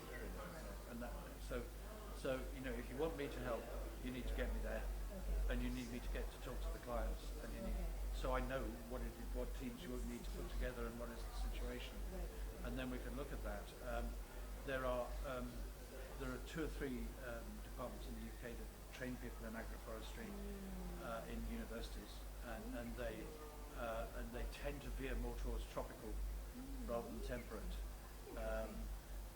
There's some people here these 2 days from the John Hutton Institute in Scotland, which is an amalgamation of what used to be called the Macaulay Land Use Research Institute, which was a subset of Aberdeen University, and the Scottish Crop Research Institute, which was a subset of Dundee University. There's another university in Wales that also does agroforestry. So, you know, there are places that are training people, and it may be, you know, that you know, part of your team is to do with economics, part of your team is to do with, you know, machinery, and so you know. We're doing it all by ourselves, 2 of us, me and Aaron Sketchman. Yeah. So you know, you may need support in these other areas as well. So you probably need multidisciplinary teams, but you know, but I would need to see it. No, you know, I can prognosticate from here, and I haven't seen it. But I'm talking about my backside, basically. Yeah. So you have a really strong base, and it's like guiding the resources and how to connect the people, trying to get the information. Yeah. Well, I'm very connected into business networks in the UK, also to media. Hi. Excuse me. May I have after your conversation maybe a minute or two? Surely. You need to have lunch soon. You want to go get lunch? Yeah, well, talk over lunch. Yeah. Have you had lunch? Okay. Yes. Oh, I have a very simple question. Maybe it was a very simple answer. Basically, we are there where you were in 1990. We just acquired a plot of land, and we're starting to develop it for our own purposes. And now the question is, do you have like a good, whatever, literature link or whatever, which explains in a simple way how we can like start to do the conversion process? Yeah, it's called the Permaculture Garden, and you can buy it off the bookstall in there. £14.95. Okay, and that is basically based on your garden and your experience. Yeah, it's a translation of the work of Bill Mollison in the way that the woman was talking about this morning. It's easy to understand. Exactly. It's in simple English. It doesn't use high-flying technology. It's based on Northern European situation and culture, which is rather different from where Bill Mollison was. Have a look. Okay, cool. And if you've still got questions, come and ask me again. Will you be here the next days on the convergence?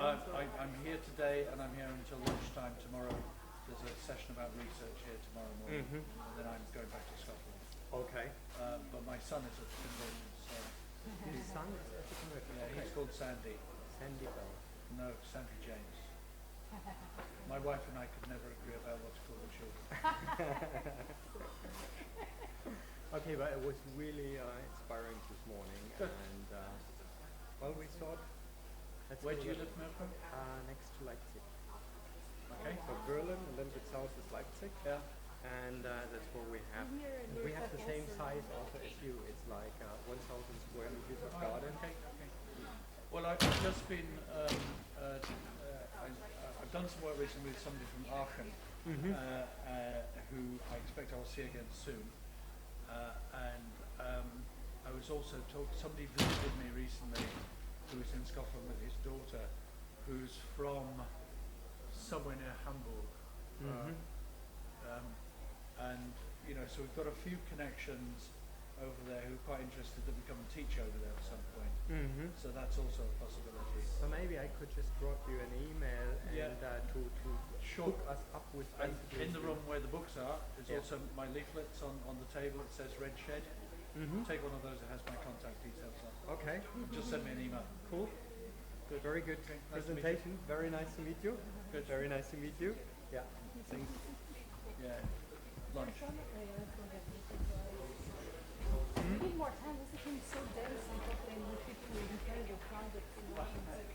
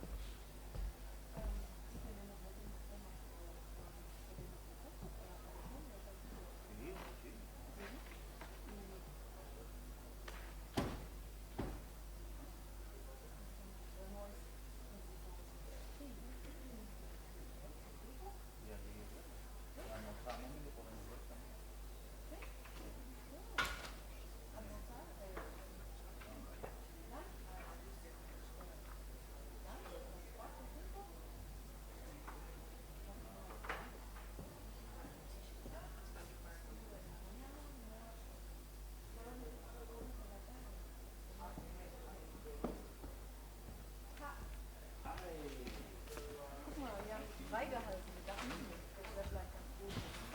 Wenn auch ein Platz ist, ja.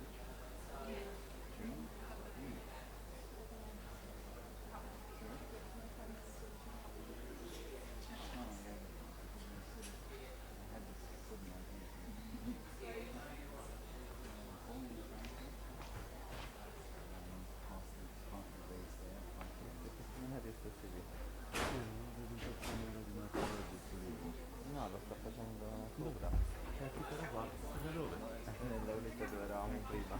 Quello là?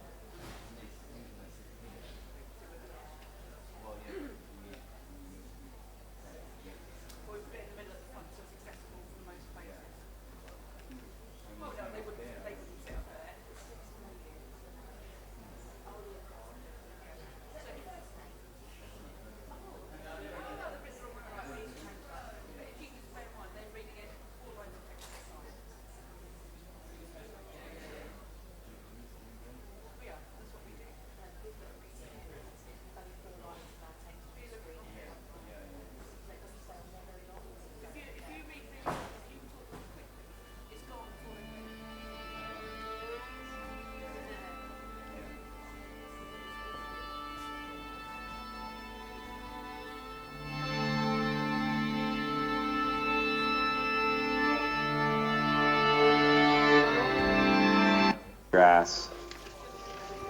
In parts of Southeast Asia, they've managed to figure out how to grow grain for not just when I got involved with Green Roofs, I was working for a nonprofit.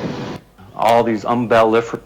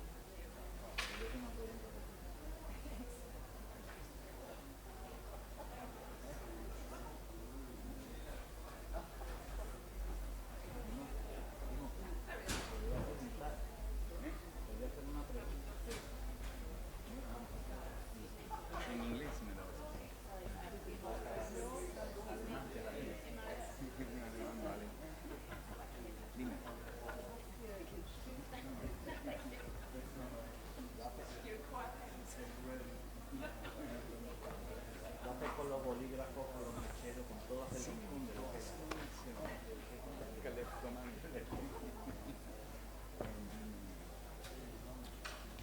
¿Ustedes ahí pronuncian Telanzol o Llenanzol?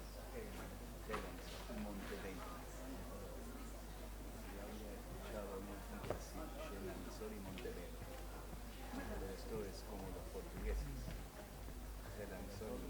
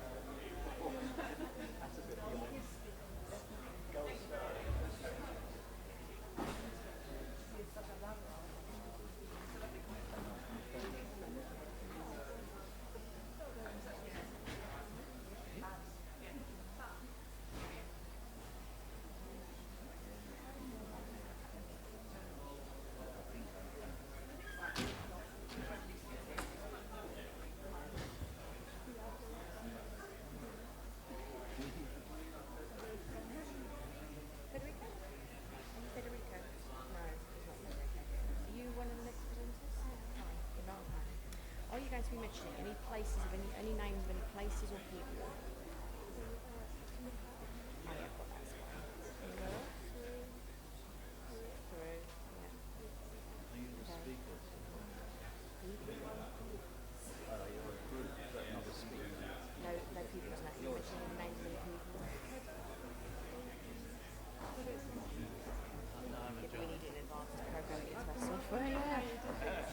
Gave us anything for the last session. CE. Oh, sorry.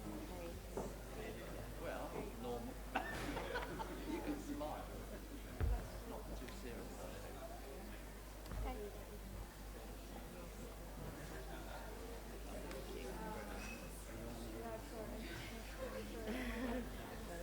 Oh, it's on your thing. Do you know what Federico Felipe looks like? You can't. You're not Federico, are you? No, I have no idea. Okay. Oh, who are you? Oh, you're Kevin. Yeah. Excellent. Right. We are the captions over there. We had an absolute nightmare in the last session. They spoke so fast. Okay. And the other issue, of course, is that people who are relying on reading that screen won't have been able to keep up with it because it just goes so fast. So I think most of these people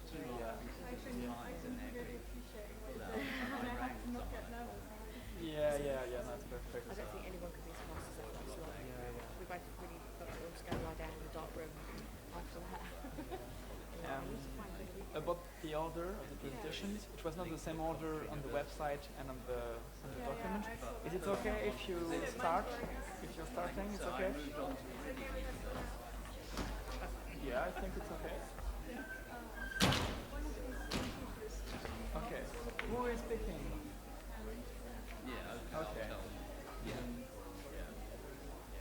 Are you speaking? You are Federico? exactly. Yeah. Yeah. No? I should do.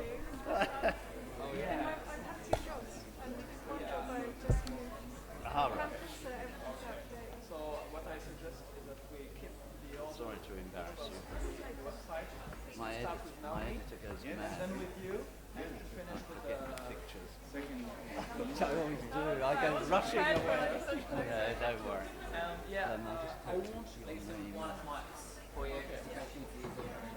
And is it okay if I let you introduce yourself? Yeah. So I think you're the best person. Yeah, they'll be on the. So perfect. Yeah. And laser point is in the same. Okay. Yeah. Sorry? Yeah. Oh, that, yeah.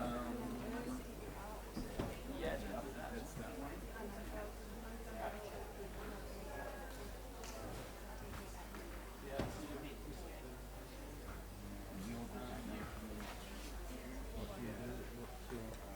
It's better if you want to come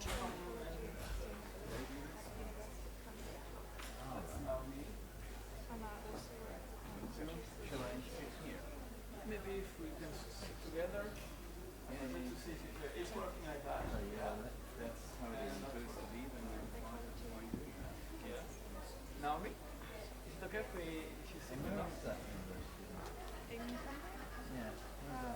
It's in It's going to be interesting. All right. Yeah. I started work on this one years ago. Where are you now? I live in London. They are typing at the same time. People don't really listen to English, so I'm doing phone farm. Which I like, a magazine I like. Oh, good. So basically, we slowly reduce the amount of things I'm going to say, because otherwise, yeah. I will run out. Yeah, you get very one thing. I will let you introduce yourself. I will just give a short overview of the session. I think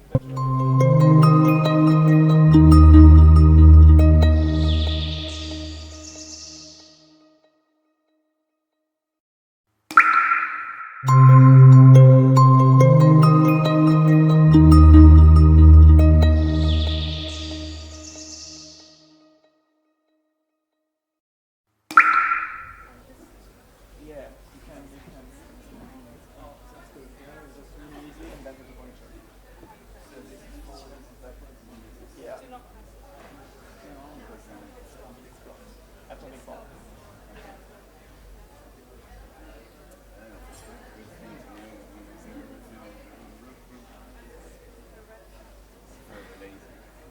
And so the presentation is supposed to last 20 minutes and then 10 minutes questions. What I suggest is that when you have already been speaking for 10 minutes, I do that. It just means that you have half through your presentation.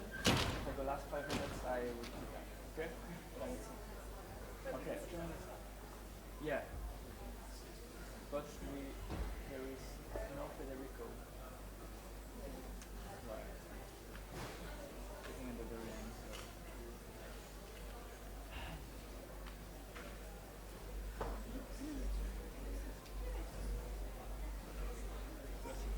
Big room.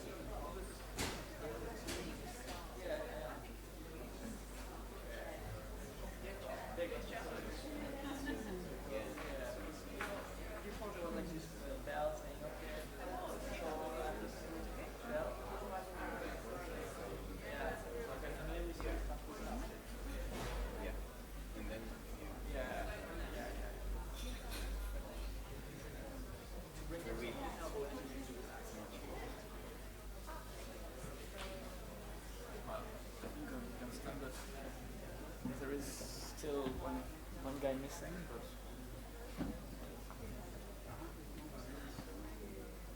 okay, so if you're not coming with a load of time, so you can speak slowly and have a lot of time, so no pressure. What was I have no idea, because if he arrives late, it'll be tricky, so I don't know. Maybe we just keep the way it is, and if we have more time at the end, and if it starts before the end, that we can have more time.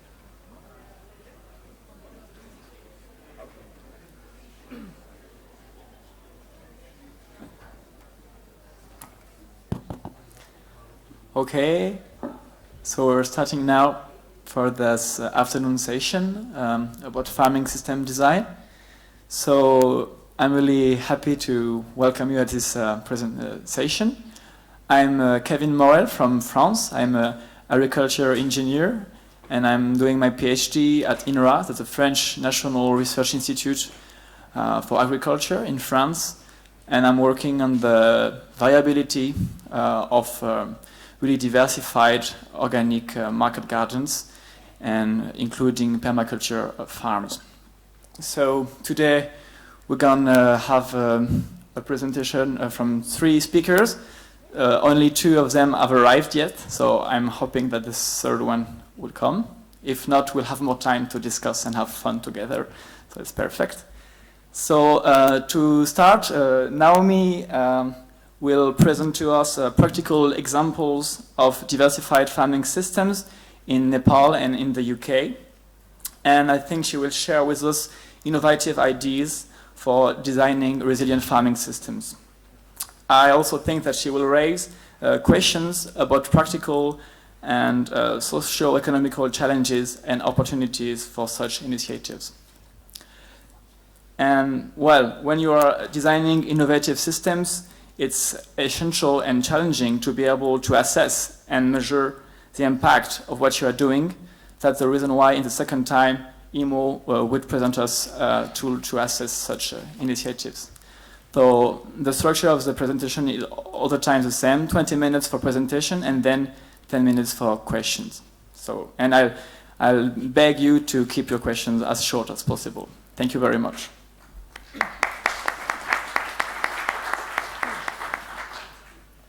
Thank you very much.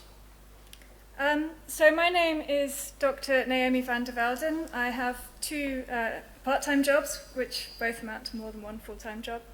I work as a lecturer in ecology and sustainability at the University of Cumbria in the far northwest of England, and I also work on the Next Big Step project at the Permaculture Association in Britain. So I hadn't exactly anticipated that I'd be talking in farming systems, so I've modified my talk a little bit. And one of the things that I've realized is that farmers, anyone growing food, have to know so much stuff about such a variety of things that there's a huge and overwhelming amount of information out there. Too much for any one person to absorb all the knowledge from. So I have tried to take some of that knowledge and present some of the evidence for what I'm really going to be talking about. My research interests are in plant communities, and that's gone from looking at forest ecosystems to mountain ecosystems to giving me more time to pursue my passion, which was gardening and growing food. So to looking at food-producing plant communities. So we understand that there are many benefits from what we might call multi-species or polyculture food-growing systems, growing more than 1 species in the same area. This is just a summary from a review paper that shows some of those benefits. So impacts enhancing biodiversity, soil and water conservation, pest regulation, which obviously links into the economics and money saving, and it's also been linked to greater overall productivity in natural systems. We have very few studies looking at food-producing systems, because as a scientist, it's very complex to understand all of the interrelating factors. As soon as you've got more than 2 crop species, it becomes very difficult to understand, well, was the result because of this, or because of that, or because of the interaction? So we have a bit of a lack of methodology for understanding these complex systems at a scientific level. Oh, so sorry. I thought that one worked. So, multi-species systems are used a lot around the world. They're mostly used in family scale, what we might call subsistence production, largely in the global south and in the tropics. Agroforestry systems are also using these multiple species, and they tend to, well, they've emerged from the tropics and then been developed into some, we saw a couple of presentations about forest gardens yesterday and some really interesting diverse mixes in temperate systems as well. And of course, in the traditional home or cottage garden in Europe, we would have had quite diverse species mixes. So it tends to be people growing for their family, and they want to grow a diversity of things.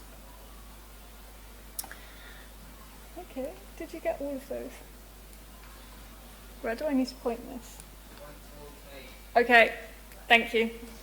There's been relatively little commercial production using these systems, and I'm kind of curious, given all of these benefits, why aren't we using these systems more? And I couldn't really find any research about the barriers to use, but talking to people, and I've kind of thought about it, these are some of the suggestions. So, monoculture involves often big investments in machinery, and so there's mechanization. Machinery is often focused on producing one kind of crop and can't be transferred to a different kind of crop. It does require a lot of knowledge and expertise to be able to understand how best to grow crops, which mixtures grow best together, how you can plant one during a time and then plant it with another one as that, over a season or over a year. For larger scale farmers, which can include quite small scale large farmers, there's also a risk in trying new stuff. They're often operating on very small profit margins, so trying to invest in something else is perhaps a risky proposition. They want to know that something's going to work before switching to a different kind of system. And there's always the opportunity cost. But what I think the real answer is that it's a question of scale. So at what scale do these systems work, and how can we best use them? So I just want to go through and look at some of the evidence around this now. So we know that there are approximately 570 million farms around the world. Of those, 84% are small farms, less than 2 hectares. The larger farms tend to be in South America and in higher income countries. But we see that a lot of the research and design investment is geared towards those larger farms, and towards looking at technological innovations that suit this kind of larger scale mechanized production. So interestingly, despite the fact that they have 84% of the farms on only 12% of the land, they are proportionally more productive. So the graph is showing in green how much, as a proportion of total agriculture production, small farms are in some different countries, and in red, what the proportion of the land is. So you can see that in all of these cases, and this list is looking at the smallest 75% of farms for these countries, in each case, productivity is higher as a proportion compared to the land area. So overall, these are more productive. And we also have evidence that polycultures can yield 20 to 60% more than monocultures, as well as yielding a diversity of different crops. So, interestingly, smaller farmers, but not surprisingly at all, smaller farmers tend to grow a different variety of crops, but also a different variety of cultivars, that is, different types of the same crop. And these are often what's called land races. That is, those that have a history and a heritage from that area, maybe from trading seeds, saving seeds, swapping seeds, rather than buying in the kind of formal, modern varieties of seed. And this has been shown to offer much more harvest security. If some individuals die, others will survive, and different ones in different years. One example, in Peru, farmers are growing 50 different varieties of potatoes, and at higher altitude, the higher diversity of potatoes are grown.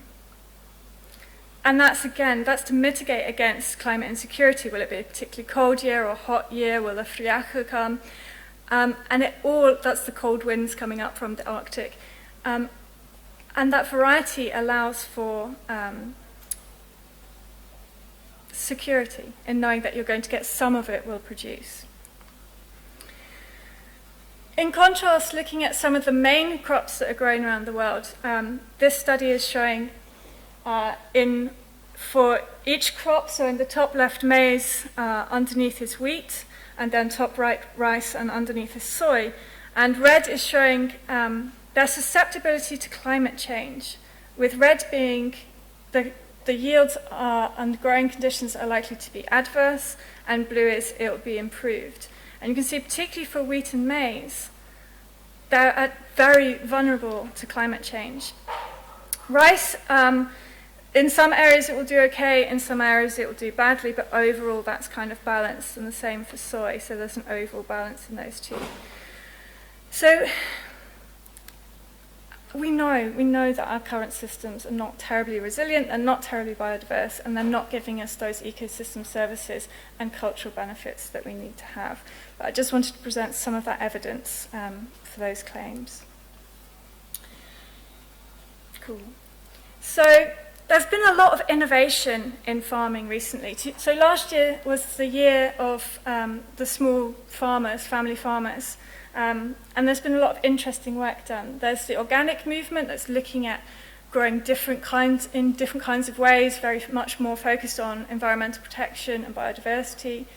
There are precision or satellite farming, where the farmer's basically farming with a laptop in the tractor that's telling him all the details, or her all of the details about their land.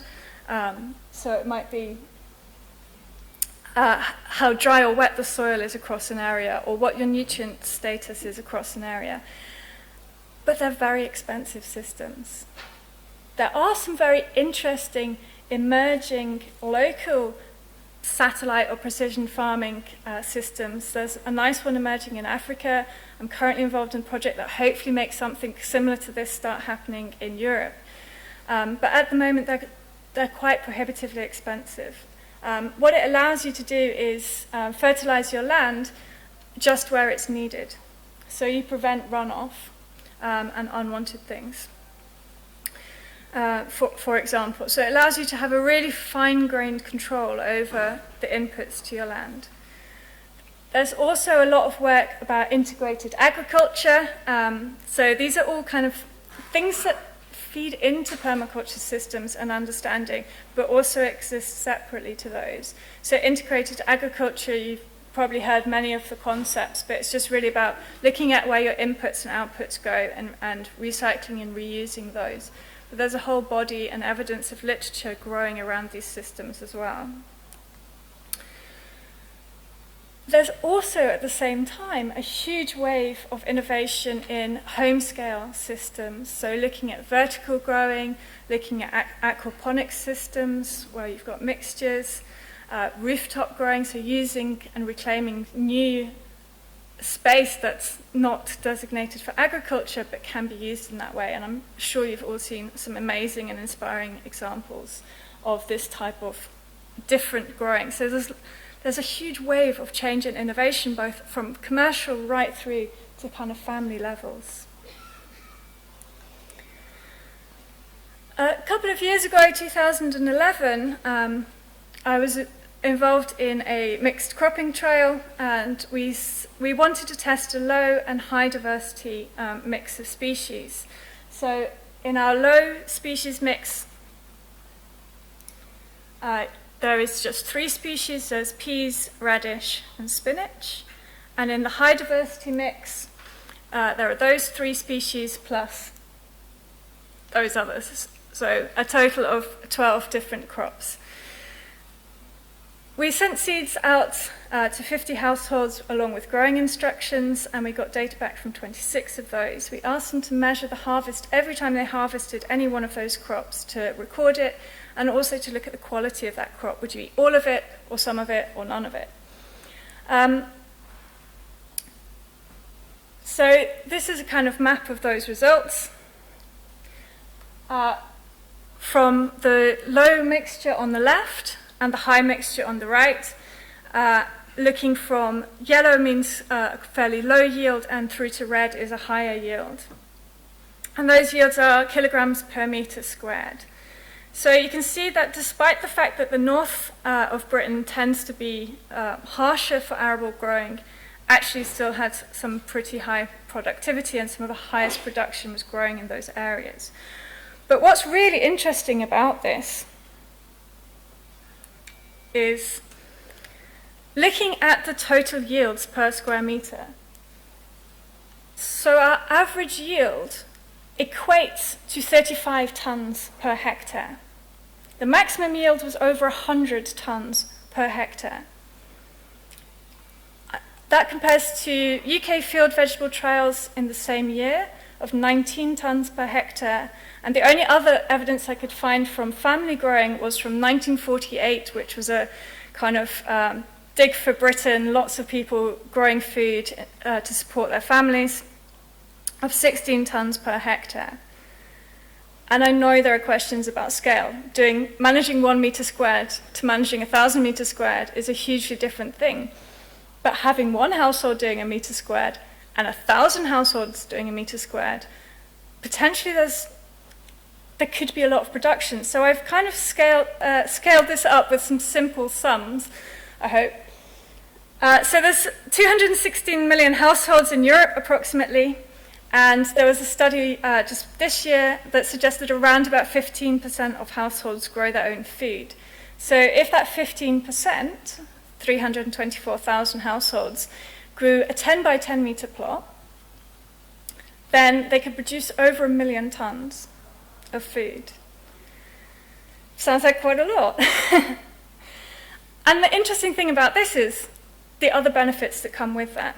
So our participants don't see food growing as a job. They see it as a leisure activity, an enjoyment, a learning activity, as well as producing food. So if all households grew that, then potentially 75.6 million tonnes of food could be grown in Europe, just in households. And obviously, not all households have that land. Some have more, some have less. But even so, you could see, however we worked it, there's an interesting potential there.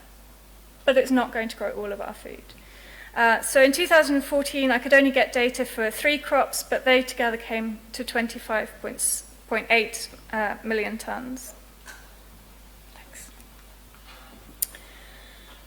So there's a potential. We can do some stuff.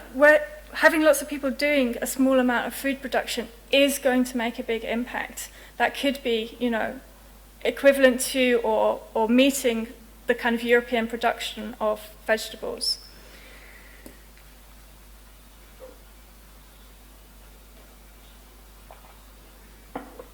So I just want to shift now to looking at some work that I was doing, just speaking with people in Nepal, and then I'm going to sort of bring it into looking at permaculture.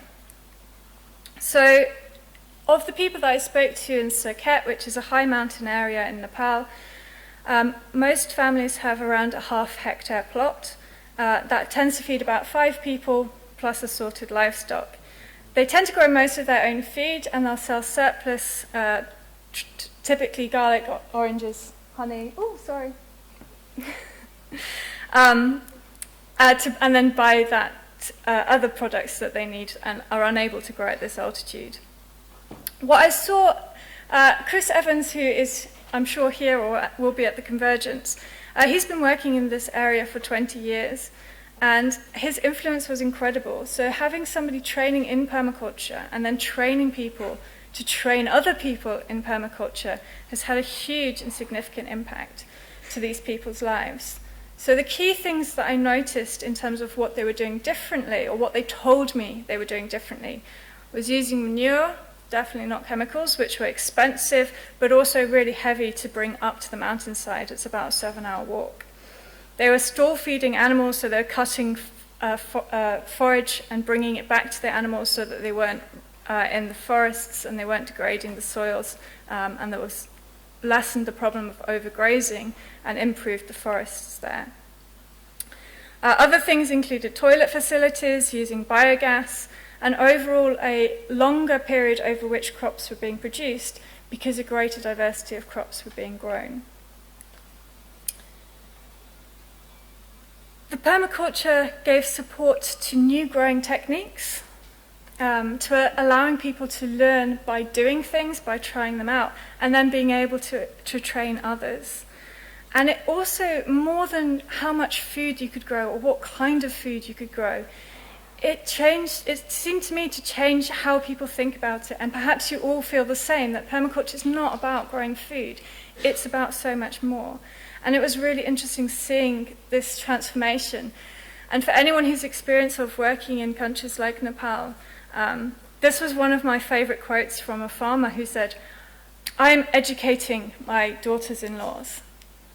And you just think, okay, but to educate your daughters is quite nice, you know, beyond primary level, but also to invest in your sons' wives is kind of a huge cultural thing. So seeing the role of women and empowering women to be part of this system has been a really important, slowly transformational change there.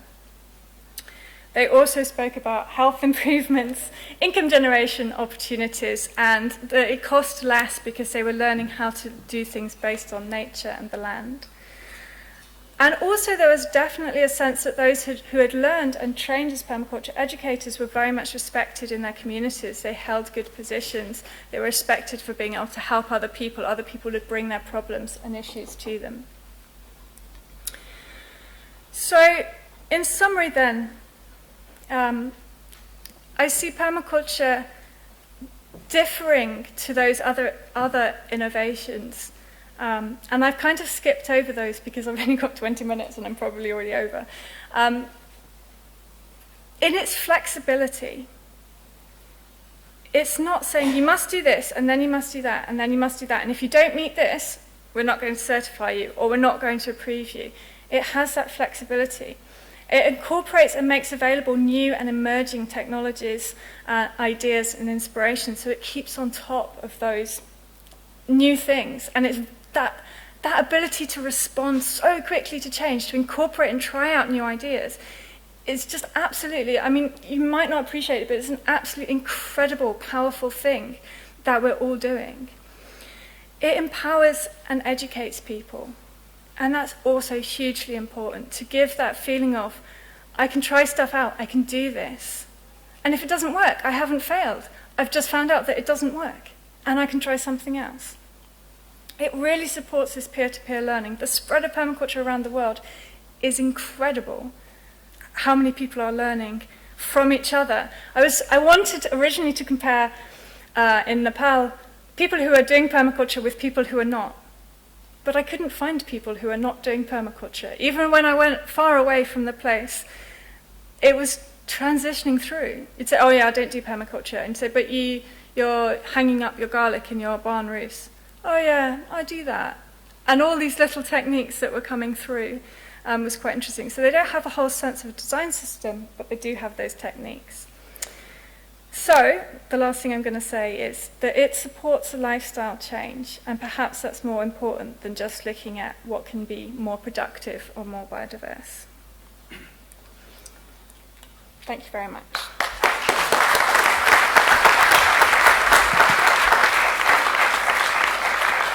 Thank you very much for this really inspiring talk. So, does anybody in the audience have questions? Or reactions or comments?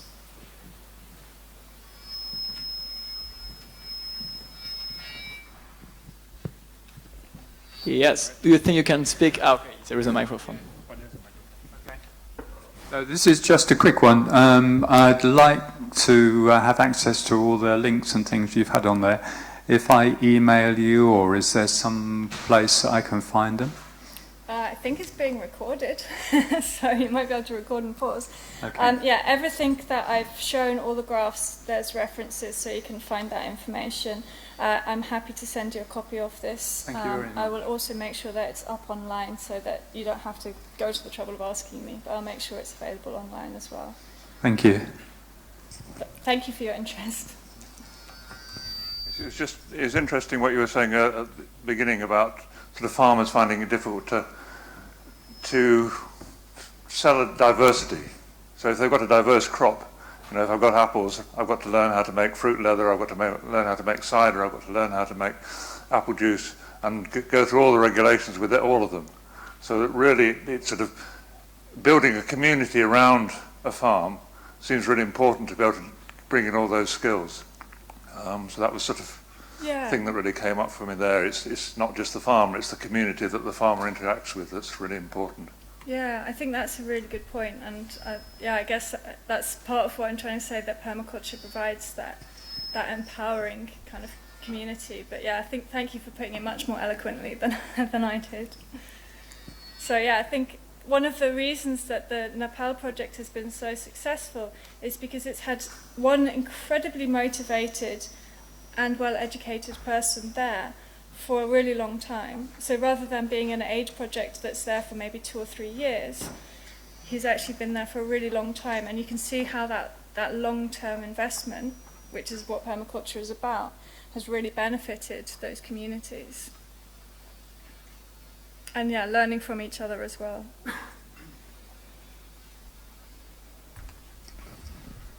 Hi, I'd just like to ask ask something about, I mean, in terms of scaling up particularly. I mean, certainly my observation of the UK is that there's been a big collapse in family farms. Is the impact of things like land prices, tax systems, and the subsidy regime on promoting the kind of agricultural change that you're talking about? I'm not sure if that was exactly a question or a comment. Well, it was whether you've got any observations on, because that fiscal and financial framework is going to make a big difference to what does or doesn't make different agricultural systems viable. Yeah, and it's certainly interesting to note that in what's described as middle and higher income countries across Europe, those large-scale farms are much more prevalent, and we have lost those small farms. I've spoken to people from many countries that also have issues, not just with land tenure, being able to access land, but also with being able to build in the way that they want to build, being able to grow in the way that they want to grow. So yeah, I think that this is part of that complexity that I was saying that farmers, growers have to deal with. But we're also seeing some positive examples of legislative change. So I know Rod, who had just asked a question, has managed to persuade Lancashire Council to look at all new houses should be eco-built, is that right? So all new houses should be self-sufficient and sustainable. So there's opportunity to start to influence these things. And I think this huge resurgence in popularity of food growing in Britain is starting to link back into some of those land use planning, at least at local government levels. Being in my own town in Penrith, the council have become incredibly open to community gardening and using spaces and freeing up land spaces. And they've seen positive examples elsewhere. So I feel like it is, and it has been, a barrier, but with this kind of movement and this interest, and people that are able to influence policymakers as well to make these changes and see that these systems are viable and these approaches are really important, I think it's changing. It is currently very difficult, but it is changing. And it's changing both at that grassroots level, but also from higher EU levels. So there's a big push at EU level to look at family farming, and there have been a lot of reports recently saying, actually, we need to invest in these small farms because they have, in that diversity of crops, they have resilience in food producing, they have resilience in the economics of the farm, that if one crop fails or doesn't get bought by the shops, then they've still got some backup things. So there does seem to be an increasing wave of support for looking at these and appreciating these smaller scale systems. At the same time, it's also really complex. So lots of Eastern European countries that are joining in to the EU are now having to change their farming systems to meet with the food standards and regulations over what the size and colour and quantity of their crops can be. So it could go both ways, and maybe we're at a point where we can help push it the way we want to go. Thank you very much. I'm sorry, but we need to switch to the... Okay, one more, but really short. Yeah. And short answer as well, okay. Sorry, yes. Yeah, just from someone from the online community. Would it ever become too threatening to introduce new species in biodiversity, or too much species? Yeah, I think I work in a conservation, I teach conservation students, and I'm very aware that biodiversity just for its own sake isn't necessarily a good thing. So just having high biodiversity isn't a good thing. And there are risks. I was just speaking to somebody in the break in the Netherlands who is saying she's growing a permaculture farm, but her seeds are spreading through the wind to local farmers who are growing monocultures, and they've complained that they don't want to see that, and so she's being asked to move off her rented land. So yes, it can be, and we'll need to think of some ways and solutions to manage that. Thank you very much. And for large-scale farmers who want to switch to this kind of complex systems, is also another way of thinking. And as you said at the beginning, sometimes the knowledge that you need to implement these complex systems can be really overwhelming. So we need to develop practical tools to be able to understand and to implement the systems. And to implement them, we need to assess them and to see how they can have impacts on production, but also on other aspects of social lives, networks, and everything. So that's a good transition for you, Imo, and you will show us about a tool to do that on a case study. Thank you.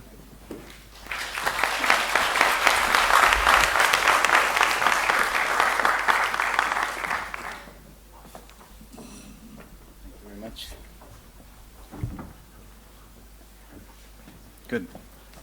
Thank you. I'll try to speak slowly so you can follow me and still stay in the limit, so I have to speak less. First, my thanks go to Coventry University and the Center of Agroecology, Water and Resilience, who made this study possible. I'm part of the center. My thanks go to Ulrich Schmutz, Julia Wright, and Michel Pimer, who are also part of this. I'm going to go through people, and I'm going to introduce myself. Then I'm going to talk a little bit about research connected to a farm. And finally, I'm going to talk about the findings. So that's me.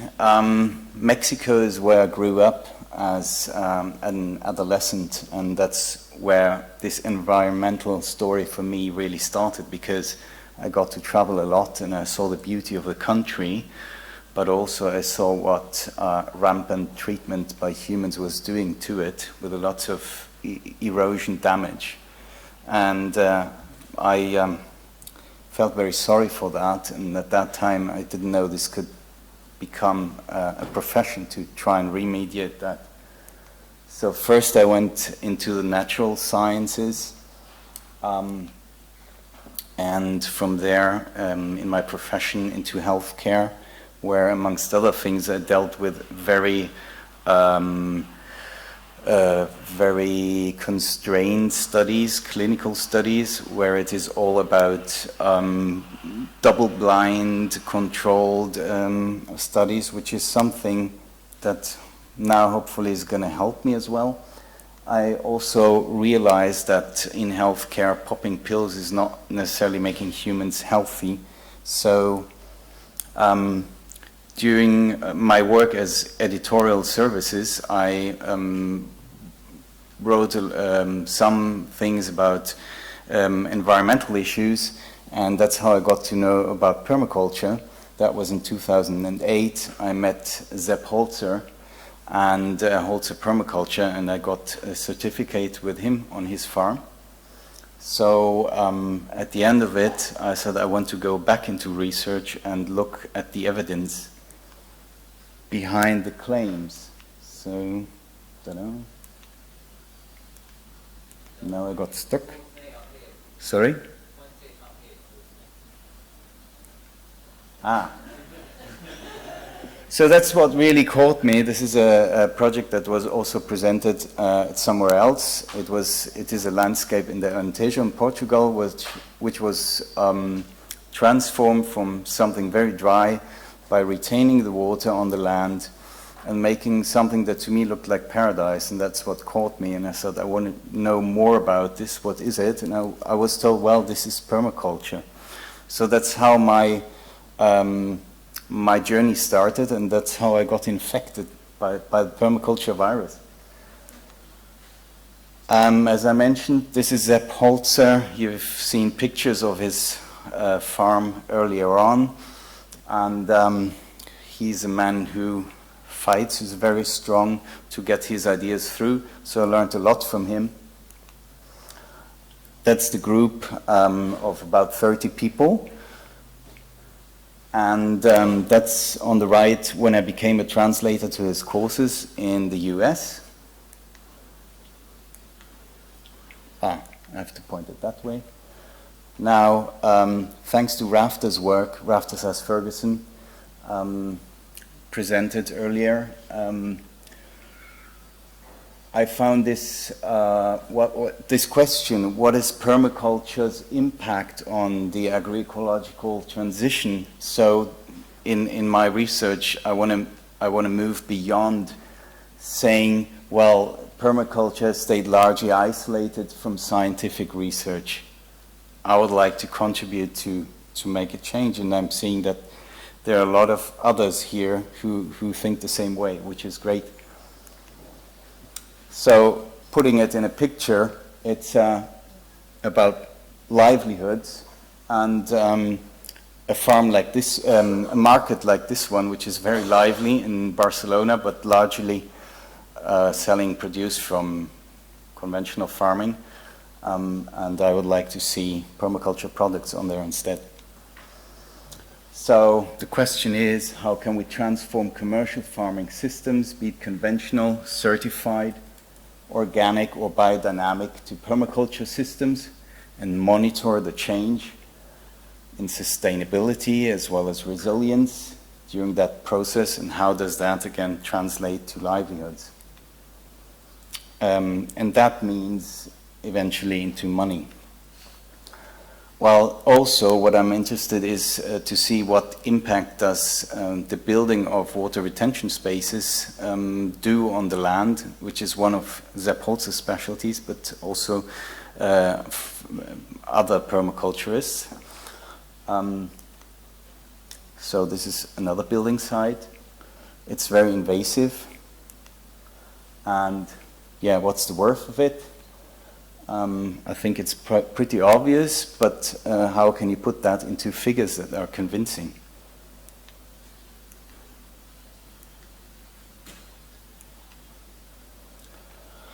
Now, my next question was, when I started this research project in April this year, what is a useful research tool to do this? What are meaningful parameters? And how can I measure that? It's about measuring sustainability, measuring resilience. So I did an extensive literature search. I've written this, I'm not going to read it out, just to give you an idea. It's quite complex. There's a lot of literature written on sustainability assessment tools, and there are a lot of reviews. So I had to plow through all of this, and at the end of it, I came up with something that seemed quite good to me. So I chose a tool that would be about sustainability, that would measure sustainability along the food and agriculture value chains. That was, you know, important, not assess something else. I wanted it to be holistic, so it needed to be a global framework. It needed to be somehow universal for small, medium, and large-scale companies or enterprises. And also it needed to be relevant to government strategies, policy, and planning. So my idea is to build a bridge from a grassroots movement up to policy making on a country level or on a continent level or a world level.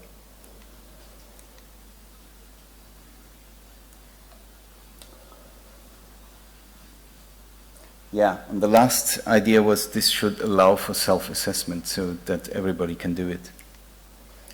So what I came up with is the Safa tool. It's the sustainability assessment for food and agriculture systems.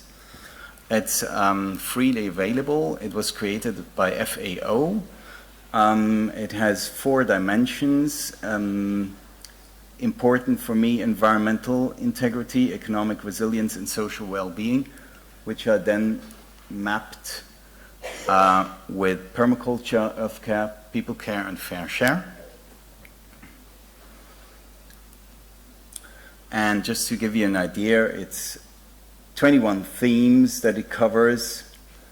Those are divided in 58 sub-themes and 116 indicators, so it's about 116 different questions. The whole tool works as an interview, kind of, you talk with the farmer, or the farmer talks with himself. Just to give you an idea what an indicator looks like, this is the indicator called Ecosystem Enhancing Practices, E4.1.2. And what I liked about the Safa tool is that a lot of the indicators do cover topics that are also topics in permaculture. So in this case, it was about agroforestry, mixed cropping, livestock system, mixed rice, fish systems, intercropping, perennials, forels, gardens. So all these topics are there and they are important at FAO level already. And they have developed a tool to assess that. This is just to give you an idea what a data entry screen looks like. It's just an example for the topic of soil organic matter. And,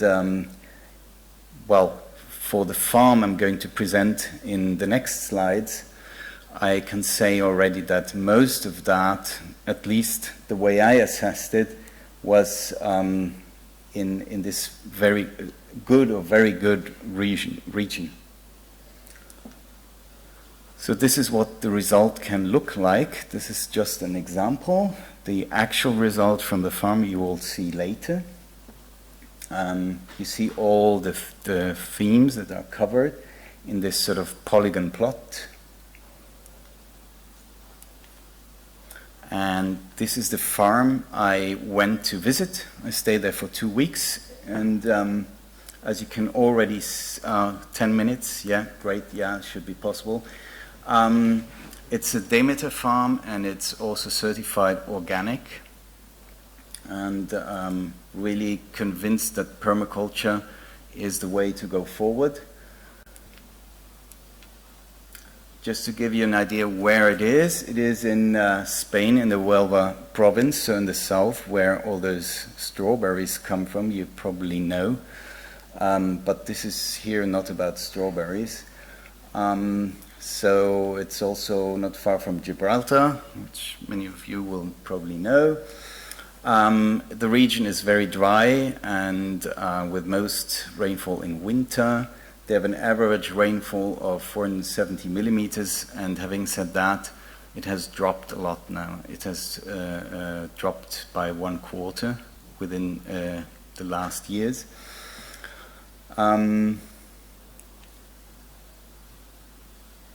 Main produce is fruits or fruit trees. and we're talking about 50 hectares.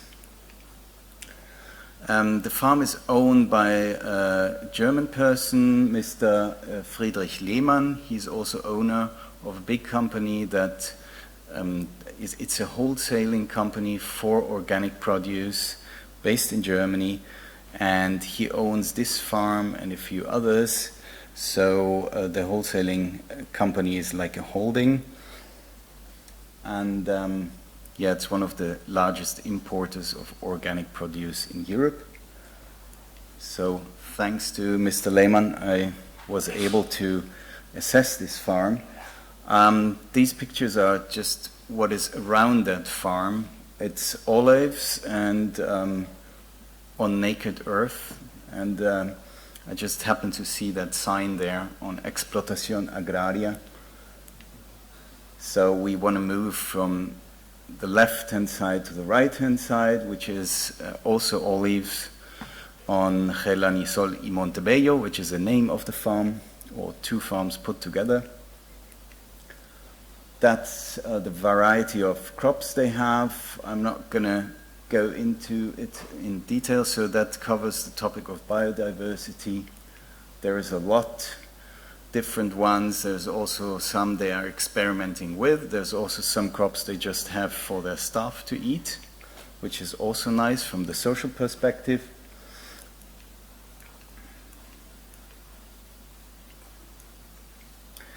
Yeah, topography.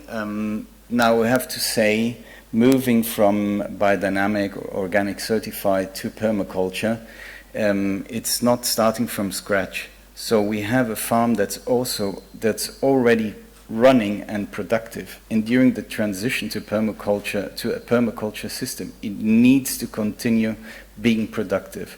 So this keyline design is one part of the farm that where trees were grown anew. So they could take this chance to grow, to do it in keyline design and grow new trees.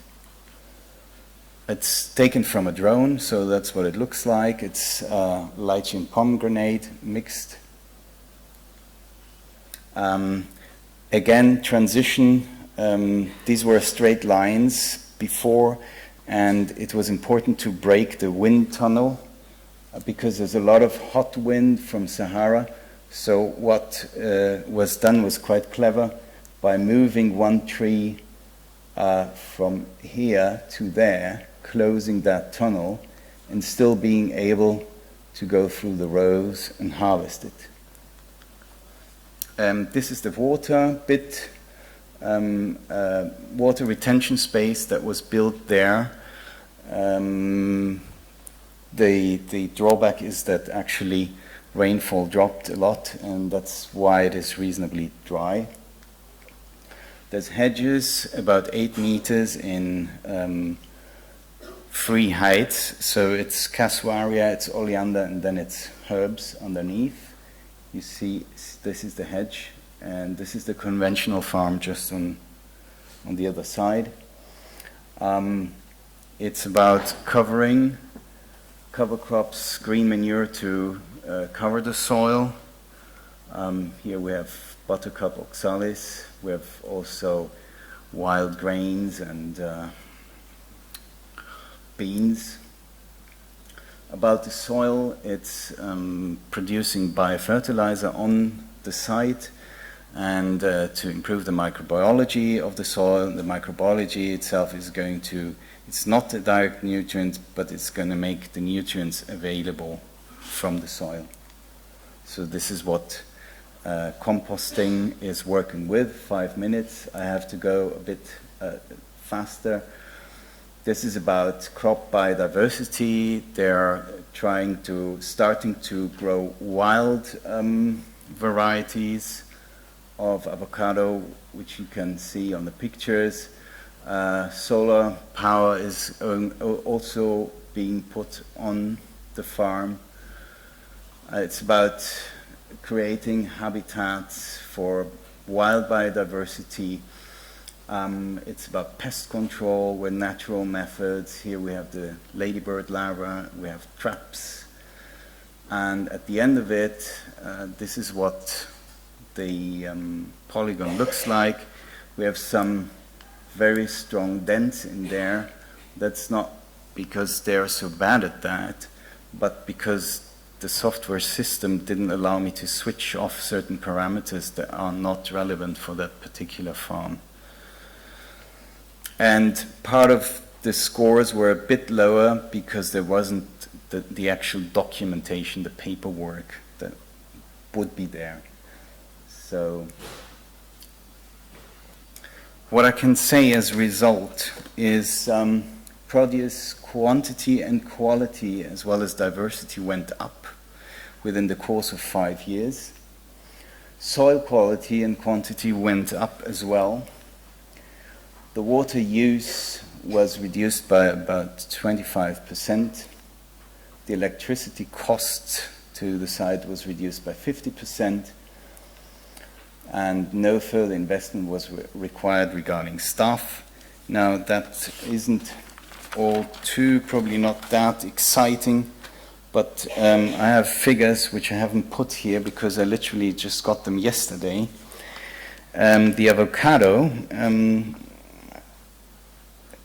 in 2010 they harvested, which is when they started with all these measures, they harvested 48,000 kilograms. That went up until 2014 to 95,000, so nearly doubled. Orange in 2010, 17,000 kilograms. In 2014, 49, nearly 50,000 kilograms. Pomegranate 2012, that's started only a few years ago with it. So it was 12,000 kilogram yield in 2014, 65,000 kilogram. That went up steeply, partly because the trees were still young and they were growing themselves. Kumquats in 2010, 780 kilograms. In 2014, 1,680 kilograms, so doubled as well, which I think is pretty impressive. As a conclusion, I would say the Safa tool shows an important degree of sustainability on this polygon plot. In this particular case study, it's an accessible tool, everyone can use it, it's open source, and it covers the main sustainability topics that are relevant to permaculture as well. It's fairly easy to use.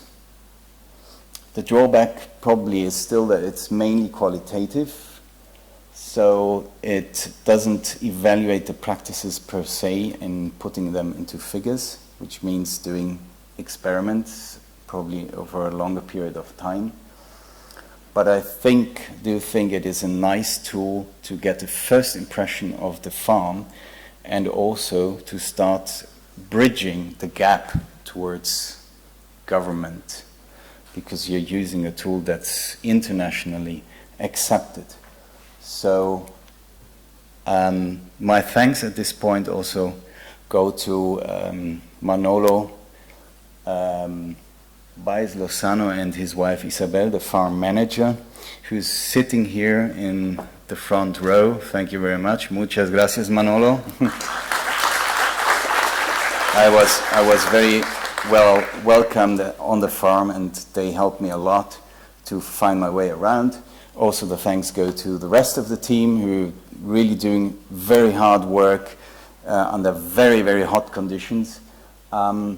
Also, thanks again to Friedrich Lehmann and Ralf Kennerknecht, who is also in the management of the company called Lehmann Natur. Juan Jose, thanks to him, we have these beautiful drone pictures. And Sarah Booby from the group at CORE at the center.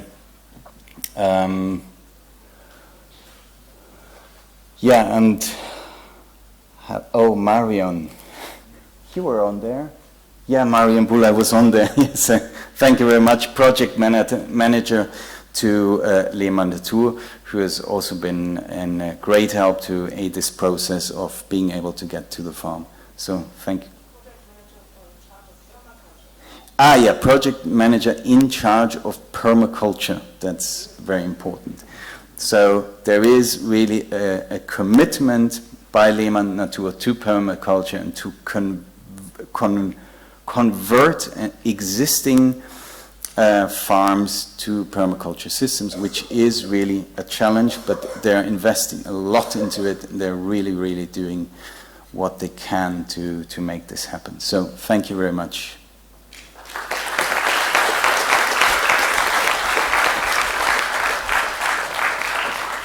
So now time for questions or comments.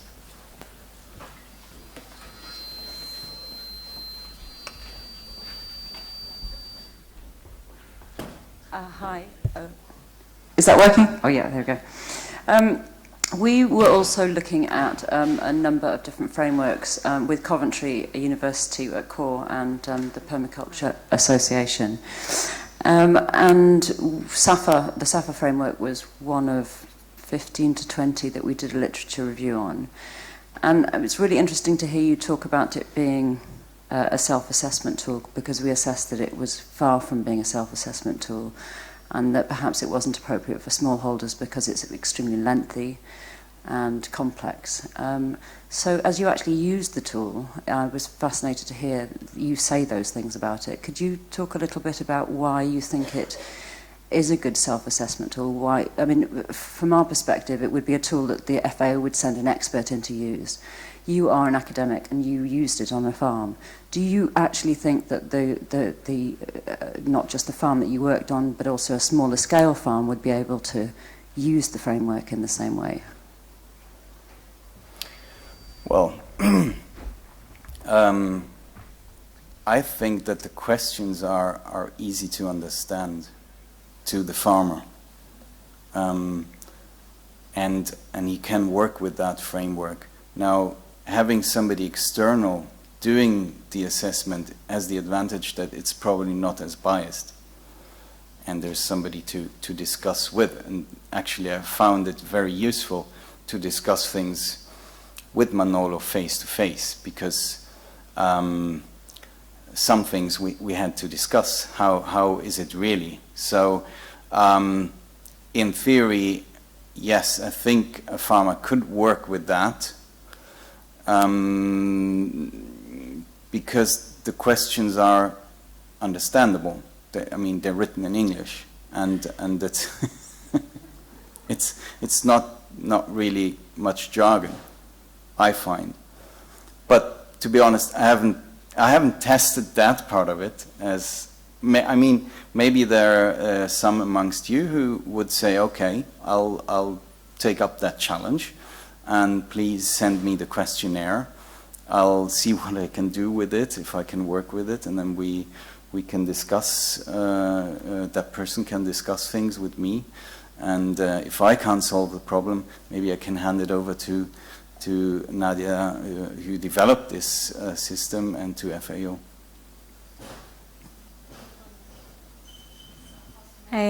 It's a follow-on to that, actually, because at 116 questions, even if they're very simple and easy to understand, I don't want to fill in 116 questions, and I'm really nerdy and into this stuff. So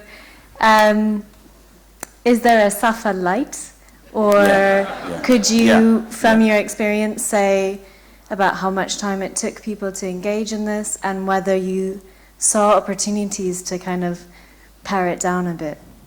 Mm-hmm. Well, there actually, that was one of the criticisms when the Safa tool was first launched, that it's not really fit for small enterprises, and that's why FAO developed a small app, or a small Safa tool, which I've also tried. It's only 100 questions. It's more like ticking boxes, so it's probably easier. Again, my feeling was, and that was also Manolo's, that the large tool is more for really big companies, and the small tool is for probably more how family-owned farms, probably more in the global south, where you would have a question like, have all the members of the farm been able to have 3 meals a day during the past, whatever, months or so. So some of the topics are not really relevant to Spain, where people usually still have plenty of food, thank God. So I think what one can say is it's a good starting point, and the tool needs to be developed and adapted to permaculture, and that surely is something I would love to do, and I would also invite others amongst you to co-develop that. Hi. Just one quick question. Manolo may be able to answer this as well as you, but did it make the farm more profitable? Because in terms of rolling it out to other commercial size farms, that's going to be the key driver. Sorry, what is the question? Did the farm make more money as a result of changing to permaculture? Yes. Yes, it did. I didn't get to see the figures, but that's what I was told, that it did. And the company is actually investing a lot of money into converting other farms that belong to them to permaculture, and to get other subcontracted farmers to do the same. So yes, I do take it that there is an economic benefit. Just a short reaction to it.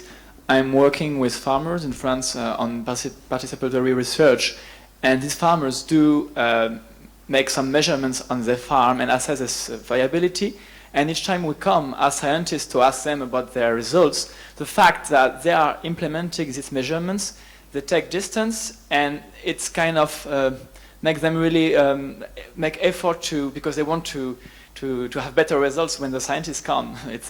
So no, but just, you know, the fact of measuring things and assessing yourself, you take a distance and you can see really better with a more accurate look where you have things to improve. So what's the actual question to that? It's just a reaction. Oh, sorry. Okay, thank you. Sorry, another one question from the online community, Mul Farm from Kuwait. Just wants to know, is there trade-offs as they transition to become fully permaculture at all for these commercial farmers? Is there a trade-off? Yeah. Well, I think there's a lot of experiments going on the farm, and some experiments don't go the way you expected, and some investments may have gone the wrong, you know, it may not lead to what you hoped for. So it really is thanks to probably the way the company is set up, that they have enough financial means to buffer things when they don't go the way really they wanted. So this like space for being able to experiment and not go bankrupt because one experiment didn't work out, that is important. But I think this can also be done on a smaller scale, because your experiments can be on a smaller scale and you can still experiment, and if it doesn't go well, it's not going to be dramatic. Thank you. Yes? Just a comment to that. As a strategy for the farms, we are converting to permaculture. You need a mic. Sorry. Is it on? As a strategy for farms that convert to permaculture is not to convert everything, but to make trial plots and to try, because every farm is different, every place is different, so you have to make trials. Sorry, we need to switch to the third presentation. So in the last presentation, Federico Filippi will discuss the idea of arable permaculture, because theoretically most arable systems relies on the cultivation of annual crops with soil tillage, and on the first side it can seem paradoxical with the idea of permaculture. So Federico will try to go beyond this apparent paradox and tell us about the way he can rethink agriculture in the light of permaculture. Okay, well, thank you. Good afternoon. I'm delighted to be here. A little bit about me. Like many in the permaculture movement, I have a rather unconventional background. I started off studying religion and philosophy, specializing in the Indian traditions, and started off as a gardener. That's how I got into permaculture, and eventually made the full transition, and I'm now at the Center for Agroecology, Water and Resilience at Coventry. You hopefully will have come across our stand here at the conference. The Center for Agroecology at Coventry is probably the best place where you could do research in permaculture in the UK. Okay, I thought I would start by going through some basic definitions.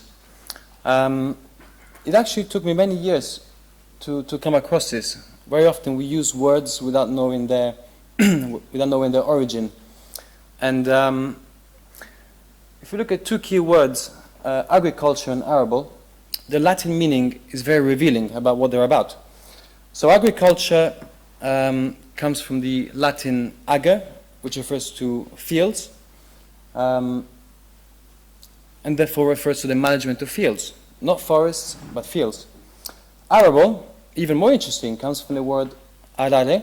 Of course, being Italian, I do have an advantage in this, which literally means to plow. And in Italian, a aratro is a plow. So this tells us a lot about what arable farming is about, you know, what its basic characteristics are. It involves tillage, cultivating the soil, some kind of farm tools. It involves fields, as opposed to forests or different types of vegetation. And it's dominated by grasses, by annual plants. Given that we've been here for 2 days, I'm not going to teach you or tell you about definitions of permaculture. But I just thought I'd provide a couple of basic definitions, which I'm sure many of you have come across. And these are the basic definitions I'm working with as a basis when I talk about arable permaculture. Particularly the second one, the conscious design and maintenance of agriculturally productive ecosystems modeled on natural ecosystems.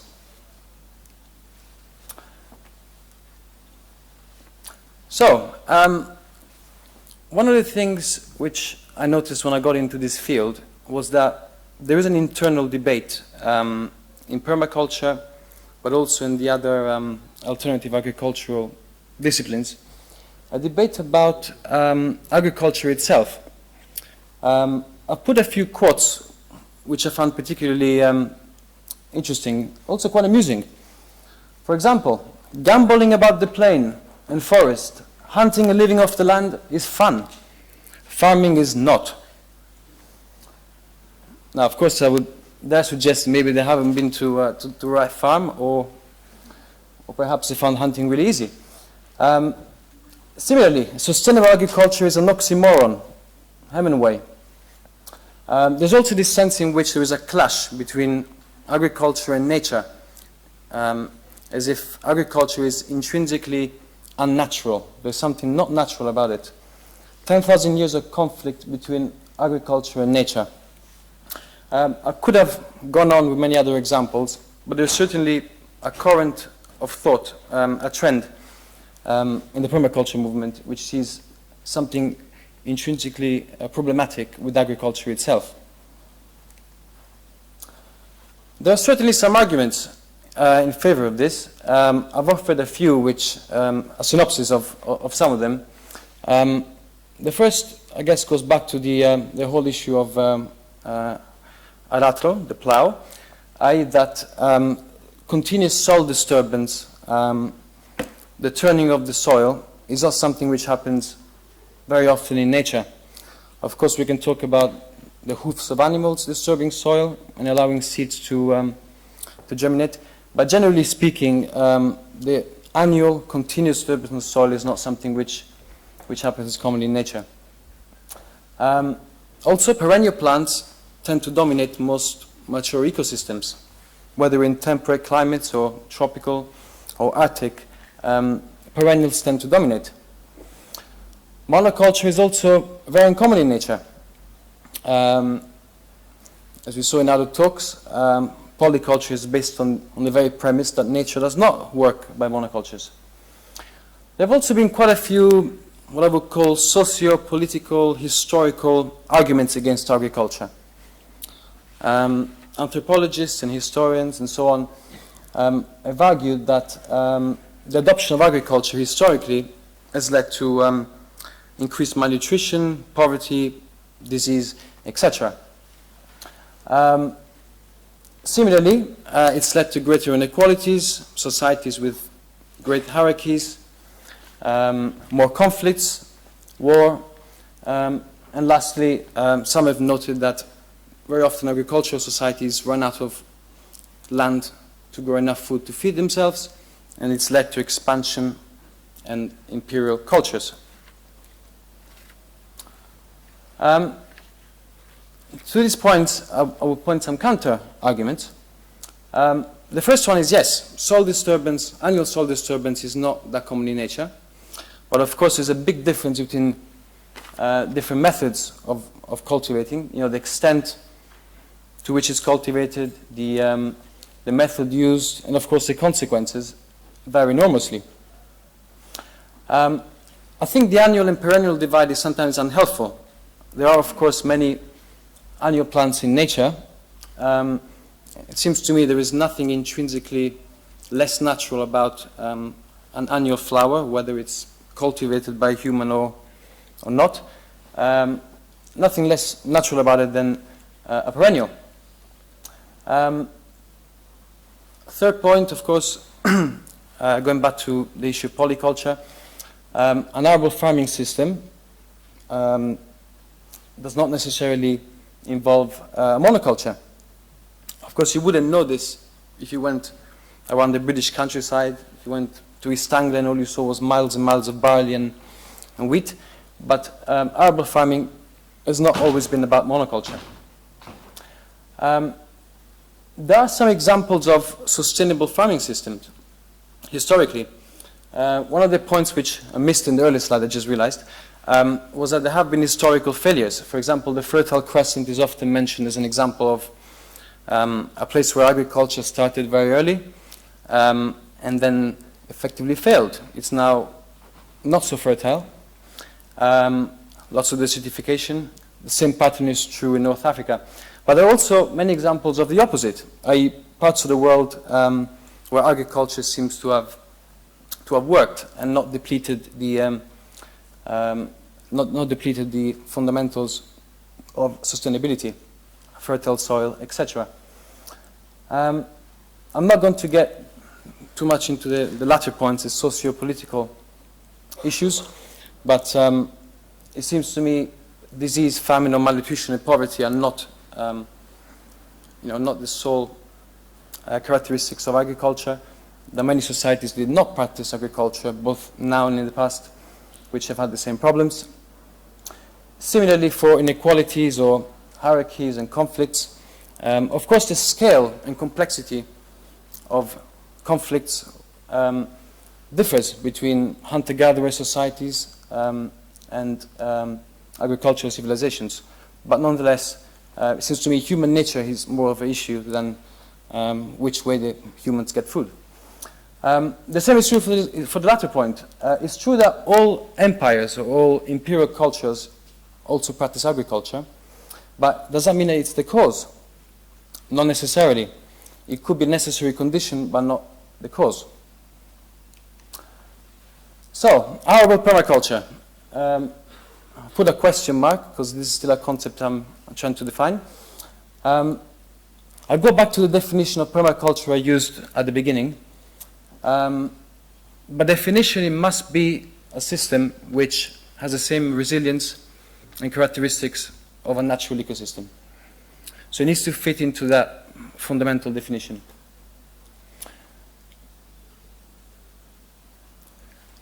In terms of an arable system, given that it's based on, as we saw earlier, fields and grass, it should be basically modeled on natural ecosystems which are dominated by herbivores.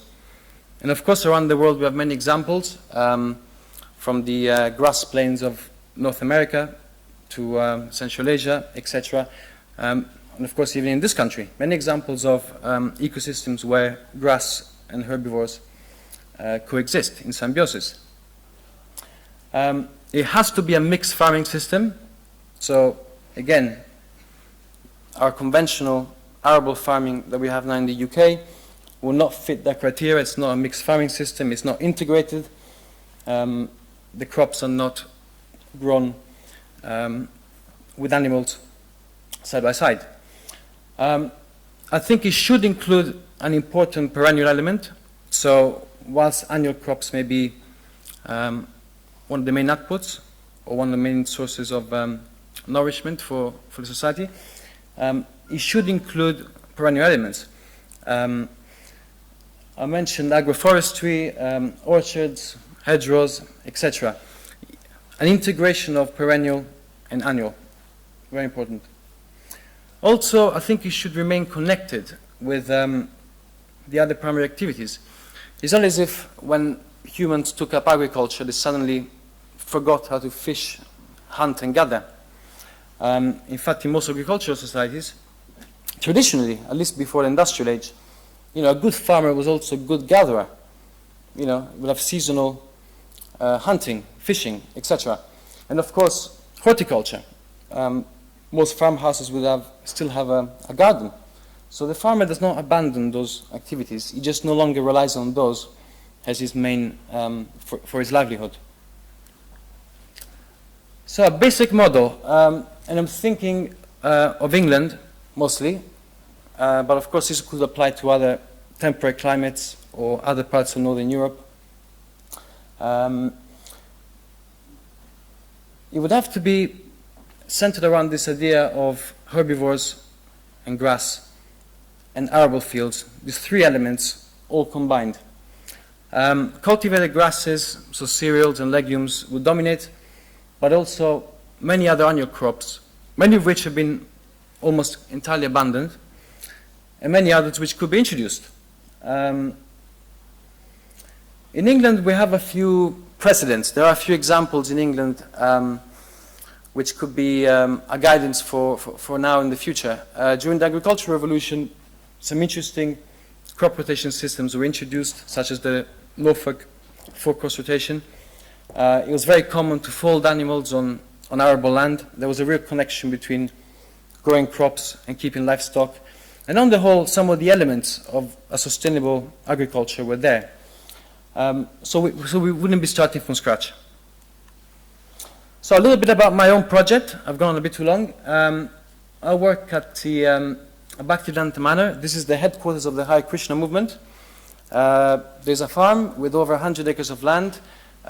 Most of it is grassland, pasture, but there are 9 acres of arable land. I'm in charge of 4 of those. This is a commercial farm to a certain extent. It's part of the movement. So its main goal is to provide food for the farm kitchen, and for the community. We have a farm shop, etc. I've been there for over 3 years now. I've introduced a number of crops, I'm proud to say. This year, introduced grains for the first time. Broadly speaking, I like to think that my arable system is modeled on some broad permaculture principles.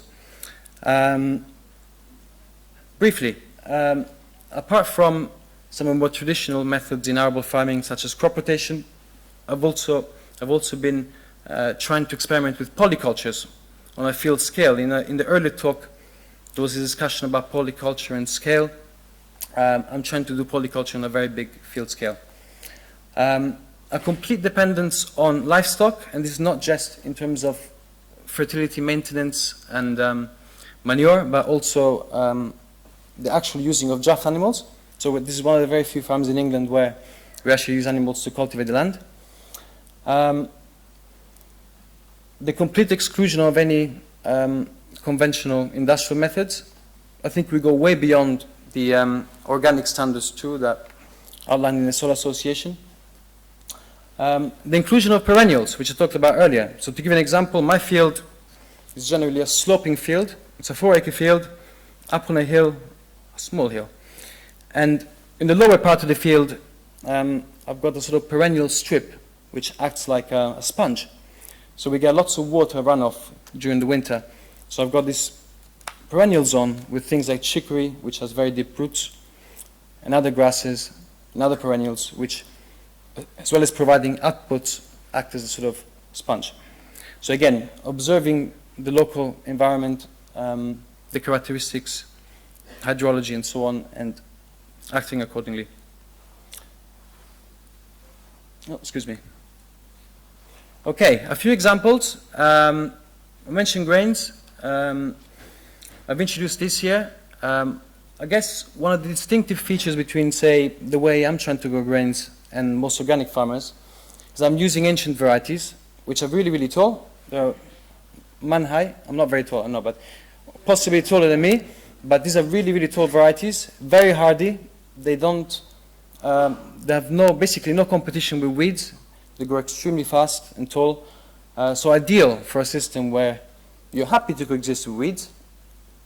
They produce a lot of, less grain, but good quality, but lots of biomass, lots of straw, which is both food and fertility. It's gone in rotation, and I've also experimented with other, what you call false grains, or pseudo grains, such as buckwheat there in the middle. Legumes, very important. I think they're one of the least grown crops in the UK, and we should grow much more of them. Very important for soil fertility, pollination, and of course nutrition. I found that winter legumes seems to be the best for local conditions. Again, it's about trial and error. Also lots of fodder crops, which are legumes, so vetch, important fodder crop, sown just about now and then harvested in the spring. I was really keen to show you this.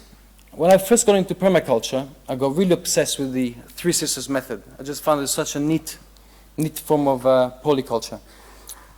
By show of hands, who's come across the Three Sisters method? Okay, no, I thought so. Okay. So there's a few variations. There is also a fourth sister snuck in sometimes. She could be tobacco or sunflowers. My goal was to say, could we do this on a field scale, from seed? Seems to me like the outputs would be phenomenal. You could have a grain crop, the corn. You could have a legume if you actually choose to use a legume. You could have sunflower, an oilseed crop, and then of course squash on the ground. And squash could be a fresh vegetable crop, or also a fodder crop. I think it's got phenomenal potential as a fodder crop, both the seeds and the actual fruit. So far, mixed results. Every year is improving. This year, I think I found the best combination. And the beans had to go. To get them to climb on a field scale was quite problematic. So it's squash, sweet corn, and sunflower. I hope next year or maybe the year after I'll come back with some interesting yield figures. This could be a really good example of a polyculture, very high yielding on a field scale. Fodder crops, I'm not going to go too much into this, but suffice to say, in this system, the idea is not to use crops which are really for human consumption, i.e. grains, to feed cattle, which are herbivores, so they shouldn't be eating grains. The idea is that, yes, there are some dedicated crops for the livestock, but also livestock are really fed on all kinds of agricultural waste, all kinds of biomass, which we cannot eat. So the arable fields provide a lot of the food for the animals, but in a way in which we're not taking anything away from the primary goal of the arable farming, which is to provide food for people. Just a few pictures. I felt I did not put quite enough pictures in the early part of the presentation. Here are animals eating that really mixed fodder, lots of different plants in that fodder. Some of my brassicas, that's father and son actually, and holding turnips and radishes. These are a good example of a dual-purpose crop. You know, we eat a lot of these through the winter, but also we feed them to animals. Very important crops. Animal draft I touched upon. I know this is very peculiar, and this is probably the only agricultural conference where this will not be seen as really, really out of touch and odd. In fact, I hope some of you are quite enthusiastic about this. So yes, we use animals to cultivate the land. This does many things for me. I mean, apart from integrating on a very real practical level the cultivation of crops with the herbivores, it really does reflect that idea that I'm trying to recreate an ecosystem dominated by domesticated plants and animals. I've actually got herbivores on the field, their manure goes on the field, as well as their labor. There are, of course, many common objections to this, which have to be taken seriously. It would take a huge societal change to convert to the use of draft animals and abandon machinery. I do not believe some of the objections are fair, such as it would take food away because draft animals would need to be fed purposefully. Of course, draft animals have to be fed, but like other farm animals, they can also be eaten. This will not happen at the Hare Krishna farm, so I have to make this very clear in case my colleagues get hold of this presentation and think I'm promoting the consumption of animals. We do retire them, but my model ideally could be adopted on farms where, you know, the oxen might end up in the Sunday roast. And valid option, of course, which does not quite fit into this model, but for people in permaculture, would be to use on-farm made biofuel or alcohol. That could be another option for the arable farmer. Arable farming will require energy to till the soil. And if we're talking about what I call an arable permaculture system, apart from animal draft, which would be the ideal, I think the only other option is to have energy produced on-farm. Again, a few pictures. Your humble servant is there with the hat. And we also use them for our festivals and general transportation. But in that particular picture, we're harrowing the field before or after seeds. There is a yoke, which we make ourselves. I know I've only got 1 minute left. I wanted to finish on weeds. Weeds are inevitable. Any annual system on arable field, they literally follow the plow.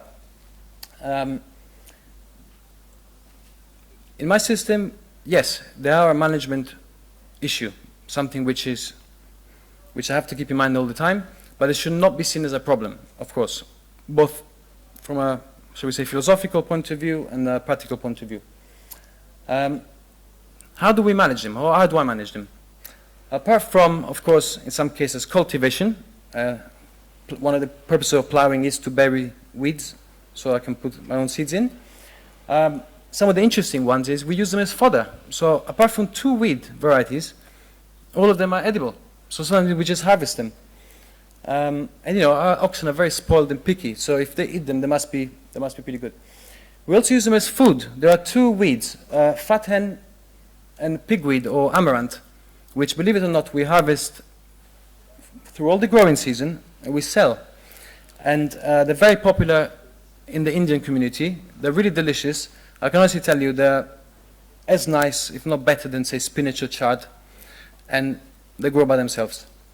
The last point, I put it here sort of at the end because it kind of encapsulates a lot of my ideas.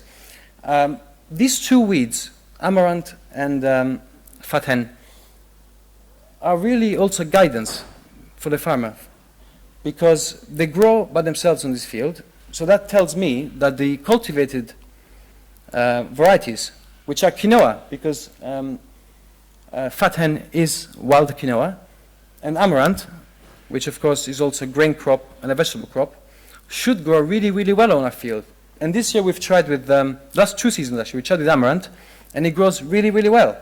So we've looked at which plants thrive on that soil, in that environment, and then we say, okay, we're growing domesticated annuals, perhaps we can take some guidance from what grows without our assistance and use that guidance to grow our crops. What's going to be interesting is the amaranth is already crossbreeding with the wild variety, so we should end up with our own local variety. So that's really exciting. So, conclusions. I do believe, I'm a big defender of agriculture. I do believe it is the fundamental activity of mankind. I do not see a clash with permaculture necessarily. It depends on what agriculture we're talking about. What agriculture can do, though, is provide a real critique of what's wrong with agriculture. It can provide a way forward to reform rather than eliminate agriculture. As we saw in other presentations over the last 2 days, a lot of traditional farming systems do practice permaculture. They just don't do it consciously. There are permaculture practices within traditional agriculture which are done without the awareness that they are permaculture. So what permaculture can do is provide a way to really to both innovate, but also keep what's best and what's worked and what is sustainable. On that note, thank you for your attention, and I'll be delighted to take questions. And sorry, last but not least, I'll be very happy to get people to visit the farm. So after the presentation, if you want to come see me, exchange contact details. I'm very evangelical about what I do, so I hope to see some of you on the field. Thank you.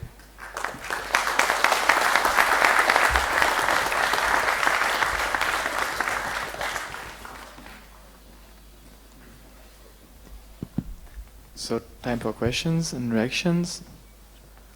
Just before the coffee break.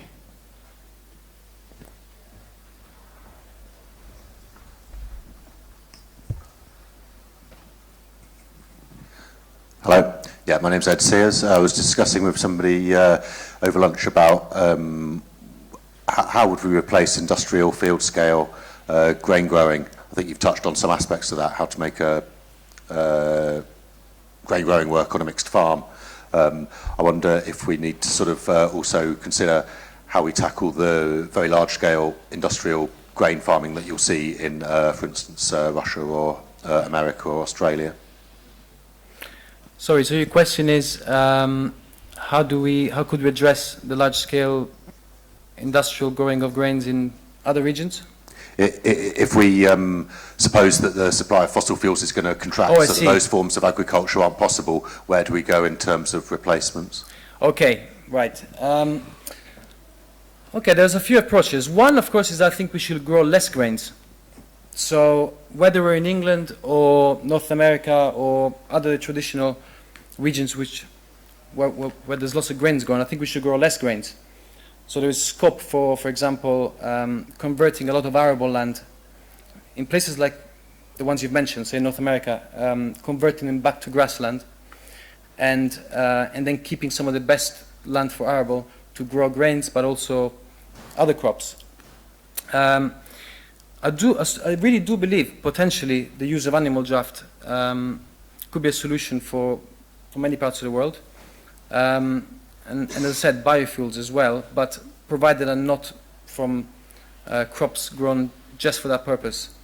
My understanding is, in the United States, until about a century ago, many farmers did produce their own alcohol on farm, often from crop waste. So they would, of course, in those days farmers had lots of orchards and apples and other things.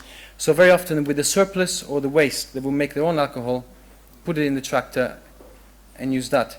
So yes, it's a huge challenge if oil and gas are no longer available or diminishing, or we just choose not to use them. Then it's a huge challenge because we need energy. And as I said, the ways I would tackle it is less cultivation, less grains, and then the two alternatives, which are animals and on-farm energy. But there are no easy solutions. Maybe just one last short question and short answer, because we... You haven't touched on the delicate subject of eating meat or eating less meat. Obviously, you don't want to eat lots of meat. Oh, you do? Okay. But how do you think that comes into your scheme of things? In my scheme of things, I think eating meat is perfectly compatible with an arable permaculture system. In fact, because, to my mind, the integration between livestock and arable is so important, by default, meat would be one of the outputs of the farm. So unless you have moral or religious reasons, such as like the Hare Krishnas, not to slaughter animals, you inevitably will have the possibility of eating meat as well as dairy and other products.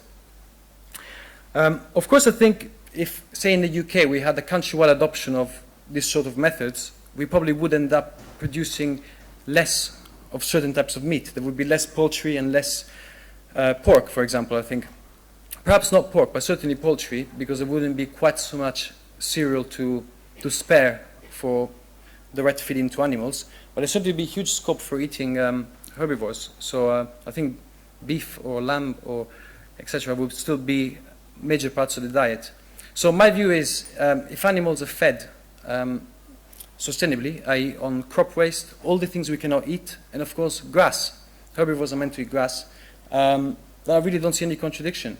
Of course, it has to be nose to tail eating, and not in the way we eat it now. But so for me, no, it's not only, to me, vegan farming or the idea of vegan agriculture is very problematic. I don't think it's really it's not really compatible with this sort of view, or even with permaculture.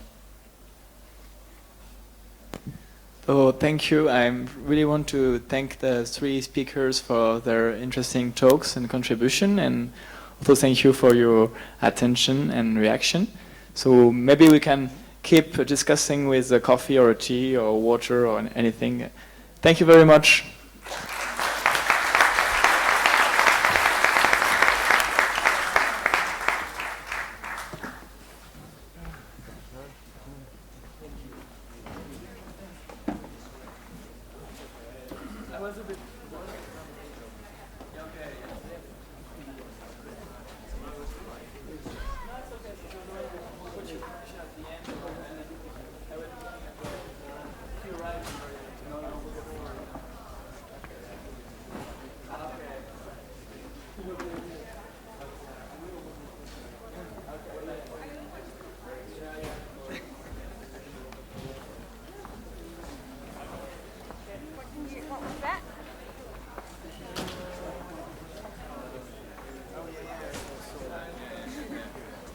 I just had it in case I needed a joke to escape quickly.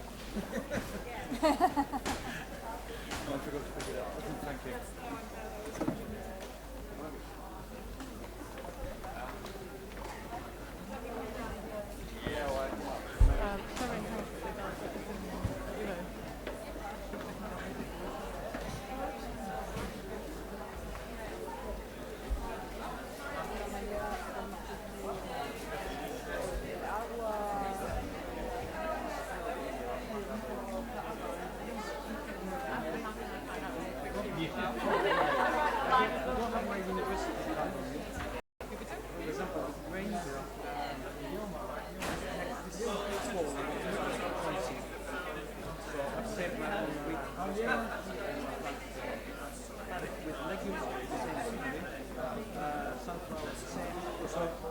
You know, the idea is all the time to have as many talks with local when it's not possible.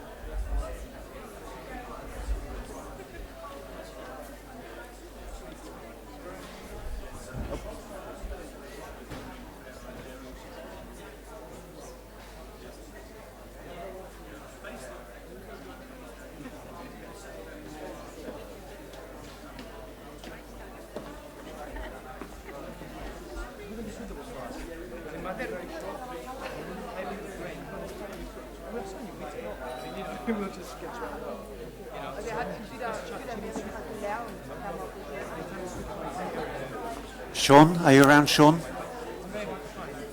Sean in the room? Vala, are you here?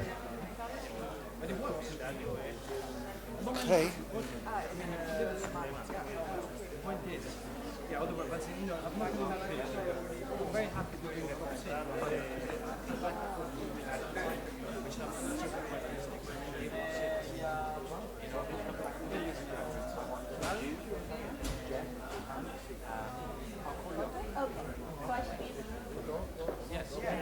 I know, that's why I make sure I'm like, one time. Well, we're going to start in 12 minutes. Got 2 keynote speakers, and there's.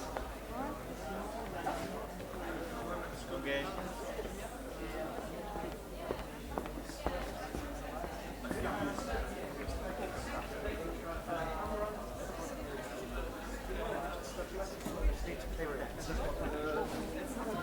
Anybody got 2 minutes to give me a hand?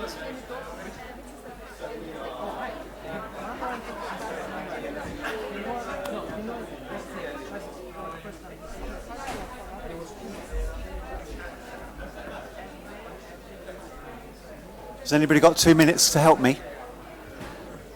Can you give me a hand?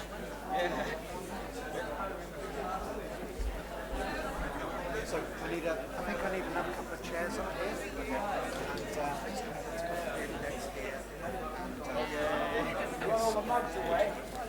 Yeah.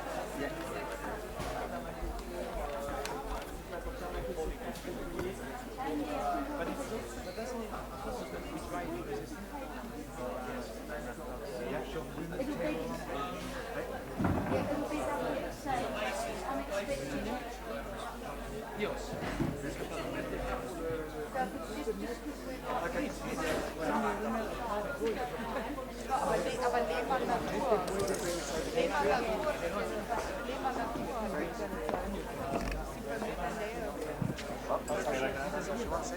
Okay, and then do you want to just like this? To one side is this? Crap on YouTube. Just kind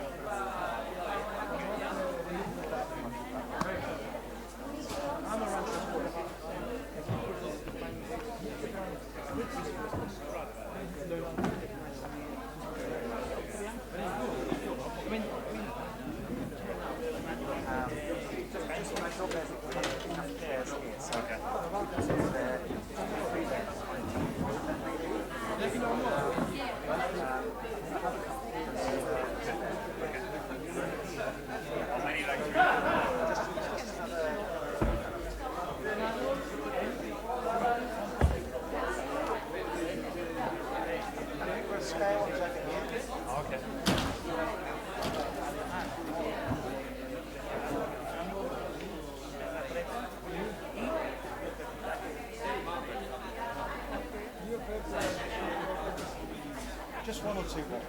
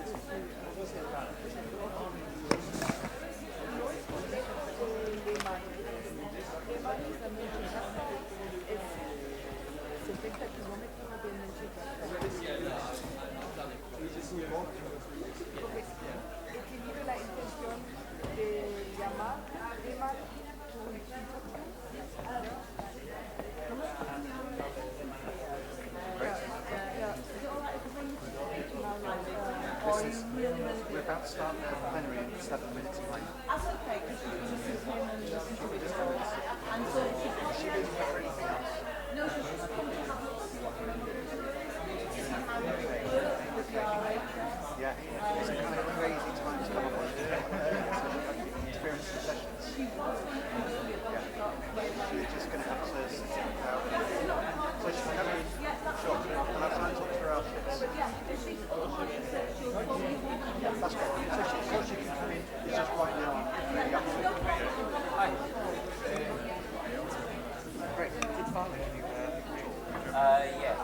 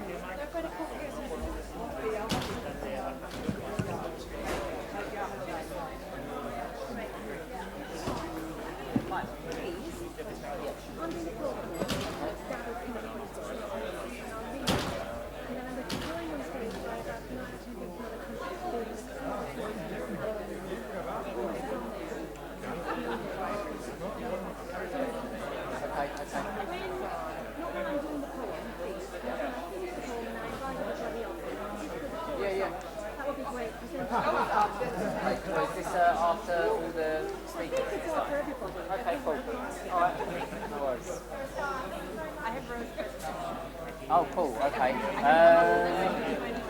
Yeah, I don't know if it's got an SD card reader on the laptop, but...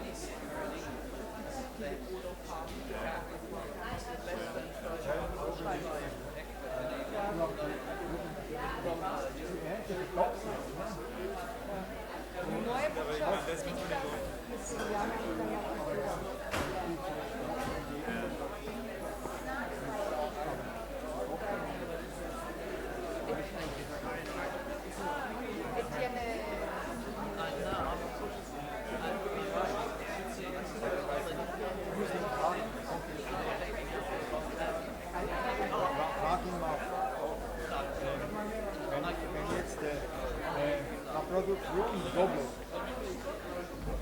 Das heißt, mit dem hohen Produkt kein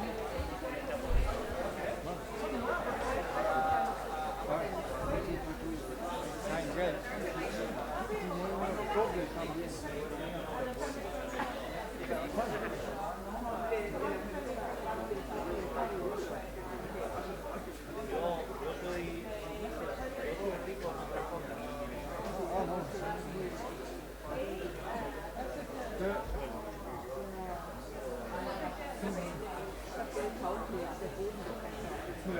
Aber sie dürfen jetzt, auch wenn es wirklich gut ist, dann will ich Arbeit auch wirklich, weil keine substanzielle Wohnwürge und sprich mal mit dem Material.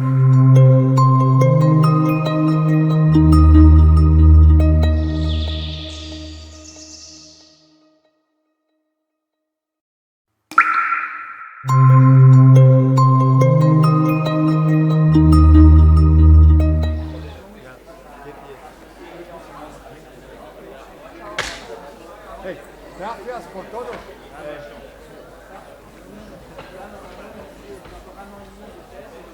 Gracias por el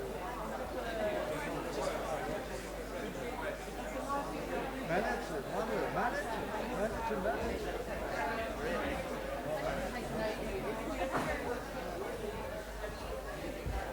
So if you want to contact me for any reason, that should be zero.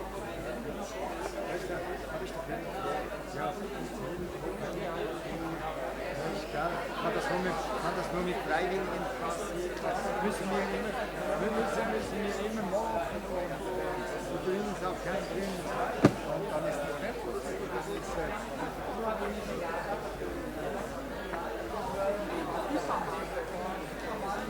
gibt's die 3 Euro?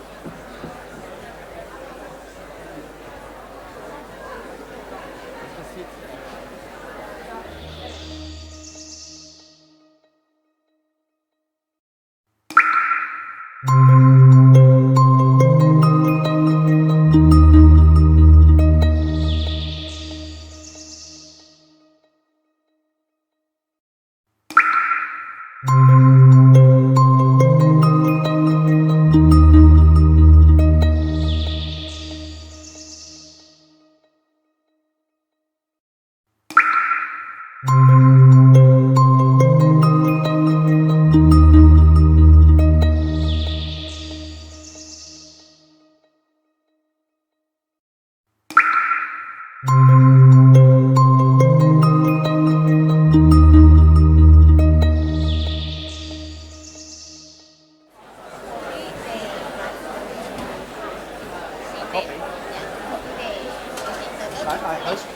think we're going to get all of the writing. I think we'll collect all of it. It will be available. Don't worry about that. Not yet.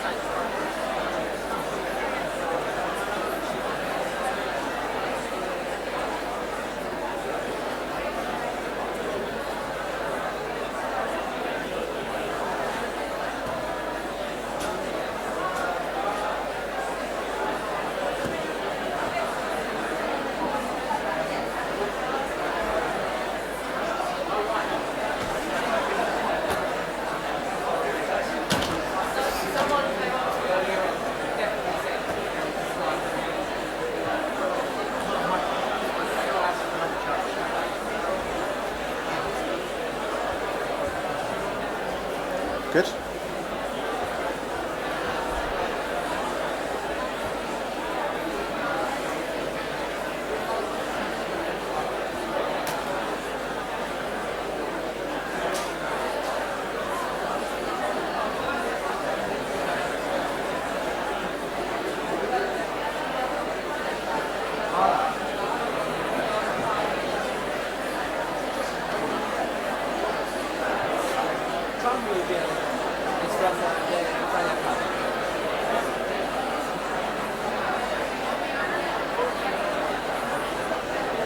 Rosemary.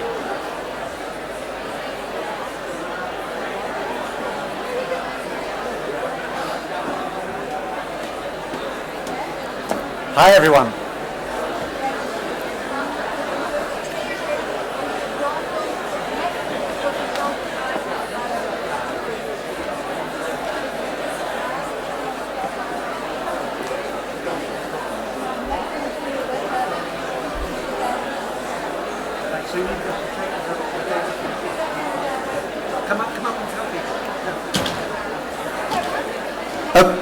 Okay, so just going to have a quick announcement and then we'll begin.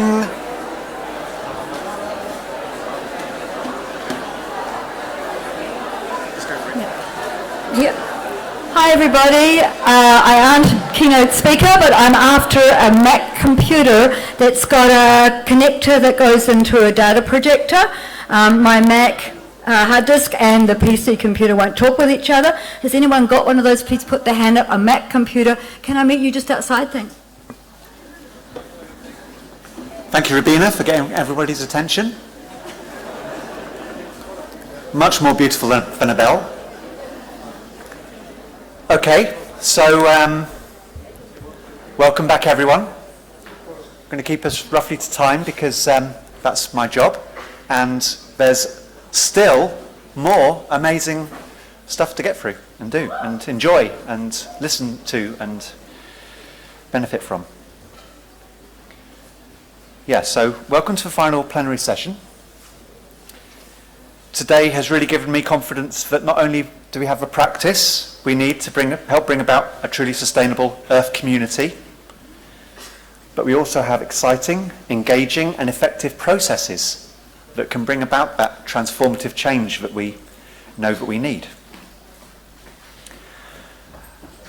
It says here, I was particularly touched by e.g., and I haven't filled them in. I kind of don't quite know what to say. It's a bit, if I was texting, I'd probably just do OMG. Oh my God, for the rest. Sorry, that might be disrespectful. Just an incredible amount of fabulous thinking and action and strategy sort of emerging from our networks. So That's really wonderful. We're going to round off today with two really incredible women, both of whom have brought about real change in very different ways, and I'm sure some ways that are similar too. Professor Kristin Vala Ragnarsdottir and Rosemary Morrow. Ooh, yeah.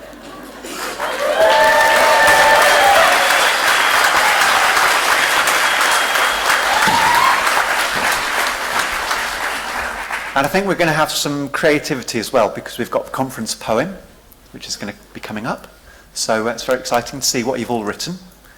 And that's going to be in many languages to celebrate our wonderful diversity. So before we come to that, I'm going to introduce Vala to you.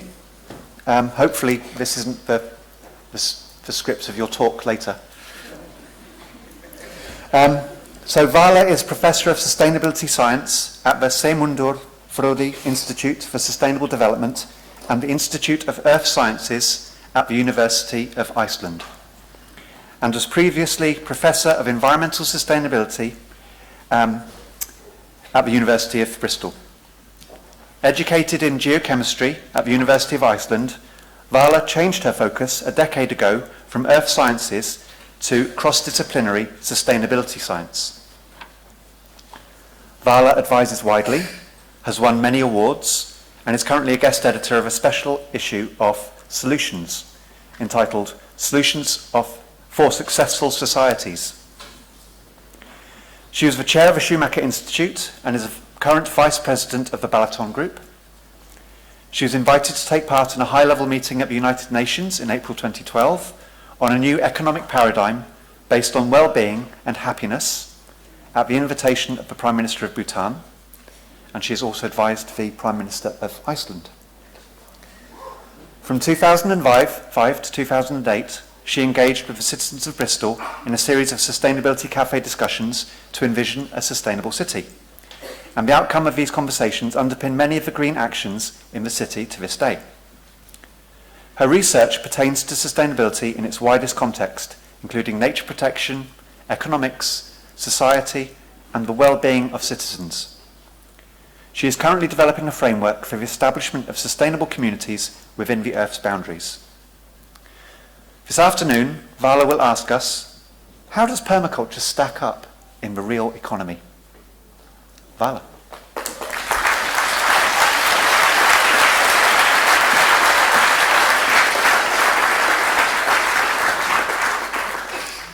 Thank you very much. I think I got a few accolades I don't have, but I'm not going to correct that now. I'm delighted to be here. I feel a little bit like an imposter, though, because even though I have a PTC certificate, which I got 2 years ago in Norway, I'm not really a part of this community, but I'm delighted to become a part of what you're all doing, because I think it's very important. I would like to bring into this room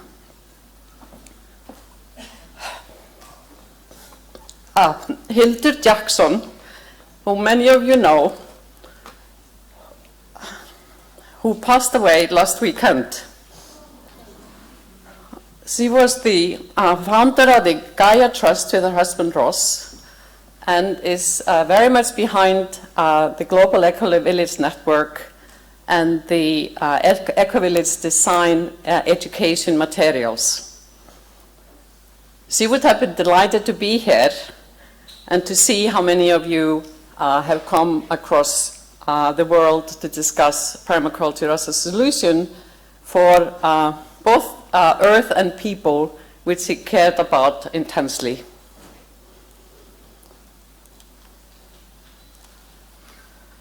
See, she doesn't want to go from the screen.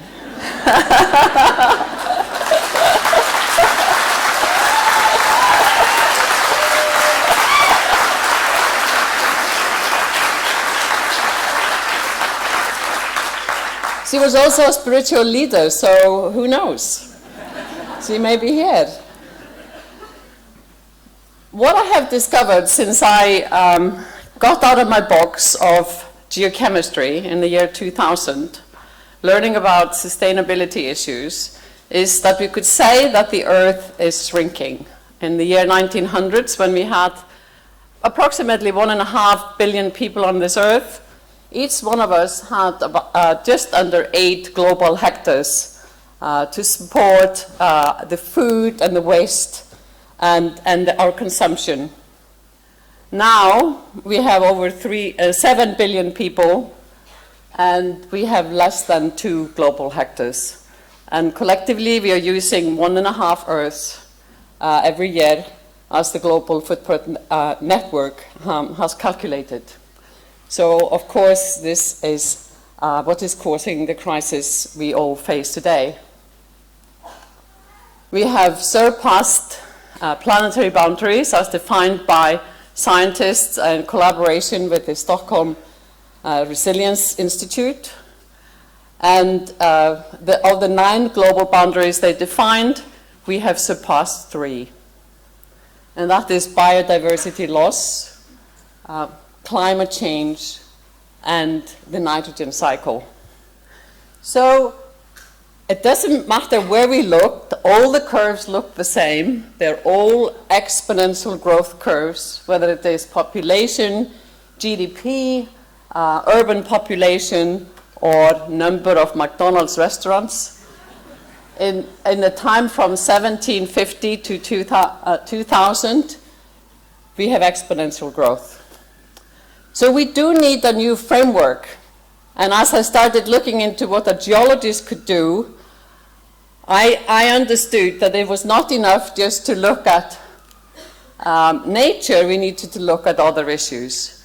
And indeed, Kenneth Boulding stated in the 1950s, anyone who believes that unlimited growth is possible in a limited world is either a madman or an economist. Now, I've insulted a few economists at that, where I repeat this, but he could say it because he was an economist. And his colleague in the next building, also at the University of Boulder, he has stated many times, and he still is stating this, the greatest imperfection of mankind is that it does not understand the consequences of exponential growth. And this is a fact that most people don't understand. And this is something we need to address in the education system. And we need a new framework. When I started looking into, well, what is sustainability all about, I was very happy to find this framework, or a compass, from my friend Alan Atkinson, who is a sustainability change leader. So north is for nature, east is for the economy, south is for society, and west is for the well-being of people. So we need all of these in balance in order to have a sustainable world. And we could plot the ethics of the permaculture movement onto this. So you see there the earth care, the fair share, and the people care, where they fit into the compass. Now, what I'm going to talk about, I also fitted that into a compass to avoid these bullet points. Where I have been working in the last 15 years, and what I will talk about today is the availability of natural resources and how long they will last, and how they are linked to the economy, and what sort of new economic systems we need. I will also talk about the Sustainable Development Goals and how a society might look like that achieves these goals. At the basis of our economy are our natural resources. So you could say that energy plus phosphorus, or oil plus phosphorus, creates food and people. And this is then through work we can turn this into wealth, and on top of this wealth we can have a creative bubble of arts and so on. But without these resources we cannot have an economy. We could look at this as a an ecosystem. So the first level, or the first, the primary production then is the energy, food that creates the people, and then the secondary production is the work, and the third level or tier is the civilization.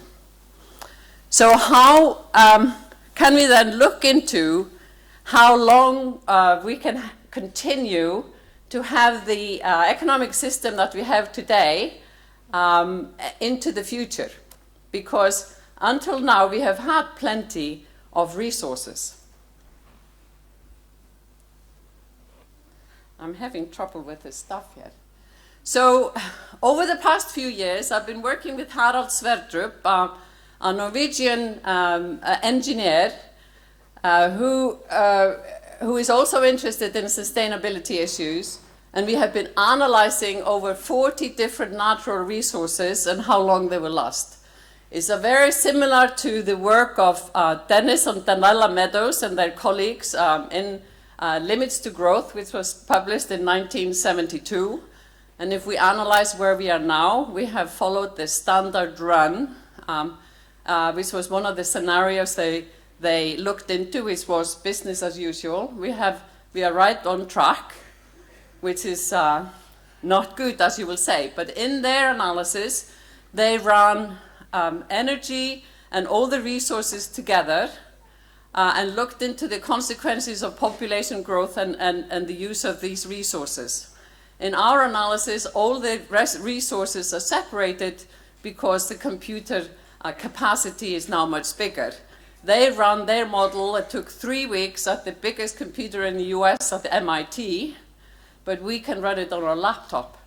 So this is what computer technology has done for us in over 40 years.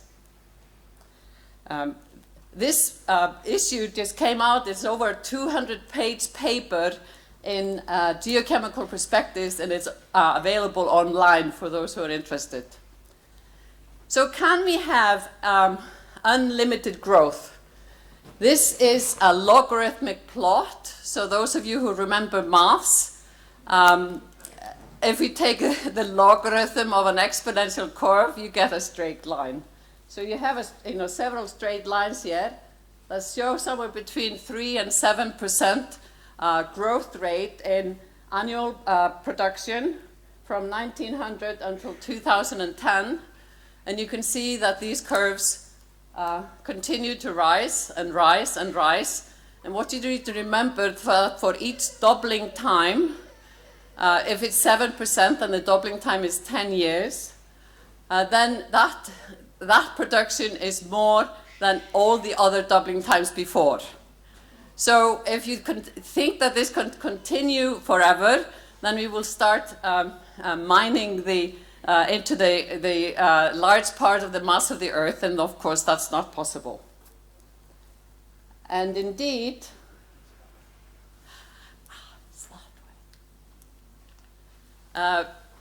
all of you know about peak oil. We have passed peak oil. We are about to pass peak coal, which means that we will pass peak energy because we can never have as much renewable energy as the cheap oil that we have had.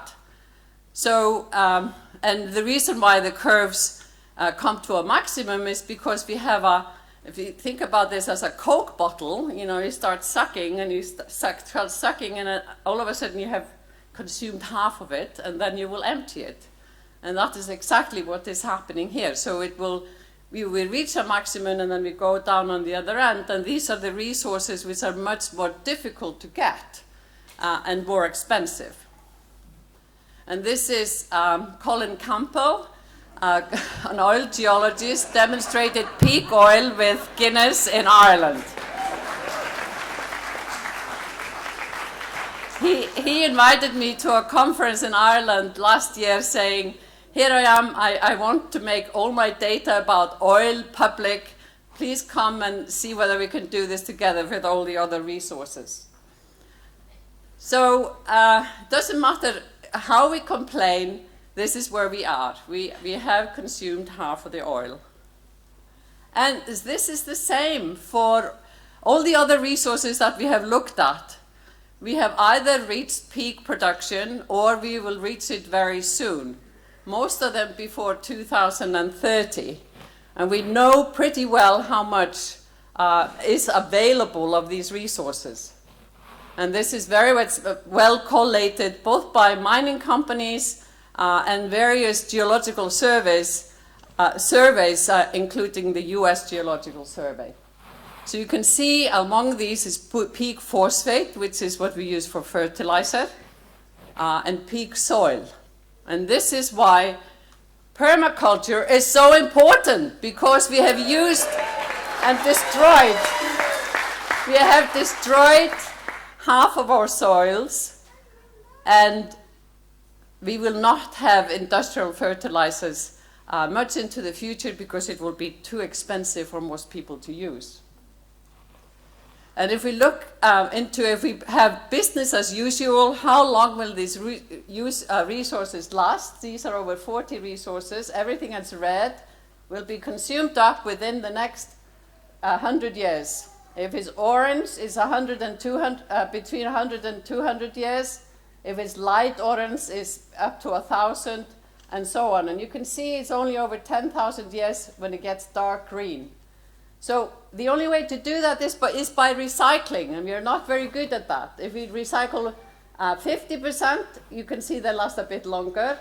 90%, even more longer. 95%. Now we get into thousands of years for most.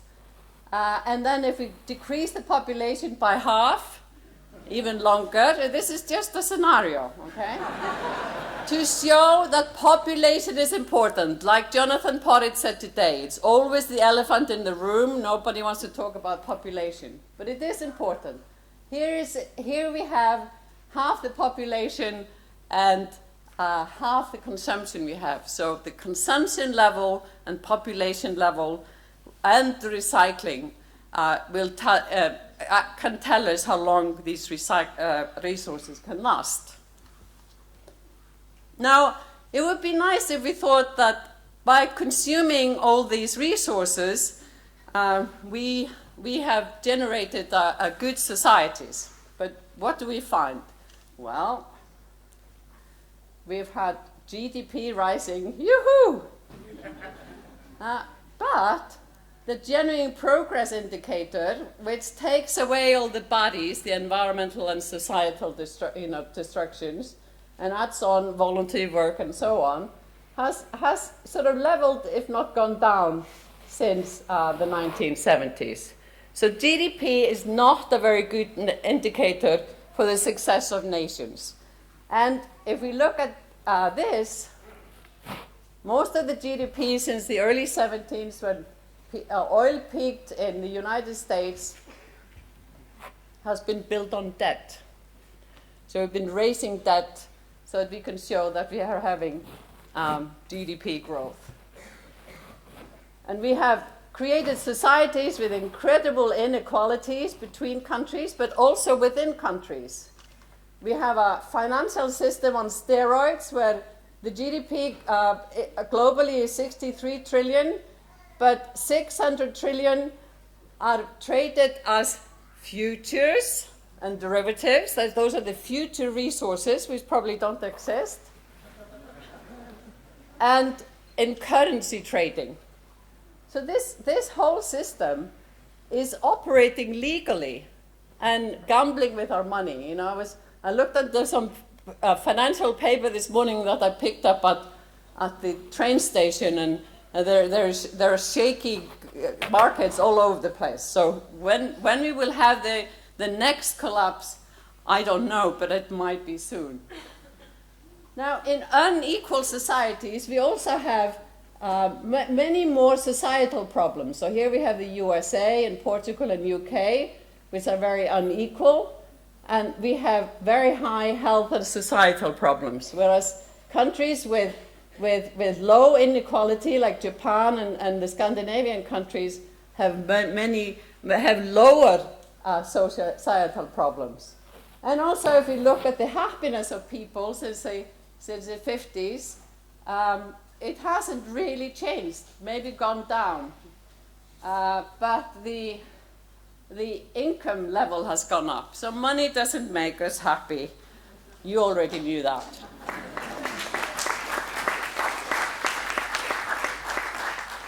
So how did we get here? We've had this very linear way of thinking. We dig up a resource like phosphorus, we make fertilizer, we dump it on the farm, and it goes into a river and causes algal blooms and death zones in rivers and oceans. And we have had this industrial system which had 100% coming from a mine and going through society and then to a dump. So 100% and 100% goes lost. But now what we need to do is to recycle. If we recycle, then this is the basis of the circular economy that the EU is now working towards. And in industry, we need to learn from nature and create industries that use the waste of another industry for their production. So this is all possible. We just have to put our mind to it. So what we are doing, we are building a world model, like I said before, similar to limits to growth, but much more detailed. We have population and economy and resources and a food module and an ecological module. And this is all, the results so far can be found in this issue I talked about before. So resources are very much at the base of the economy. And we need to remember that.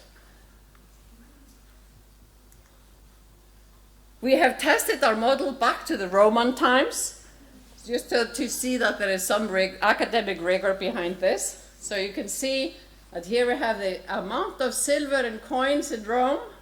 These are the actual numbers. And then this is our model, modeling the relative Roman army size and cash flow and coinage and so on. So we can actually predict these crashes. We have been able to predict, you know, the fall of the Russian Empire and the British Empire was dismantled just before it collapsed. Maybe they knew what they were doing. I don't know. So in 2012, I got this incredible email from the Prime Minister of Bhutan, signed by the King, and I almost hit delete, but decided maybe I should open it. And I was invited to the United Nations to discuss with many hundred sustainability experts how we could put the gross national happiness measure of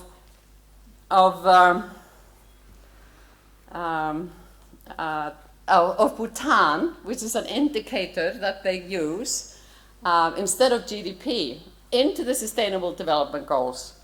We didn't quite achieve that, although we did send a report to the United Nations because government in Bhutan changed and the new Prime Minister didn't think that gross national happiness was so important, maybe GDP was important after all. So this is how politics can change things. But a group of us formulated the Alliance for Sustainability and Prosperity, and we have been writing papers together. This one came out in Nature last year, and the geoscientist sort of looking at how a society could look that is committed to the Sustainable Development Goals. And basically, of course, we need to live within the Earth's core system, and within that, we need to have society and economy within these boundaries. Not the other way around as it is today.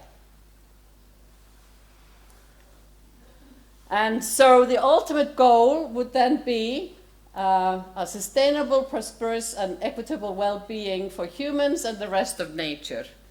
And we could do that by including all the capital aspects of nature, the built, human, and social. These are ecological economics principles.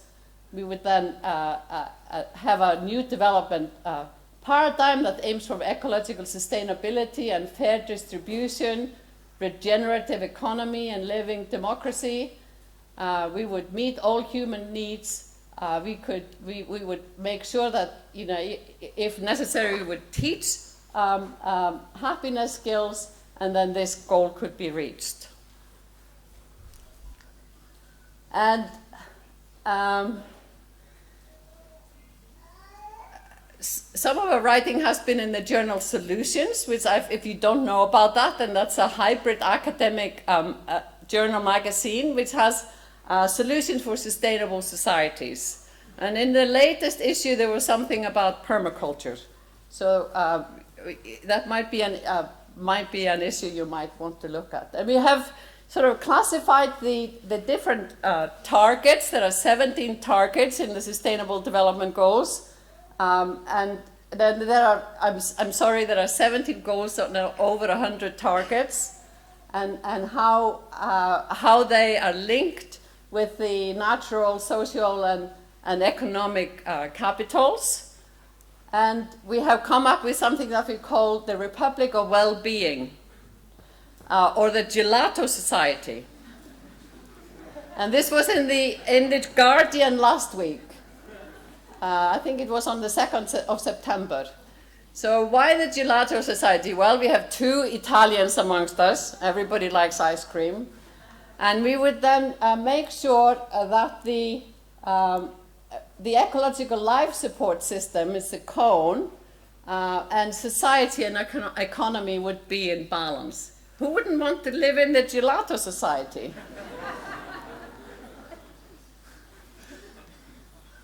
So, how does that look? You know, I put that also into the compass.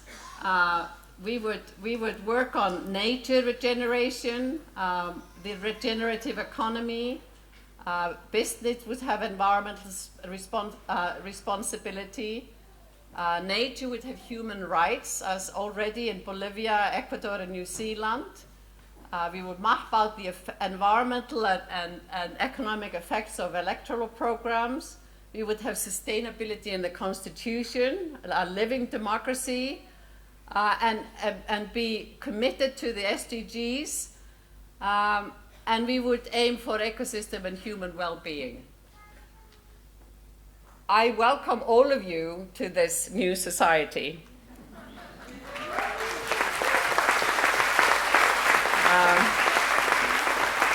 We have, however, come to see that it's complicated to get there because some of the goals may interfere with the others. So we are now doing, I have a student working with me and Harald Sverdrup doing systems analysis on the goals and all the targets. So this is basically how the world works. Here we have the resources and the metals and materials.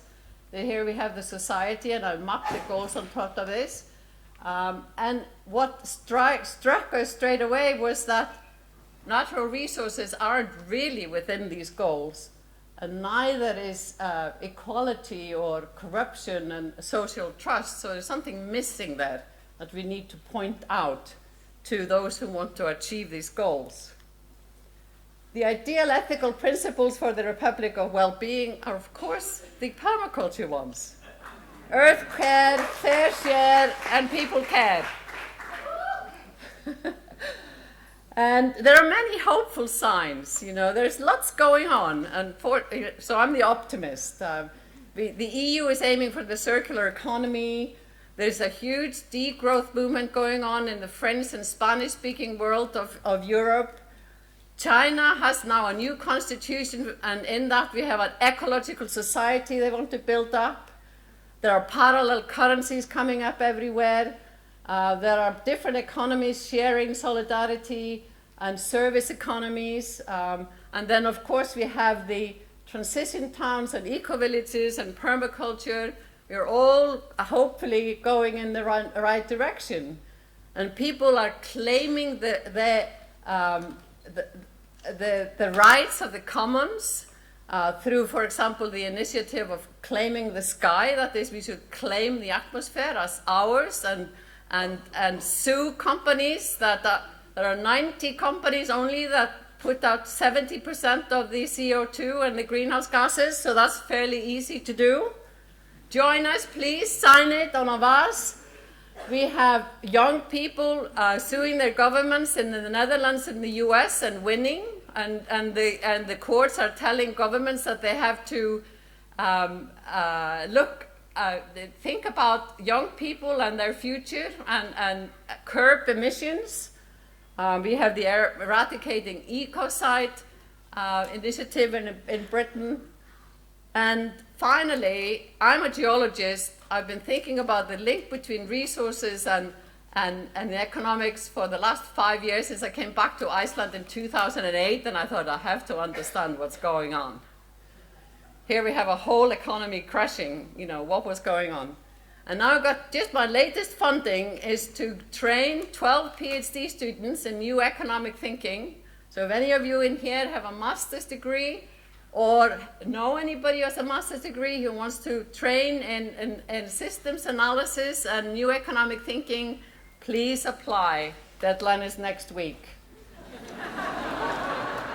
Okay, so for the Republic of Wellbeing, permaculture ethics are absolutely at the core. Resources form the basis of our economy. We need to close the inequality gap and focus on corruption. And the economic system is undergoing changes. It's going from complex and often corrupt to global to simpler and ethical and local. So, thank you very much.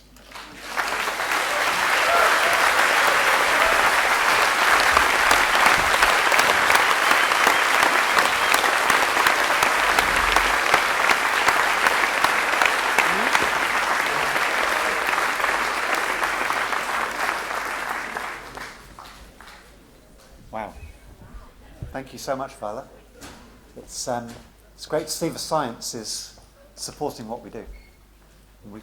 Yeah, it's great. Okay, finally, I'm honoured to introduce another truly extraordinary person, Rosemary Morrow. Rosemary grew up in Perth, Western Australia, and her playground was the Australian bush behind her home garden and the Swan River. Rose studied agricultural science at Sydney University, had a stint working at the Department of Primary Industries in southeast Queensland, and then undertook scholarships at the Sorbonne in Paris, studying rural sociology, and at Reading University, studying development. From here, Rose was invited by Michael Young of the Open University. Her inability to use her agricultural training from Sydney University was a huge shock. She had never grown seedlings or vegetables, nor had any answers for dealing with erosion and hunger. Instead, she worked in non-formal education. Whilst in Lesotho, Rowe was politicised by apartheid, joined in the marches against apartheid, and in the singing and dancing at nights. She was now making links between food and water security, poverty and development. She returned to Australia to study horticulture and then permaculture, which linked her many interests and passions together. Having become a Quaker in 1978, Rowe realised that there was a correspondence between Quakerism and permaculture. A common care for people, simplicity, community, ethical use of money and right livelihood. She bought a small house and built her first garden, and she was soon offered to work in Vietnam and Cambodia to teach their first permaculture design courses. Since then, Rosemary has worked in many different countries, usually working with people struggling with hunger and poverty in difficult, often post-conflict situations. Rowe has inspired many new teachers, new permaculture teachers and practitioners with her books and courses, and of course by her example. Rosemary.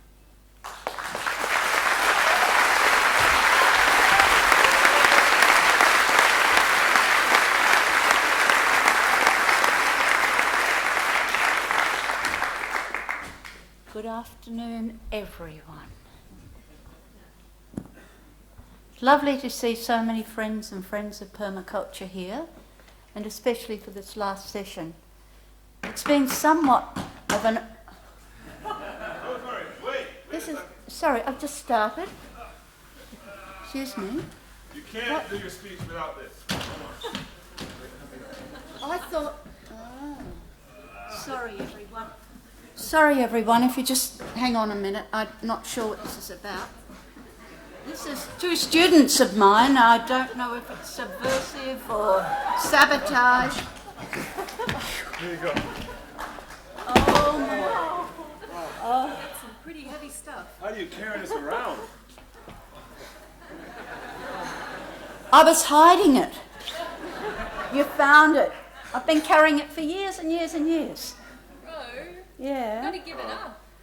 I don't know about that. A few years ago went through a very profound despair, now called the Great Grief, when I realised that future generations, and many of you here today, and the babies we're hearing, may not inherit the world that I grew up in Western Australia by the river and the bush and the garden. And the grief was really severe. It was a real mourning for life and systems. So I've carried that grief quite a lot, but I thought I was leaving it behind. What? See what you got in there. Yeah, what have we got? Mass migration. Oh my goodness. Reforestation. No, that's permaculture. Wrong one, sorry.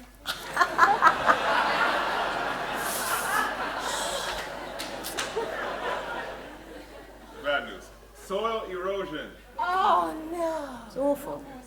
Shocking. Not that.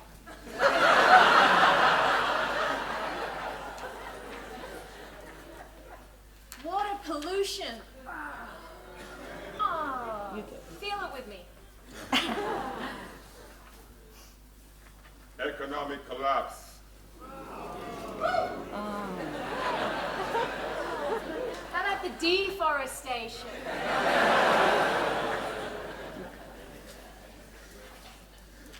Climate change. It's too hard and we're too few. We should give it up now and go to the pub and call it quits and forget about it. Hey, Wait, what's there's that? something else in this box here. Let's see what we got. What's this?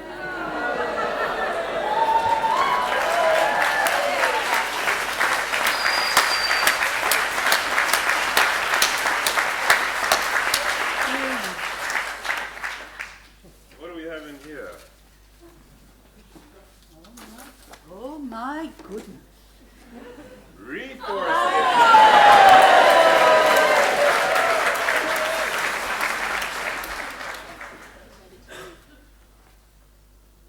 Replenish rivers, ponds, and aquifers.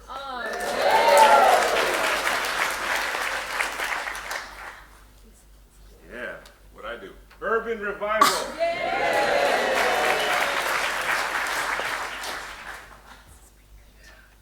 Restore local food.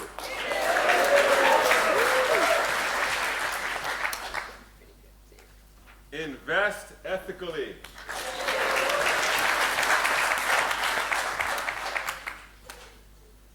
Divest from destruction.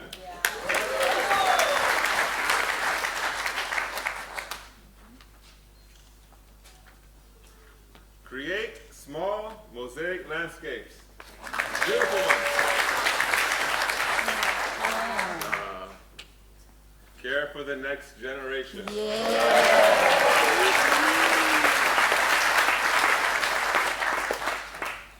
Treasure biodiversity.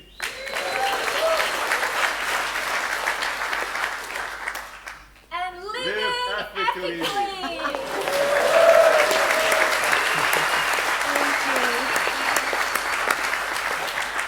Oh my goodness, that was hard. I hope that I've managed to shift that. It's a shock to have your great grief brought in front of the public. Isn't it amazing how your students surpass you? And there are many of them here who have done just that, and it's just with wonder that I look at so many here today and other students. So it's a great thing. Thank you both. That was terrific. Thank you, Ro. Love it. Okay. Okay. Well, goodness, that's been the theme of the conference in some ways, hasn't it? The good and the difficult. The really, really hard stuff to do. So, just to do a bit of a look at who we are and what we've done, we've been active for nearly 40 years. Very, very short time in life. And we've had some considerable achievements. And we've heard about a lot of those, haven't we? We've heard from Jonathan, we've heard about scaling up, we've heard about waves of permaculture from David. It's really been a rich smorgasbord in this conference.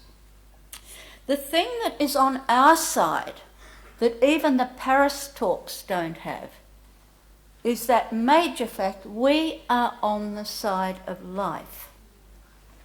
Now that sounds simple. However, so many of the things that we started with Vala, people are not on the side of life.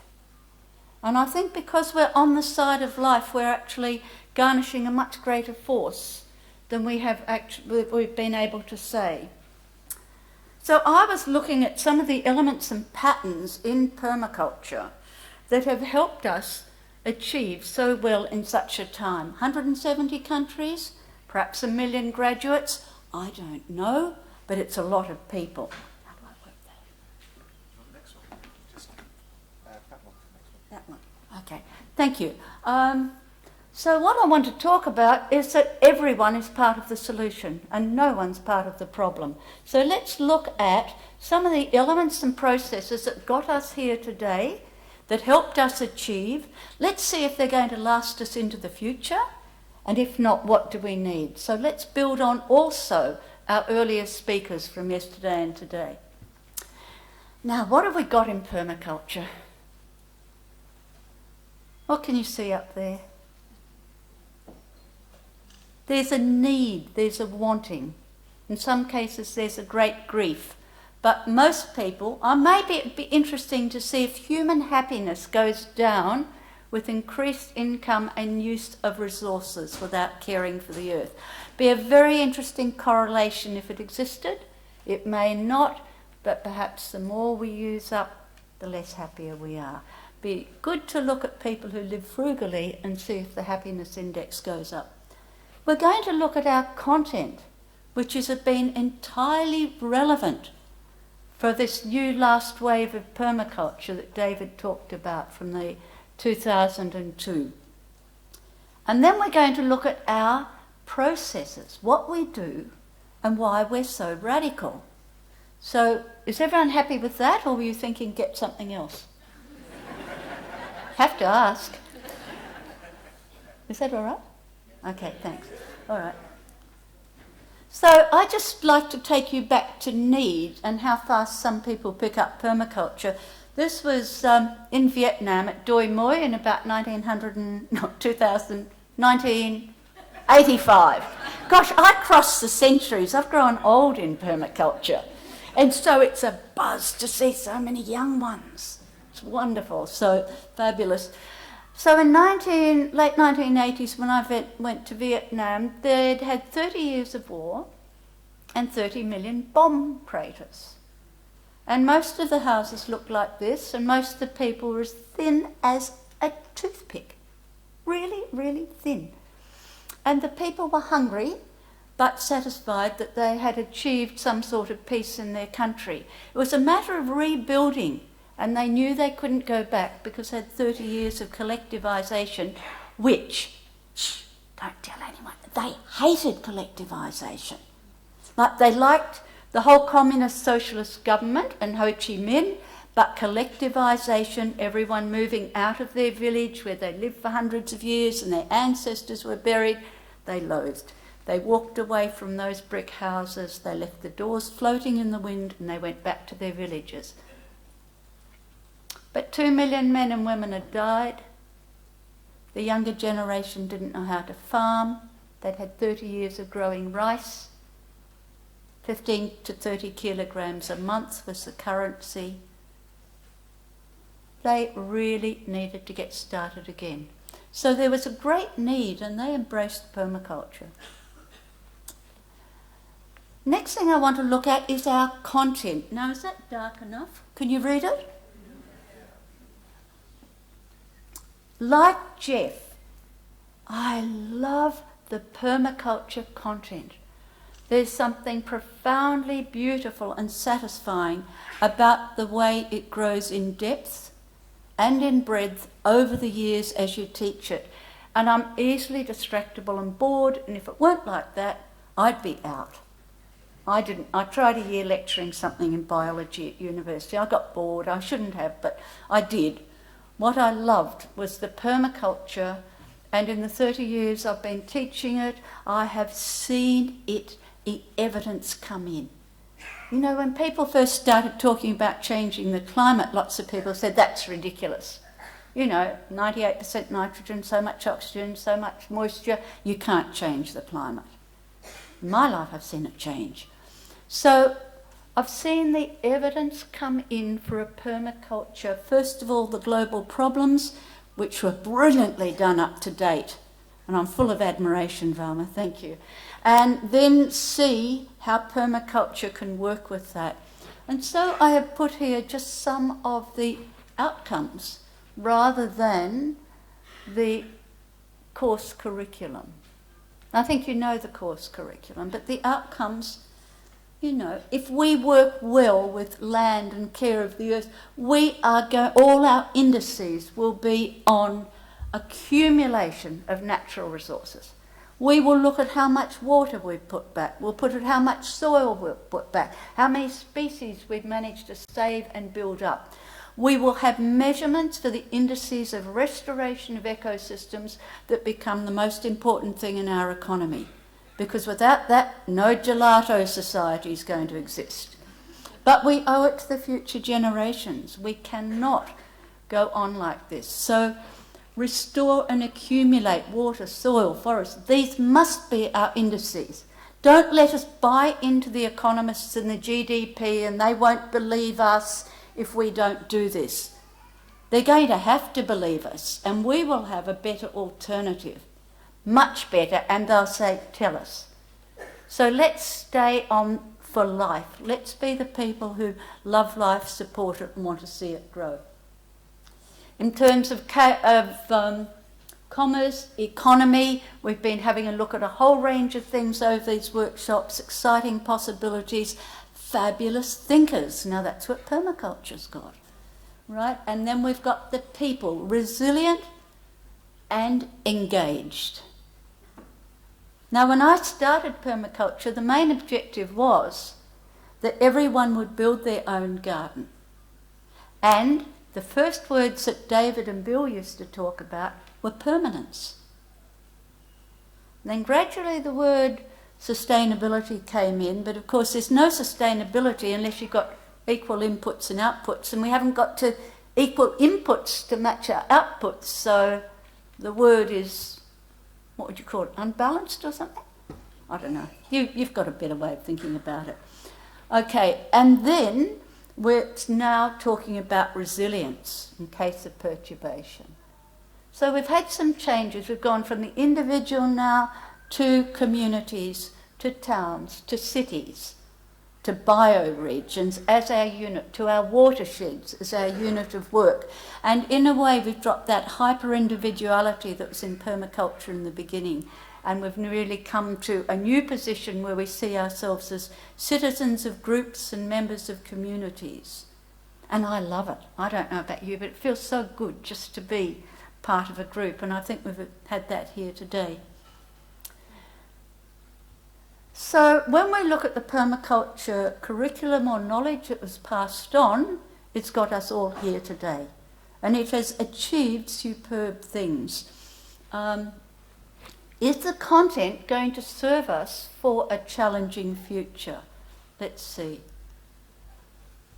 Oh, that's all right. You don't want to look at that anyway.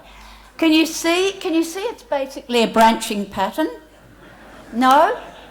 Well, it's got the managing director up top, and then you've got the executive, and then you've got all the staff people who sign things and do things and say you can and you cannot, and finally down the bottom you've got someone else. Which are the people? Us, really. So, what we find in that model and that process is that everything new has to go back up to the top. The board will consider that when it meets in a month. The director's not quite happy about it. We don't like that idea. Where did you go to school? What's your qualification? We have been free of that because we've had a different pattern. So let's look at this. It should be three-dimensional. Thank you, Dana, who sent me that last night. Thank you very much. What we did, if you don't mind a bit of history, is we started permaculture with Bill and David. And it started to spread because people went out and taught. People like me. I did a course with Robin Francis and I thought, oh, I'm going to have a go at this. And a year later I was teaching. And I had 8 people in my first class. 2 were over 90. And they would sort of fall off the chair and wake up, and then fall off the chair and wake up. One was a radical doctor. One spent a lot of time telling us, since as you grow up and give up singlets, you should also give up knickers. But they were an interesting first class. They came to permaculture. The next classes had something like 18, 20 people, and since then been teaching 2 PDCs a year, sometimes more, in the Blue Mountains where I live. Now the point about the teachers is, we have a long, long history. We teachers have gone to the marketplace, we've gone to the plazas, we've gone to the garages and the carports, we've gone to the villages, and we've taught the way Socrates taught in the marketplace. We've taught the way Jesus taught in the marketplace. Confucius. We have a history of taking our conviction and passion out to where the people are and saying, hey, would you like this? We think it's worthwhile. And so, who set our first curriculum and said you are qualified or not? I'm actually not qualified, I think, to be here today because I haven't been properly diplomaed and certified, so it's a bit of an embarrassment. However, I also appreciate the increasing demand for quality of teachers and asking what works. We must find out what the good teachers do, and we will do that not by looking at their syllabus, not by giving them teacher training. We have to look at their graduates. We have to say, how good are the people coming out of that class? Yeah?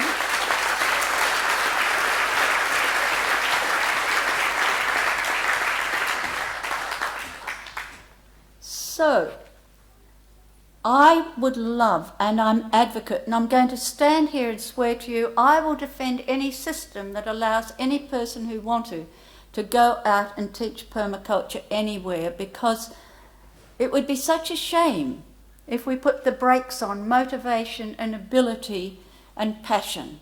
I will also defend the case it's in universities and TAFEs with a good curriculum to teach those others who appreciate formal education. But I stand with non-formal education of anyone who wants to get out there, do it. Make a film, talk to your local society.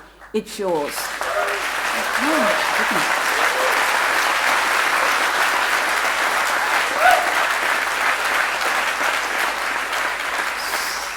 So the success of permaculture, see those purple dots? You see the purple ones? Oh no, well, no, sorry. We'll have the yellow ones. Can you see the yellow ones? Oh, I get things wrong sometimes, okay. So the yellow ones are the teachers, and the success of teachers in permaculture can never be underestimated. Whether you made models and invited people to come and see, or whether you just took groups of people and gave them certificates. Now those teachers taught teachers. See the yellow spreading? Who taught teachers? Who taught teachers? And exponentially, permaculture's moved across the world, really, because of teachers who taught teachers. Now, they didn't all do it with certificates and courses, and we'll talk about that in a minute. Now, what happened then is some people, gosh, I've got some notes here, I'm not sticking to them, were the designers and doers, and they did it. And without that, we teachers would have been lost. We had to go home and do it ourselves. We couldn't say, hey, you guys, do this. We can't show you what it looks like, and I haven't actually done it myself, but, you know, my friends say we'd lose credibility. So we have to have those models on the ground, and we have to thank all those gardeners and people who went home and established permaculture, Masana, in their yards. Okay. And then we have the people who settled and they explored topics. So we had the people who started GEN, the Global Ecological Eco-Village Network. We had the people who started transition towns, and we heard from Rob this morning. And they made little nodes that floated off and have become independent. So what we've got is all these progeny of permaculture, and you could name the food forest one. Today in America there's a huge conference on resilient communities, but we're the ones, didn't it? We know about resilient. They've taken it and run with it. So various people grab it and run through permaculture and feed it out there. Then we find economics is becoming a new node. So these people then create their own teachers and their own networks.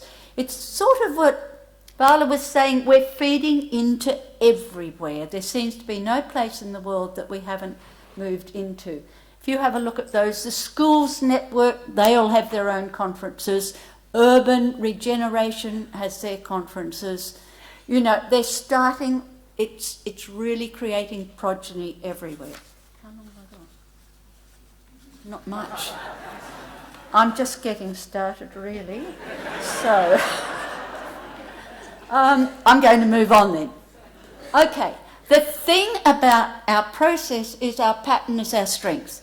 If we had chosen a world body to control us, not support and resource us, and we haven't got one, we would be still back in Tasmania on the beach or in Dalesford, Victoria. It is because of our nodes and patterns and our freedom and our flexibility.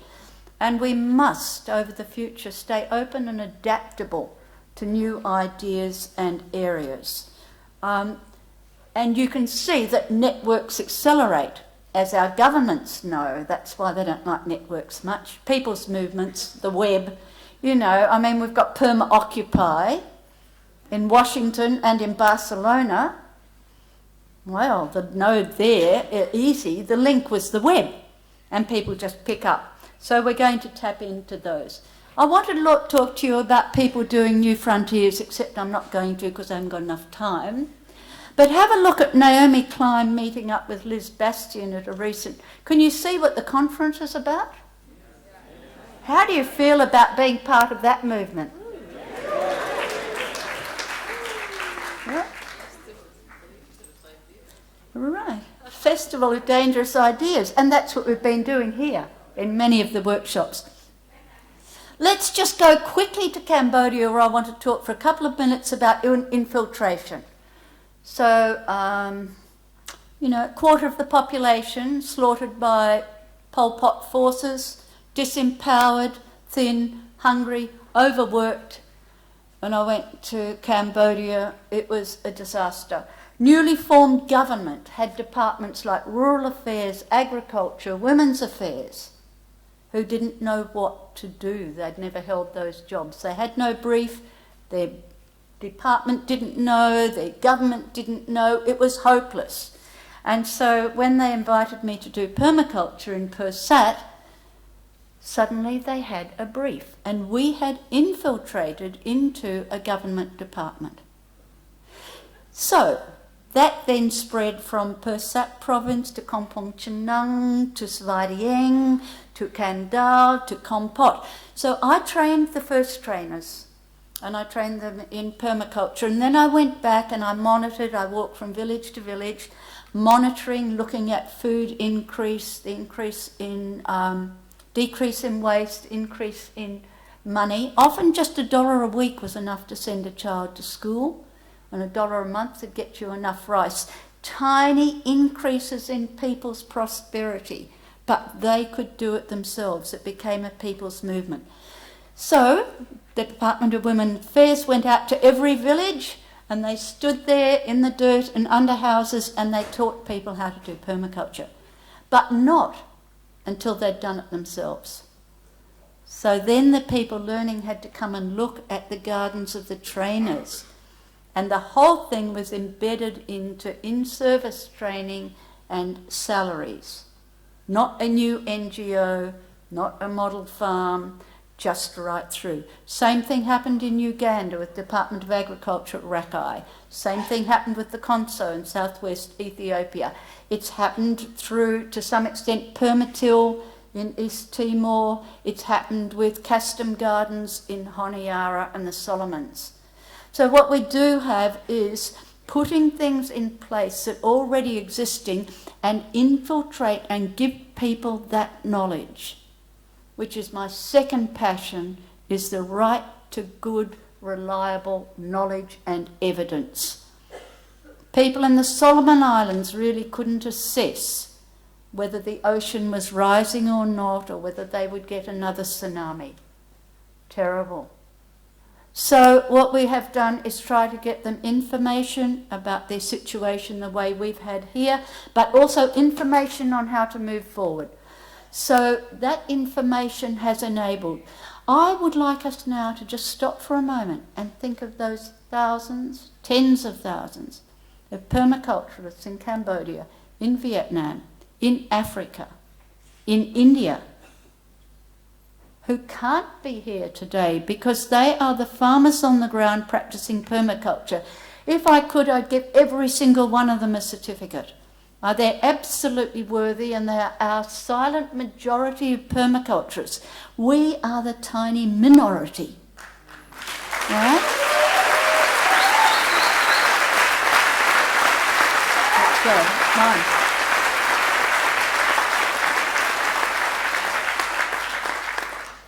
Just a picture. An orphanage in Cambodia, 300 children and 3 adults, 3 tiers deep bunk beds, corrugated iron roof, bars on the windows. This is the play area.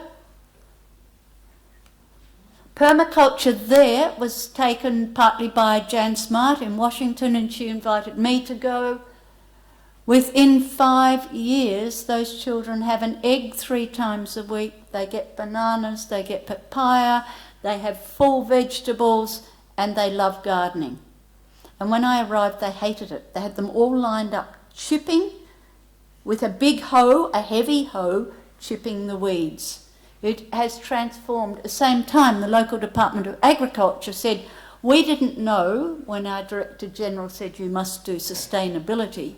We didn't know what sustainability was, but now we know. Right? So I'm going to finish in just a second. This is something close to my heart. This is Konstantina Limberis in Greece. Tina spent 12 to 18 months translating that book into Greek because she wants the Greek people to have the knowledge and the materials in their own language. She doesn't want them being told this is true or that's true. So she's launched that book. I think it's printed this week, and it's a fabulous thing, and she's doing a PDC course for as many Greeks as she can get in the Peloponnese, starting just after the end of the convergence. And if you can support her to invite Greeks, please do, because the people are terrific. And, well, we won't talk about governments because that's sad, but the people are fantastic. Right. So that's Tina, who's just rushing ahead and doing it. No permission, just doing it. Burmese refugees, just doing it. Right. Let's look at... Lati in the Conso did the course in PDC, and the following Monday he was making seedlings and bringing 18 women every Monday down to his village to learn how to do permaculture, unpaid, unsung, unrecognised, but he loves it because fundamentally we're happy, aren't we?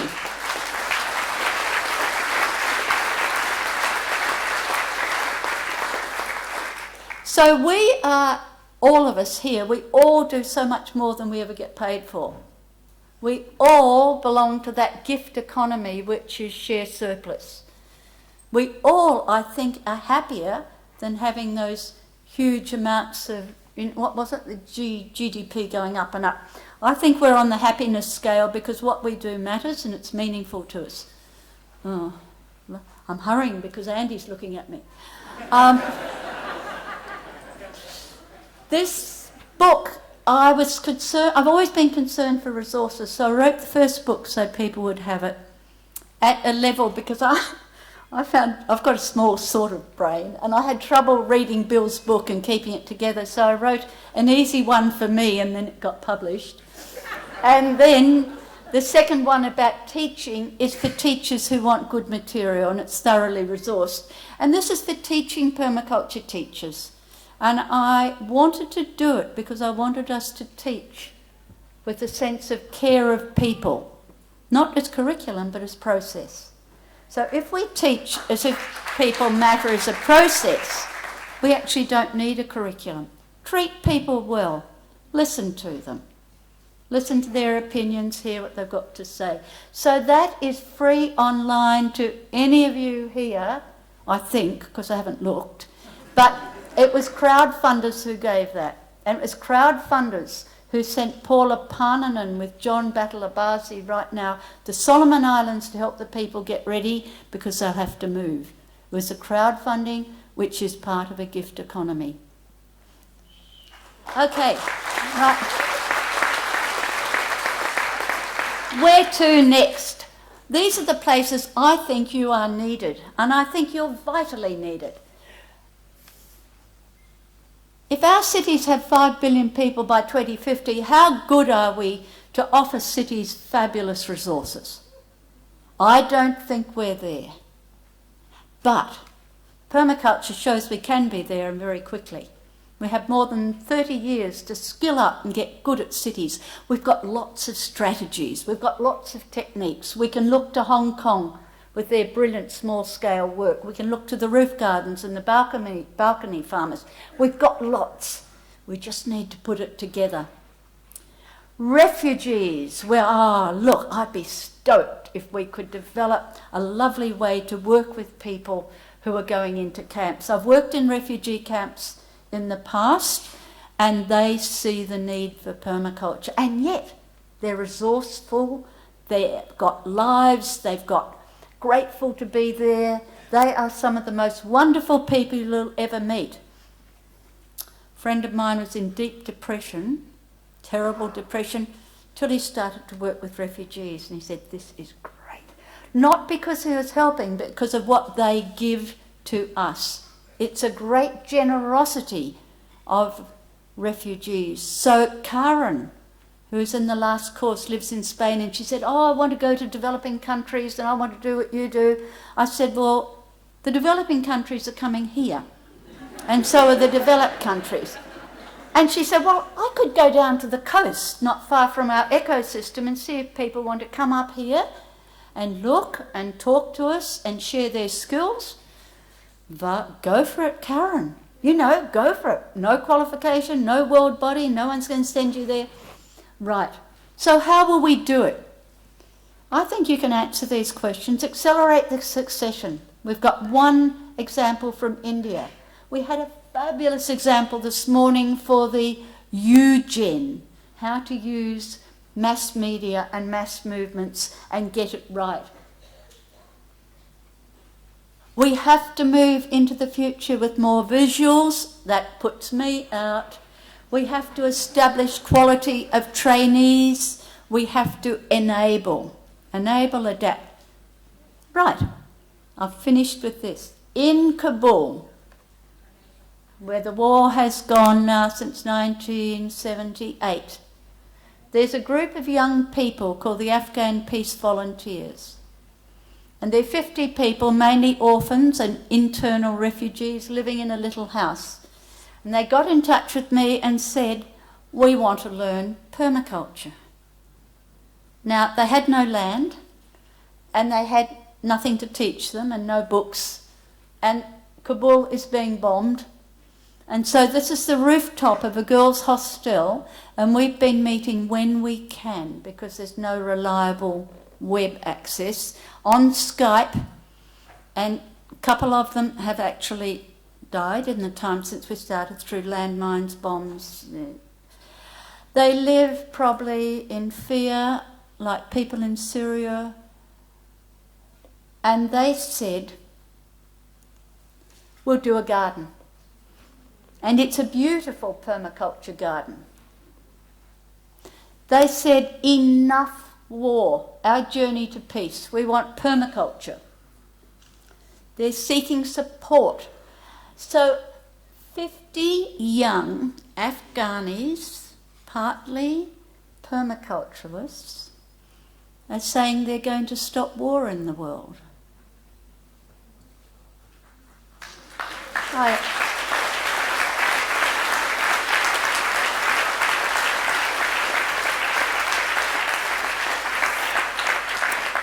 Takes some getting your head round. They haven't got anything, no families, no resources. They just believe it's enough. So, if they can, you can. Thank you.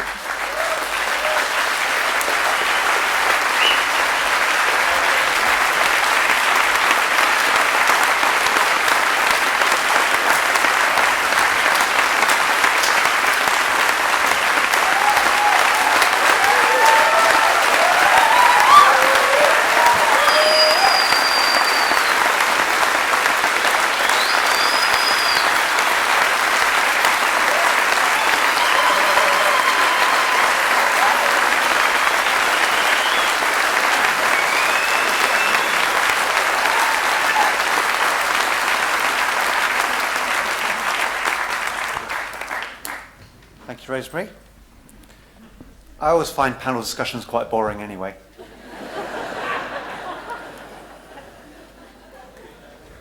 So, we'll move swiftly on to the conference poem instead.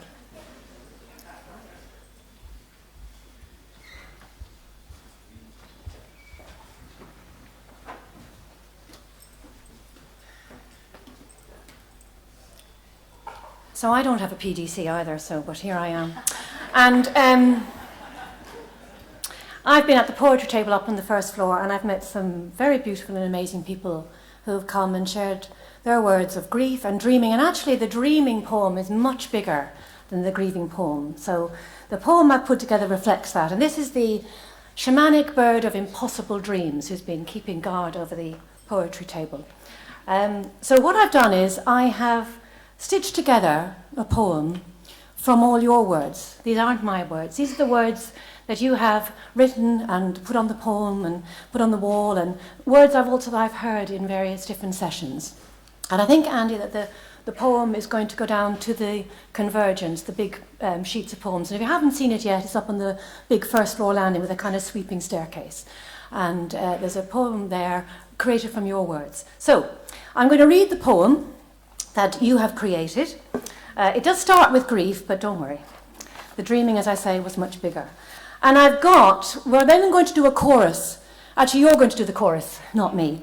And when I've read the poem, I'm going to invite people from 10 different countries who are going to come up here with me and do a little bit of the poem in their language. So we'll do that afterwards. We'll do the chorus afterwards. We'll do the poem first. And the poem is called Breaking All the Rules, and that was from one of your lines. Well, it's all from your lines.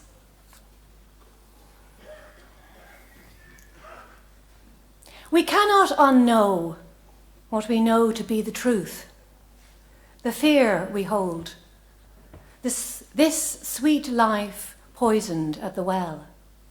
Mother Earth cries out in grief, our tears water the ground. Creation denied. The hungry and the starving and the locked-in mindsets, the treeless spaces and the swirling plastic waste, no more, no more, no more. We are breaking all the rules. There is a revolution going on. There is a revolution going on. Empower the women, educate the youth. For this is the time of the great remembering.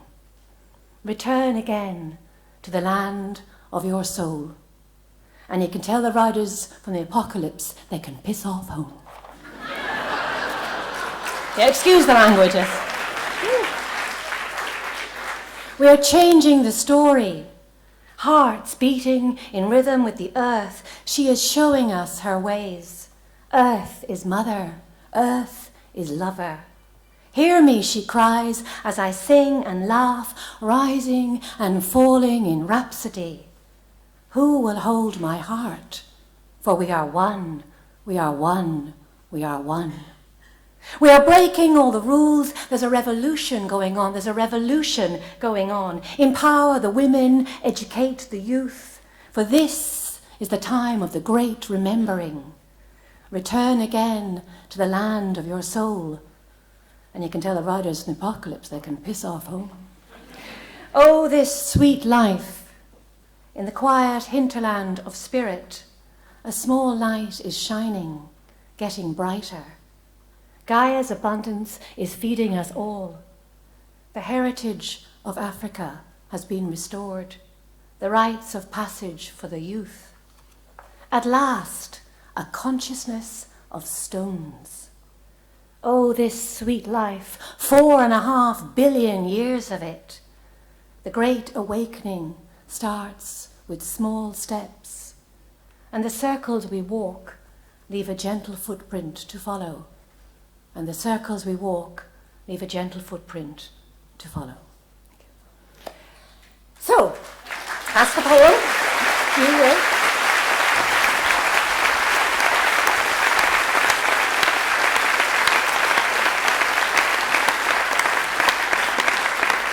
So, this is the poem that you wrote, so you're clapping for yourselves. And now I'd like to invite our speakers from around the world to come and join me for the chorus. And Sean, if we could have the chorus up here, that's lovely, fabulous. Okay, can we have Brazil, please? Have we got Brazil in the audience? Have we got Russia? These are the people who said they would come and read. Russia is over here. Nepal, lovely. Ireland, Irlande. It's like the what's it called? Yes. Italy. We've got someone from Italy who's going to thank you. And Argentina, and we've got somebody from Liberia. Where is Liberia? Liberia, we have Wales, Liberia, and we have Malawi. Brazil. We've got everybody? Brazilian. Okay, lovely. All right, so now we'll need a few more mics, I think. So I'm going to share this one here. Have we got two?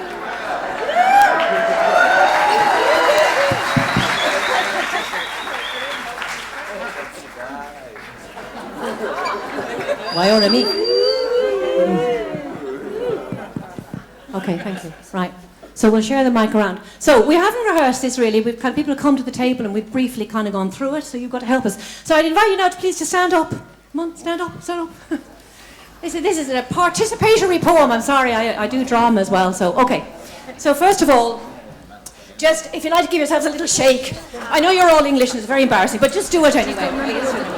And we'll have a quick just warm up of our voices, all right? So, la la la la la la la la la. La la la la. La la la la la la la la la.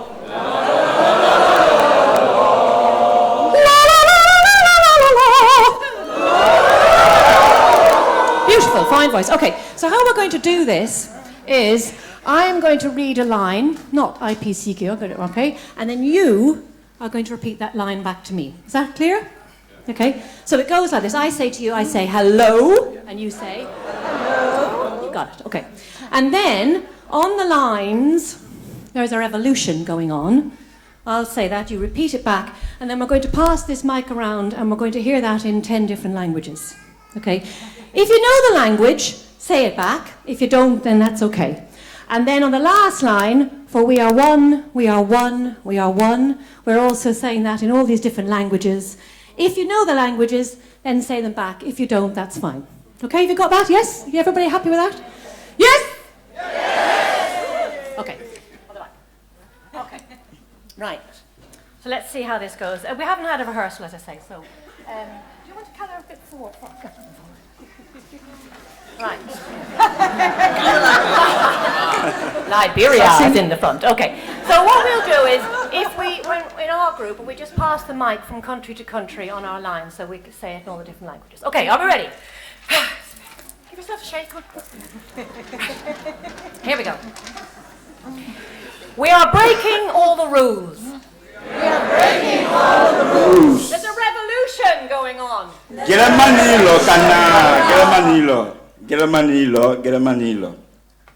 Tem uma revolução acontecendo. Mas na Huilron Mendemlan. C'è una rivoluzione in atto.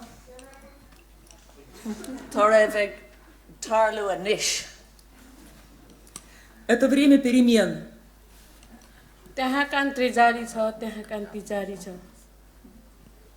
Hay una revolución que está sucediendo. Hay una revolución sucediendo. There's a revolution going on. Empower the women. Educate the youth. Educate the youth. For this is the time of the great remembering. For this is the time of the great remembering. Return again to the land of your soul. Return again to the land of your soul. For we are one, we are one, we are one. For we are one, we are one, we are one. I'm more back at Gilene, I'm more back at Gilene, I'm more back at Gilene. Мы единое целое, мы единое целое, мы единое целое. Hami ekon, hami ekon, hami ekon. Tar mjöder kjan, tar mjöder kjan, tar mjöder kjan. Nosotros somos uno, nosotros somos uno, nosotros somos uno. Ndi famodzi, ndi famodzi, ndi famodzi. Siamo uno, siamo uno, siamo uno. Ambotnin in, anin, anin. Nós somos nós somos nós somos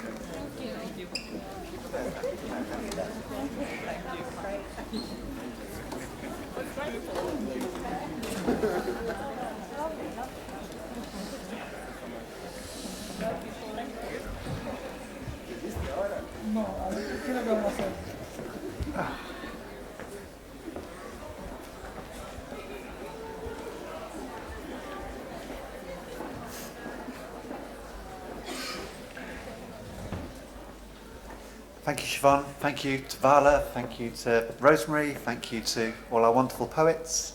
Thank you, all of you, for your wonderful participation. I'm okay.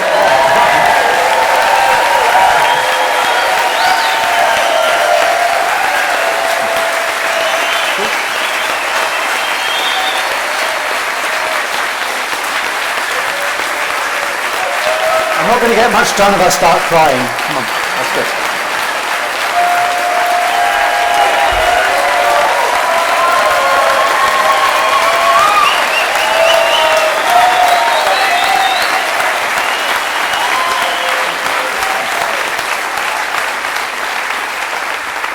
Thank you. Thank you very much. Okay, so just to keep us roughly going to time, I'm going to bring in Nasana and Padma. Would you like to join us?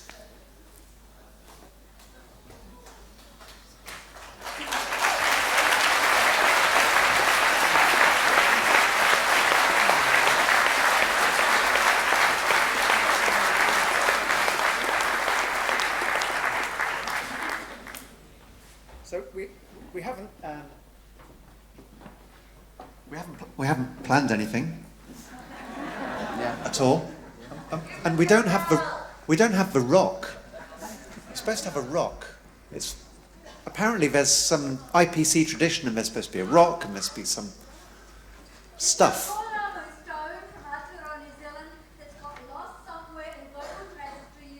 Yeah, I think the Cubans have got it. I think.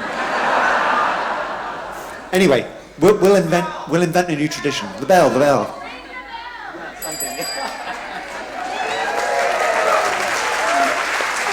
So,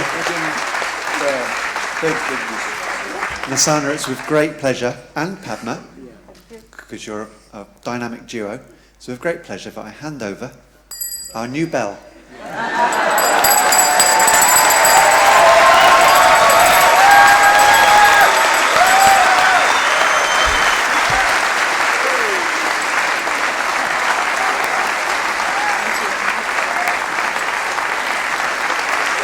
So, you're next. You can speak now. Yes. Shall I give this bell to you or shall I keep it with you? Yeah.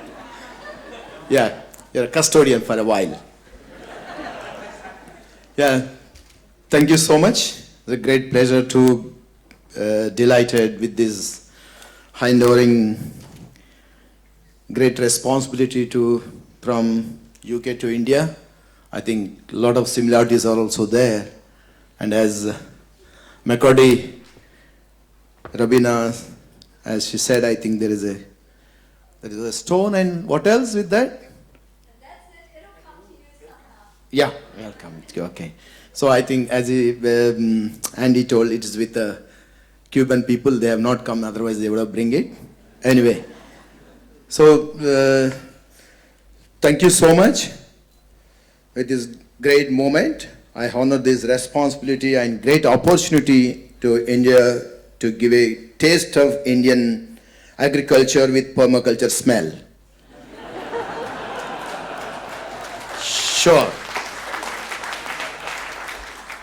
Sure, I hope, we may feel happy to see any experience of the permaculture ethics and principles. I think sure you will, one thing I can say, I love this UK and UK people, because before that also I met Andy. I think a lot of the commitment towards this, the permaculture ethics and principle inspired me a lot. I was teaching in Oxford University in the year of 2012. I think there is a great job they are doing. And if it's most of the experiences when I was sharing, I think the Permaculture Association, I think they have done marvelous job in this UK I have seen. And this culture, whatever the learnings I have learned from them, I think in India, I will continue. I'm taking an oath. I'm giving a word. I'm promising, sure I will make it great success, not just organizing IPC or something. I will practice this permaculture entire, not a country, is a continent. And my strength is where I am working. Again and again I will talk about women. Women are my backbone of entire this society. So my wife is backbone of my society. She is there.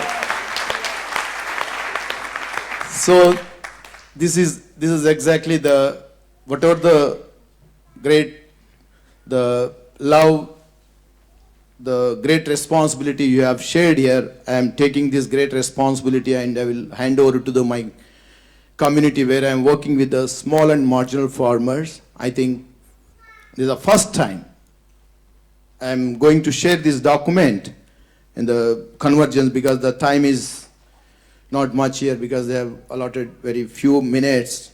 I think I cannot share, but one thing I am sure, I'm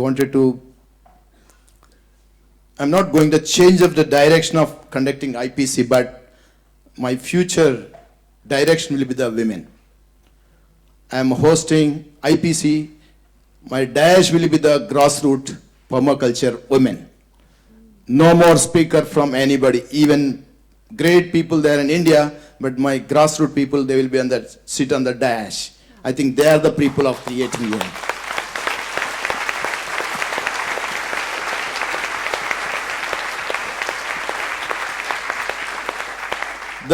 the convergence and conference, I think the organizing, I think not, because in developing countries and country like India, I think you know very well, your international community, all the world permaculture people have to leave some there by doing something. You learn by doing, and you have to make your hands are clean, not dirty, by doing something. So I am organizing the entire convergence on a land where is a barren land. You design, you plan, and you plant, and you nurture them. Each country is a model, is going to be, if in after 100 years also, this is the permaculture people world over, they have come here, this is the design. Permaculture design is not in words, it is an implementation. I am going to conduct in such a way.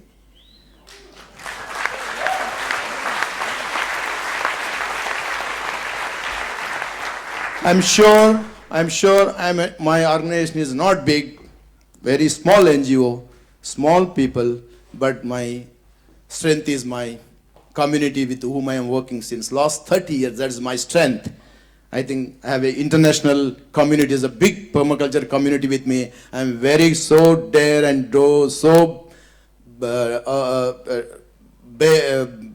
bold to take this responsibility, and I will make you feel happy to take this message, and you have to come with. And everybody last time when they were talking about in India, developing country, the water and the sanitation.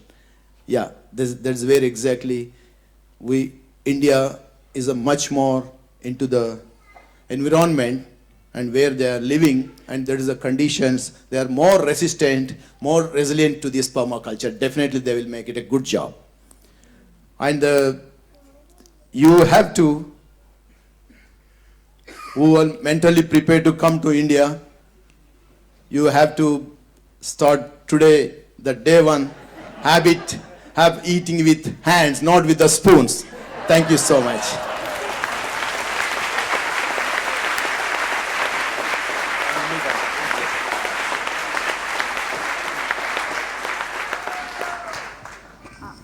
Thank you so much, Andy, and the entire international community to give this opportunity. Sure, we will make it a success, but you, as a international permaculture community, we need to get together to take forward. Thank you so much.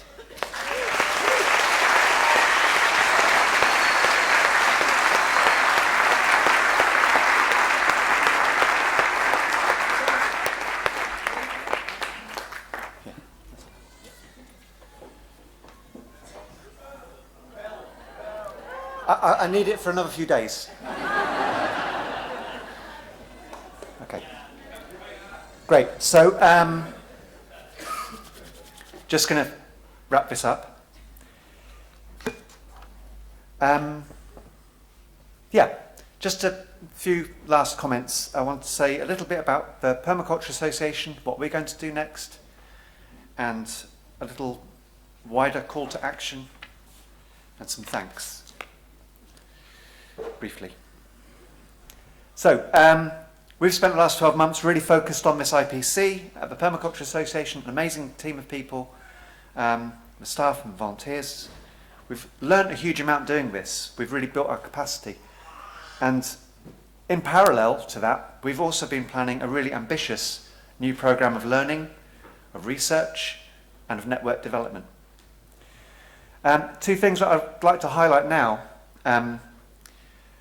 The kind of things that we can do which we wouldn't have done if we hadn't had this IPC. It's to try and become a bit more strategic in our contributions to the wider world. So one, we want to develop more conferences. We've done convergences, but I think we want to develop some more conferences. Not yet, but soon. And want to explore some really key issues in Britain. Thinking from a permaculture perspective, what is the kind of Britain that we want and need? So we've done the world, designing the world we want. Now let's do designing the Britain we want. And we'll do that over a series of events, culminating maybe over a 3 or 4 year period, well, a 3 year period, in a big conference. And in parallel to that, we want to develop, I don't know if manifesto is too strong a term, but something like a manifesto that sets out how we think we need to progress Britain. How do we make Britain a really genuinely sustainable, equitable, socially just, fair, nice, happy place to be? We're not setting up a party, although we will be the best party in town. But we want to make a contribution which other organisations, other NGOs, other political parties can look at and consider when they're formulating their own policies. So we want to set out a really bold strategy for making the Britain we want. In terms of a kind of wider call to action, it's interesting. Here we are in the kind of Quakers Friends Meeting House, a very fine tradition the Quakers have of making change in the world from a really ethical place. And if you walk just maybe 150, 200 metres from here into Russell Square, there is a beautiful statue of Gandhi. So I'm going to horribly paraphrase the Quakers and Gandhi now and say something along the lines of, really, two things I think are really important. We need that kind of local action, and there's nothing more local than us. You know, we need to be the change. We've been here, we've been inspired. What is it that we can take away and put into practice in our own lives? So one call to action is make it personal. How can each one of us be that change?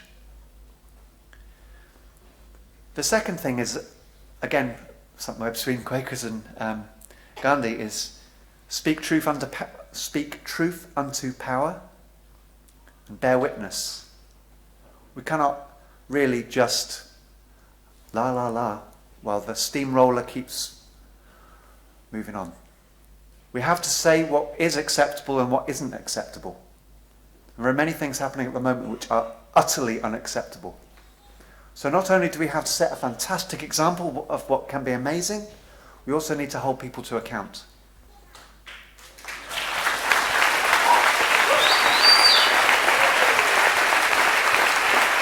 Refugee crisis, all those different things that we've talked about, that is not the world we want. So let's say clearly what it is that we do want and hold people to account. So we're only going to do that by collaborating like crazy, as if our lives depended on it, because they really do. Without that collaboration, we've got no chance of an ecological or an ethical future. We need each other. Okay, so I'm going to just end with some thanks. Could you put the sponsor thing on? We have really tried to put the kind of sponsor message up quite a lot because we really have had great support from them. Not just financially, actually, the financial thing hasn't been the big thing. It's been more the support that we've got from people. And so a big thank you to Jeff Lawton and jefflawton.com. And the Permaculture magazine, and Dan Halsey at the Permaculture Research Institute, and Coventry University Centre for Agroecology, Water and Resilience, CQ University in Australia, the London Permaculture Network, Schumacher College, Gaia Education. All of those have helped financially, but they've all helped in really practical ways as well. And it's greatly appreciated. I think we've built up some good links which, again, help us to collaborate better into the future. So thank you to them. And a special thanks to Tony at Permaculture Magazine. He's been on the end of the phone for about a year, really, helping away. And Jeff's been very supportive. And Alara Whole Foods have put on an amazing gala for us. And EcoLease has been helping to spread the message with eco-villages and transition networks. And the Ecological Societies, British Ecological Society with their agricultural ecology group have made a research contribution. So yeah, it's been a great collaboration. Thank you to all of them. Thank you also to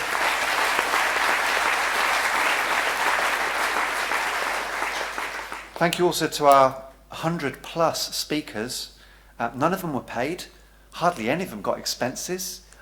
I mean, extraordinary kind of commitment to make this work. We didn't get any funding to do this conference. We were like entrepreneurial, and we just made it happen. So thanks for chipping in with your intellectual capital. So thanks to our speakers. Our keynotes have been amazing, absolutely fantastic. The conference working group, the stewards, the staff, the workshop leaders, the children's activity team. If you go back one, maybe, or two. Oh, there's a fantastic photo of them all going, permaculture. Yeah.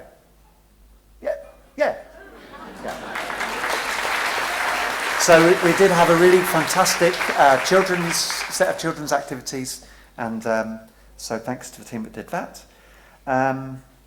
Okay, so, and of course, thank you to our panelists.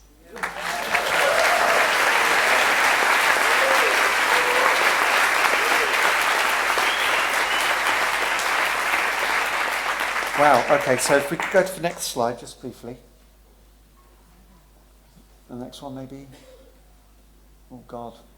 The other way around. That's it, great. So we've got two films, which I suspect will start at 6, but with a small hall and George Fox, Design for Life, Permaculture in Schools, and then at 7, maybe 7:15, we'll have the UK premiere of The Inhabit, which is an absolutely awesome film. We will need to kind of clear the space so that people can come back in a bit later, but you know, 6:45, we all need to be out so we can then come back in. Next slide, please. Oh, I just could use this.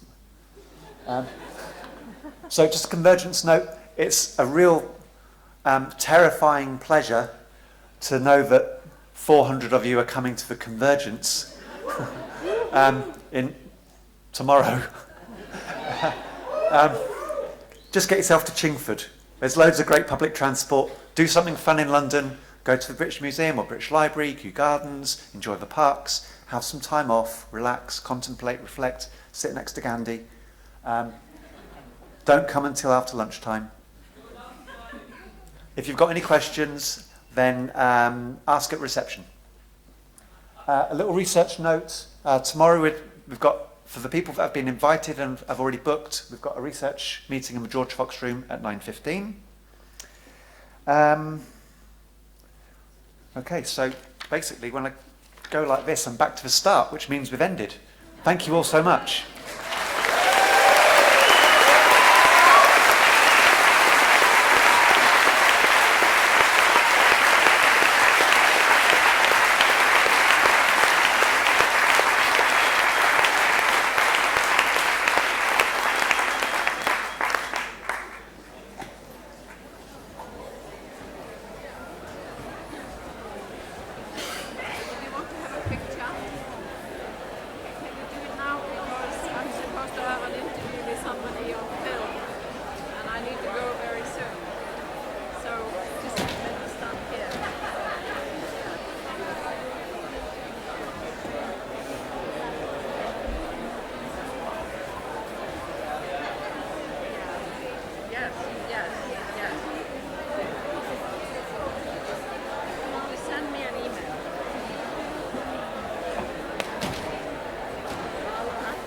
Could all the scholarship students please come to the front? Any of the scholars just to meet here? Thank you. And Rebecca Lawton.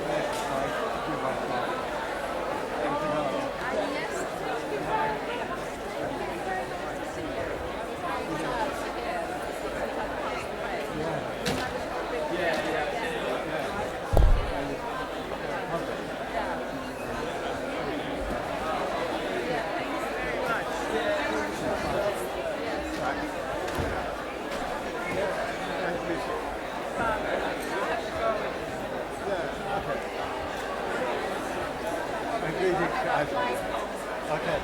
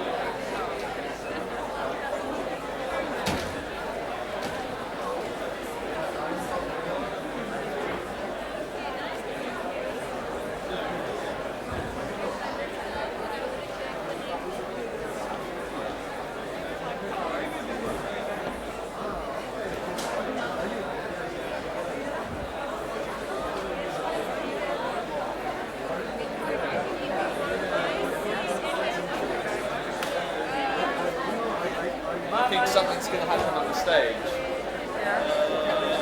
Don't know.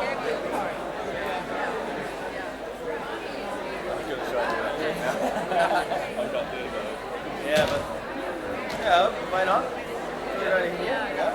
You get this side and the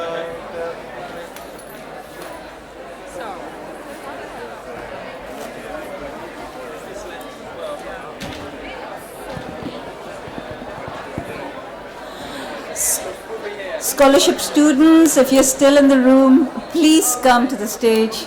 Thank you.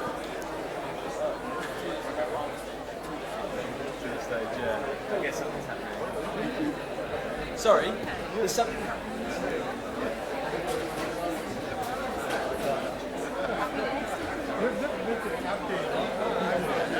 Yeah, I'm on the board of two environmental NGOs. One is called Framtíðarlandið or Future Iceland, and the other one is called Landvernd, which is, means land protection. So I'm new on the board, so I've only been to one meeting. I don't think that they are thinking about, claiming rights. And they have been thinking about claiming right for nature. This is something I've been discussing with my students, and I was intending to do that some more and bring it into that board. So if you could send me some information, then I could use that in my discussions. Now, I've read wild law. I know Polly Higgins and German it says Dichtung, it means condense. Things are said which are between lines, which is expressing them.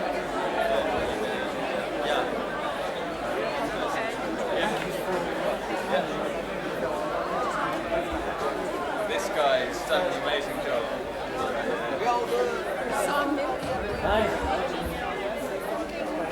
No, it's not a ministry, but there's a lot of people who actually believe that there are elves in the rocks and things like that. Yes, but we don't have a ministry. But when they want to build a road and somebody thinks it's going to disturb the elves, then the building authority will actually go through the efforts of making the road around it or lift the rocks somewhere else. In connection with the people who are in connection with the elves. So it's, so that's rather unusual.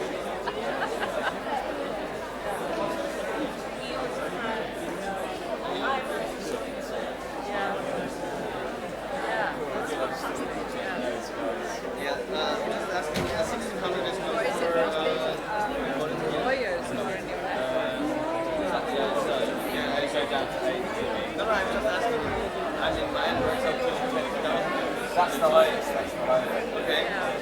See, I think there will be a lot of people interested in this because when Polly Higgins came to Iceland, I know it's the eco Yeah, I think so. Yeah. I organized a meeting and I had no idea what it was. Only the talks. And I thought, well, the people Are you in here? actually people I don't know. But that was not the case. It was just the general public. Okay. That's really interesting. Yeah, so this concept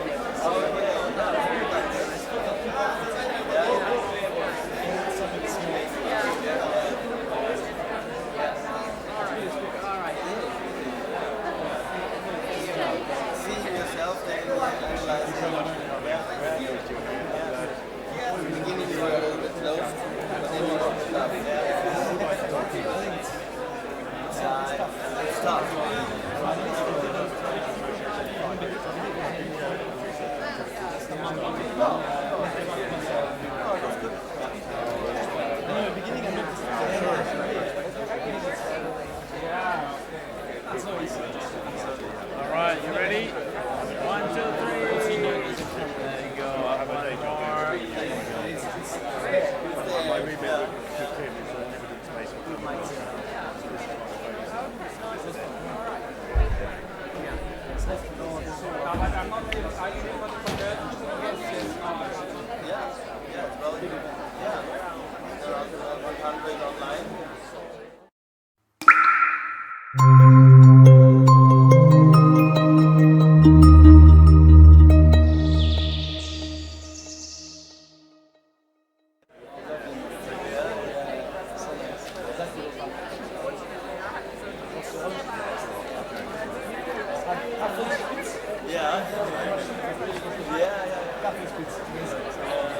It's very similar. We have exactly the same condition. Well, the reference is coming from Milan. We have the same link and the coffee splits as well. It's quite a big clock. Then if you get lines going there to next one. I thought it was Korea, Well, not know the date, but next year. There must have been summer. Okay. But there was a new scientist published in 2007.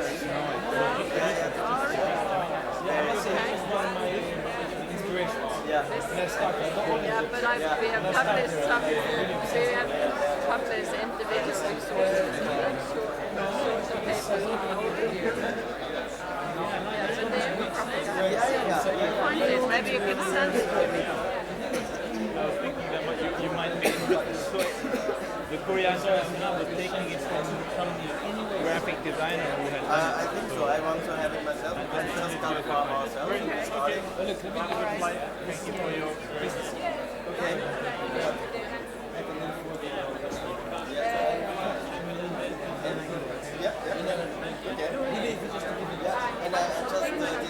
Your forces for